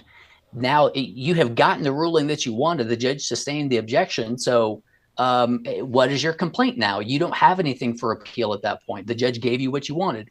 You have to pursue an adverse ruling. So if the judge sustains that objection, then you say, Judge, I'd ask for an admonishment to the jury telling them to disregard it. So the judge turns to the jury and says, I'm instructing you to disregard that evidence. Well, you still don't have an adverse ruling, so you don't have any error for appeal. You have to keep pushing until you get to, we request a mistrial on that. And whenever the judge says mistrial denied, now you finally have something that you have preserved for appeal. Right. Okay. And we saw some of that. There was some back and forth, even as it went so far as defense said, we'd like this whole line of questioning to be stricken from the record. We'd like, everything we heard from this witness, we'd like that to be removed and disregarded. And then the judge said, to some extent, he said, okay, the last 3 questions type thing, we can just have that wiped. And defense said, okay, that's good. And that I was floored at. I'm like, why did you stop right there? Why did you stop? You're so close. But I guess they have a plan that they're following. They must be something, like you said, there must be some evidence that was a surprise to them that they think helps them, that they won't get on a mistrial. And maybe that's what they're holding to. Maybe they think they have a connection with one of the jurors that's really just, responding in a way that they think they're on our side. And that's something you don't want to give up and risk on another 12 random people. So back to the striking all of the testimony from one juror, or I'm sorry, from one witness.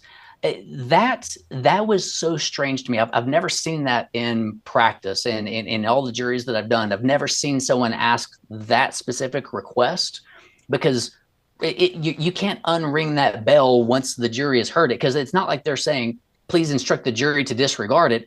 All the substance of the request was, Judge, we're asking you to strike that from the record. So whenever you went up on appeal, that testimony just would not have been part of the record at that point. There are some appellate benefits there, because now there's no evidence from that witness that would have supported one of your specific elements for the crime, but the jury's still hearing that information. And you have to know at this point that the jury has heard enough evidence to uphold a conviction here. And so it was strange for me to hear. I agree. It was crazy. I really want to hear from this jury when we're all done. I'd love to hear a lot like with the Murdaugh trial. We were floored when the jury down there came out and said the financial stuff was a distraction for us after we'd spent weeks on it. I wonder if there's something here that this jury says, the marijuana was a distraction, or OA's testimony, or the inmates, the cellmates testimony, all that was a distraction. We didn't need any of that. I wonder what it is when they come back, if that they really clung to and held on to. So we'll see there. Any other thoughts you wanted to share before we start to wrap up? We're so close to 9,000. Oh my goodness. Well, I think that we can find out real fast, because we learned the name of one of the jurors here recently, so we could put out a request on Facebook and to get an answer. The name is out there, and she's not released. She still has to stand by. They might call her, say tomorrow, a juror comes down with the flu, the bird flu, or whatever it is, and can't make it to court. They call her up and say, hey, guess what? You're back. And now we have her name. We know the name, the identity of a juror, a sitting juror, thanks to the judge reading the name in court. I'm surprised they didn't use juror numbers there. That seemed like a bit of a mistake as far as their practice goes. And maybe they haven't run into that problem before and it's never been an issue. But well, maybe someone from the state or defense wanted to point that out to the judge, but the way he responded to the state reminding him to swear in the bailiffs, they said, well, we're not correcting anything from him anymore. Yeah, he does not like to receive direction from the attorneys in front of him. That's for sure. But that's awesome. As far as I've asked you this question several times, as far as the judge's performance, you're probably not going to practice in front of this judge, so you might be safe. I realize this is bad form for me to ask you, but what do you think? How's the judge doing in this case? No, this is appropriate. You're right. I'll never appear in front of him, so I can give honest critique. Okay. I think that there have been times whenever he has pontificated a little more than he needed to with the explanations for his rulings. One of the things that they teach in baby judges school is rule and run. Hang on. Don't explain your reason. There's a baby judges school. What is baby judges school? Oh, well, as soon as you get elected as a judge, you have to go to baby judges school to learn how to be a judge and learn how to make rulings. It's just some legal education to get you ready to put on the robe. Awesome. Most attorneys call it baby judges school, but they teach them to rule and run. Don't explain the reasons for your rulings, because all you're going to do is give a little bit more ammo as to or for an appeal, because if you've given a faulty basis for your ruling on that objection, then now you've explained why you ruled on it incorrectly. And so I would prefer for him to just make those rulings and let them lie. And I think that would have sped things up just a little bit more. Yeah, that was good. We've seen that the judge is a fan of the program. I don't know if he's in chat or not. Did that surprise you that he appears to be sort of monitoring the court from the public side as well through YouTube? Well, yeah, I think I had the exact same facial expression as you did whenever we heard it coming over. I think we were both. Yeah. and so that caught me by surprise. And I think my response in chat was, did we just get famous? Yes. And then seeing how much of that caught on in social media after that. And then the next day, the head scratching. I'm not surprised. I recently had a hearing that went forward on YouTube. And so we needed to, there's a question about some testimony 10 minutes after the hearing was over. And so I went to YouTube to go see if I could listen for that one part. And I saw the live chat. If I had known in advance, let me let you know. If I'd known in advance this was going to be on YouTube, you would have had the link. But that's where I was going to ask next. If I had known, because as soon as it went live, I was like, Scott's going to be so mad at me. But I went back to the live chat not the live chat. I just went to go and watch the YouTube video just to find out what that testimony was. And I saw the chat, and it gave me a lot of insight from my own client as to how the client was coming across in answering questions and in appearance on camera. So all things that are beneficial for an attorney to know, because really at the end of the day, every single person right now, we've got how many? We got over 1,000 people in chat right now. Any 12 of them could be one of my jurors.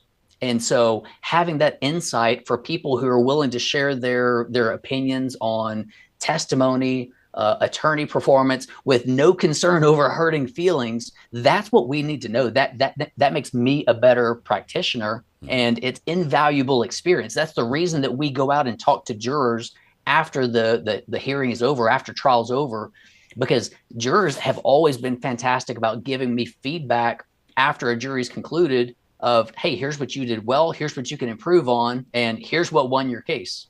Yeah.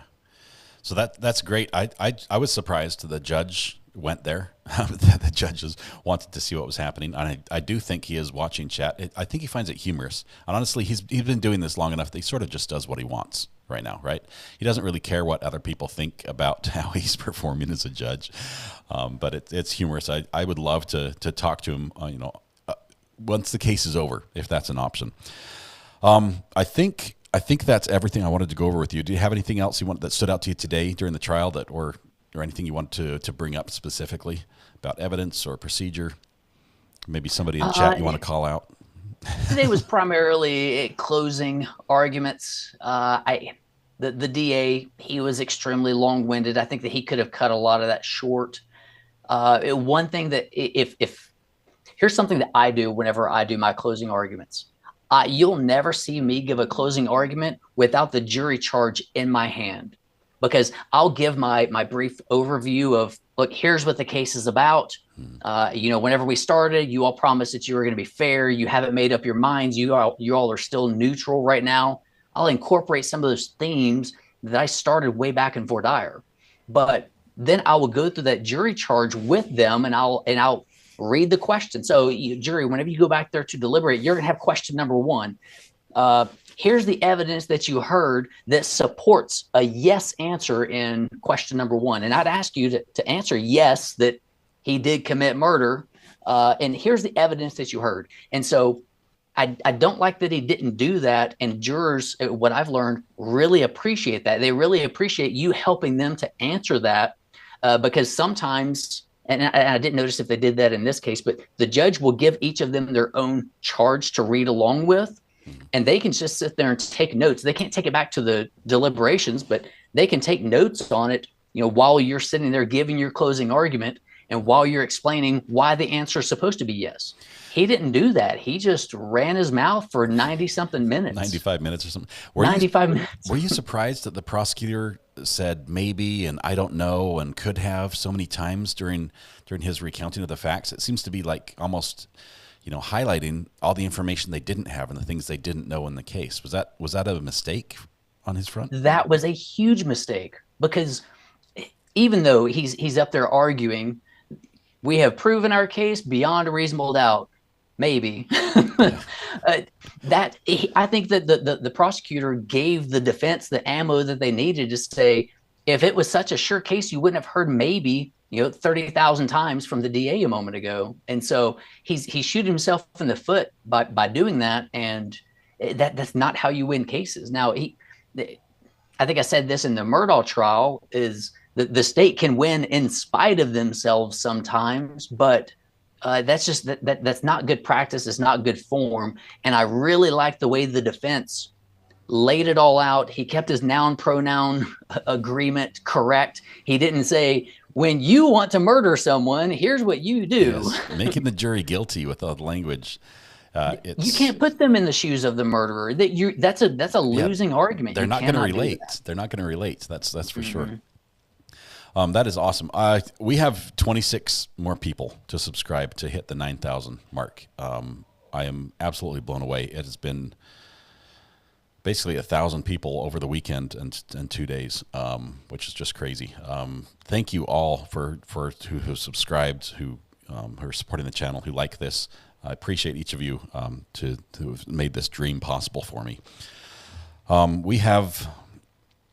I think we have 9 o'clock in the morning is where we're going to start. We're going to pick up. I think we'll probably hit the 9,000 mark overnight, just because there are so many people who are watching the clips of those 2 clips on Twitter. Over 100,000 people have watched the judge scratch his head when Matthew or when Weather Watch said, "Hey, if you can see this, scratch your head." Just hilarious, absolutely hilarious. That holy cow, the numbers going like crazy. 19 more people and we'll be there. We might hit it before we end. I was going to wrap up, but holy cow. The feed over there, or the link over on Twitter, is going nuts. It's crazy. It's absolutely bizarre. So many people are saying that's coincidence, and then they find out that, the judge actually did play our live stream, our audio during court, which is just hilarious. I love it. 9 o'clock in the morning is when we're going to start. We're going to pick this up. We will probably, the jury wants to be there right away. It sounds like they're making progress. The fact that they want to be there right on time, the same time they've been there every day. I think they're pushing, they're making progress. They're getting somewhere. I don't think they're hung right now. I think there's some people who aren't ready to make a decision, and a couple people have made their mind up. But I think we're so close to seeing a verdict. 10, 9. Here, let me give you my final thoughts. Let's hear it. Because number one, Scott, I want to say how much that I appreciate the channel that you've put together here, the community that you fostered. We have such a great community of people in the chat. people that are watching the live replay later on, they're commenting that aren't here for the live chat. You've put together such a great community here that for the people who are in chat right now or listening to this that haven't subscribed, what are you waiting on? It doesn't cost you anything to subscribe. We have such a great community. And if you look through the comments and the live chat, that's what you hear is everyone talk about how great this community is and how great your commentary is. So from that's my shout out. I can shout out the mods, all the great people in chat, but really, Scott, my shout outs to you. I appreciate everything you've done to put this here and also to make yourself available to all of us after hours on the burner phone, weekends. I know you and I have spoken on the weekends about just how to grow channels. Yeah. And so I appreciate you, and I know that everyone in chat does as well. Thank you for the kind words. Everything I know about law, I learned from Matthew Harris. So if I seem smart, it's because I was wrong at one point and Matthew corrected me, and I've remembered. So Matthew, you have your own channel that is awesome. I love the way you approach the different matters of law that you address in your videos. It's fantastic. We just went over 9,000 subscribers. Hey, closing argument got it. Oh my goodness, Matthew, you took us there. That is amazing. Thank you so much. Huge celebration for everybody. This is awesome. This is your celebration. That 9,000 is you. That's just amazing. I can't thank you enough. And this is awesome. We're going to do this again tomorrow. We're not done. The case is not quite over. We do have one more. I'm still working on the homework about which one we're going to cover next. But we do have some cases we'll cover in the meantime as we prepare for Sarah Boone, which I think will move forward. That's going to be crazy.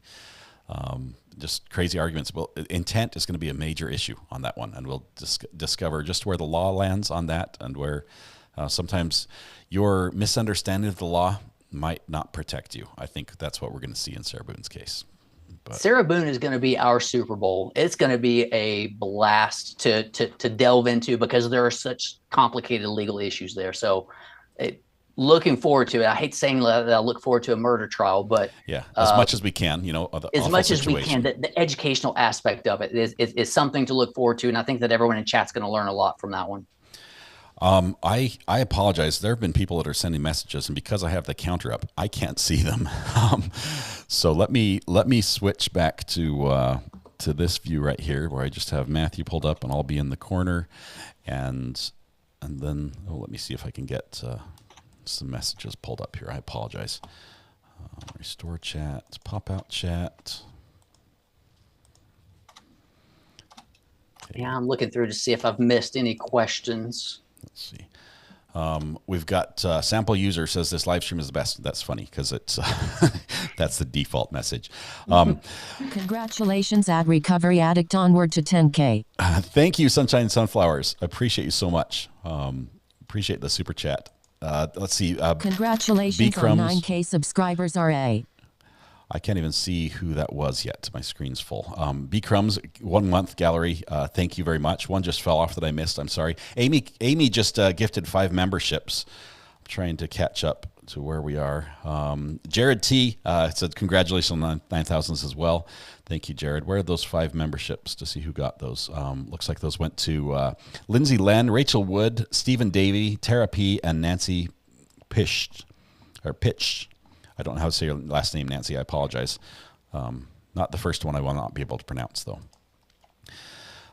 Thank you, Matthew. Appreciate you coming on. I realize you're busy. Love having you in chat. I heard you had that big win earlier last week, so maybe you're still riding high on that one. Well, yeah, I was trying to give it all away back in chat with gift membership, so... That's wonderful. I appreciate the gifted memberships. You were very generous today, and several people are in green here as a result. So... Matthew, appreciate it. I'm going to let you have the rest of the day off. I think we need to let people go to sleep and rest up because we're going to have a big day tomorrow as this continues. Thank you, as always, my friend, for connecting. Good to talk to you, and we'll do it again soon. My pleasure. See how all of y'all. I will say I feel completely underdressed. I'm here in my beach shirt, and Matthew's in a shirt and tie. I just want to like shrink down so I'm just ahead, so you can't see. I'm just taking it easy, relaxing here. Next time I'll dress more appropriately for court, Matthew. Appreciate your example. Next time I'll mail you a tie. How about that? All right. That's actually what I asked for my birthday was a tie for my kids. I know some dads don't like getting ties. I do. because I have awful taste in ties, and I know that Mrs. RA is going to choose the tie for the kids, so I'll get a nice tie out of the deal.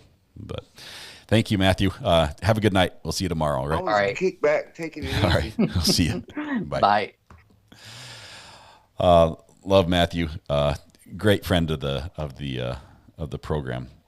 Have I got a cheer soundbite? I do have a cheer soundbite we could do. How about this one? It is just wonderful to reach that with you guys. Thank you so much for all your support, for all your subscriptions, for the people who are able to support the channel financially. That makes it possible that I can continue. Obviously not necessary. You just being here is enough, and that is wonderful. So thank you for everyone who does that. Horse Eating Bananas says, "You the man, woohoo!" Horse Sheet, it's good to be here with you. Love the gavels and the pickles there in chat. I haven't mentioned them before, but I highly recommend. I realize I just misspoke there. If you clip that, it says, "I haven't mentioned this before, but I'm high." I'm not high. I said, "I haven't mentioned this before today, but I highly recommend spicy maple bourbon pickles." Let's see. I think we've got Weather Watch calling in right now. 2. Hey, Thomas, are you there? Thomas, can you hear me? Congratulations. Thank you, my friend. I had to step away from my desk, but I saw the counter go up, so I had to tune in on my cell phone as I was running some errands, and I got home. Yeah. That is incredible. That is so awesome. Yeah, it's been amazing. Chandra says in chat, remember that time where we were just hanging out with 13 peeps? What was that, like 3 weeks ago? That was Daryl Brooks. There were 13 of us the first day I live streamed. I've told this story a couple times, but that first day, at the end of the day, it's felt the same every single day, even though the numbers have gone up. With just 13 people, I said, this is the most fun I've ever had. You guys said, can you do it again tomorrow? And I did. There were 35 the next day. The next day there were 450, and the fourth day we had 13,000 people come through chat over the day. It has been a roller coaster of just amazingness. Dodie Sweeney says, where is the trial being held? This one is up in Wisconsin, Kenosha, Wisconsin area. Thomas is Weather Watch, who's on the phone with me right now, is my podcast partner. We have a podcast coming up on Friday where we've had a lot of celebrations on the podcast, and I don't know what to do now. I never thought we would be celebrating again so quickly. I think every single intro starts off with, let's discuss and celebrate Scott's new milestone that he's hit again and again and again. We almost need to have 2 a week so we can celebrate twice a week with the pace of growth. It's incredible, but so well-deserved. I think Matthew said it incredibly. The compliments from people about the community in the chat, absolutely. Everyone is so awesome in there. But it is the environment that you've promoted and grown and that you provide for everyone else. So he said it fantastically. Absolute major kudos to you and what you're providing for everyone else. Oh, I was trying to post things on the screen while you're talking, and I realized I had chat turned off, and it's sort of crooked. It's been one of those days. I apologize, guys. It's been a little rough. Let me shrink this down a tiny bit. View, zoom out. There we go. Is that better? No, yeah. I'll have to fix it. Are you still live? He's still live. I am still live, Debbie, but we're going to be done now. We're going to be done now. Thomas, thank you so much for calling in. I'll talk to you offline as well, as we've got some prep to do for the podcast this weekend. Let's see. I'm trying to answer any questions we have. Did somebody gift more membership? That was Amy that gifted more memberships. Just, you guys are amazing. Let's see. Where's this trial being held? We got that one. Lisa says, because you're a great, genuine, nice guy. Make sure everyone feels welcome. No, really, Lisa, chat is what everyone says. And this is true. Chat is so friendly. You guys are so amazing. You are so welcoming.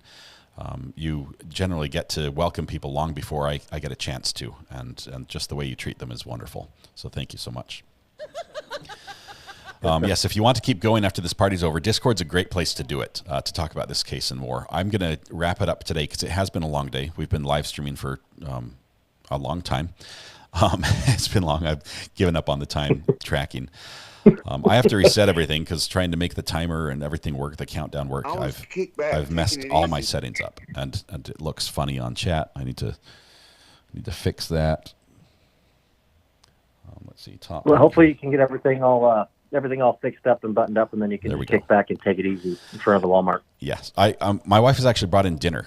You didn't see this, but I've got like a pesto chicken, green beans, tomatoes, and a like a sticky rice type thing, which I haven't had opportunity to start. But she brought in dinner for me, so I have to end that. I'm going to go enjoy dinner with the kids.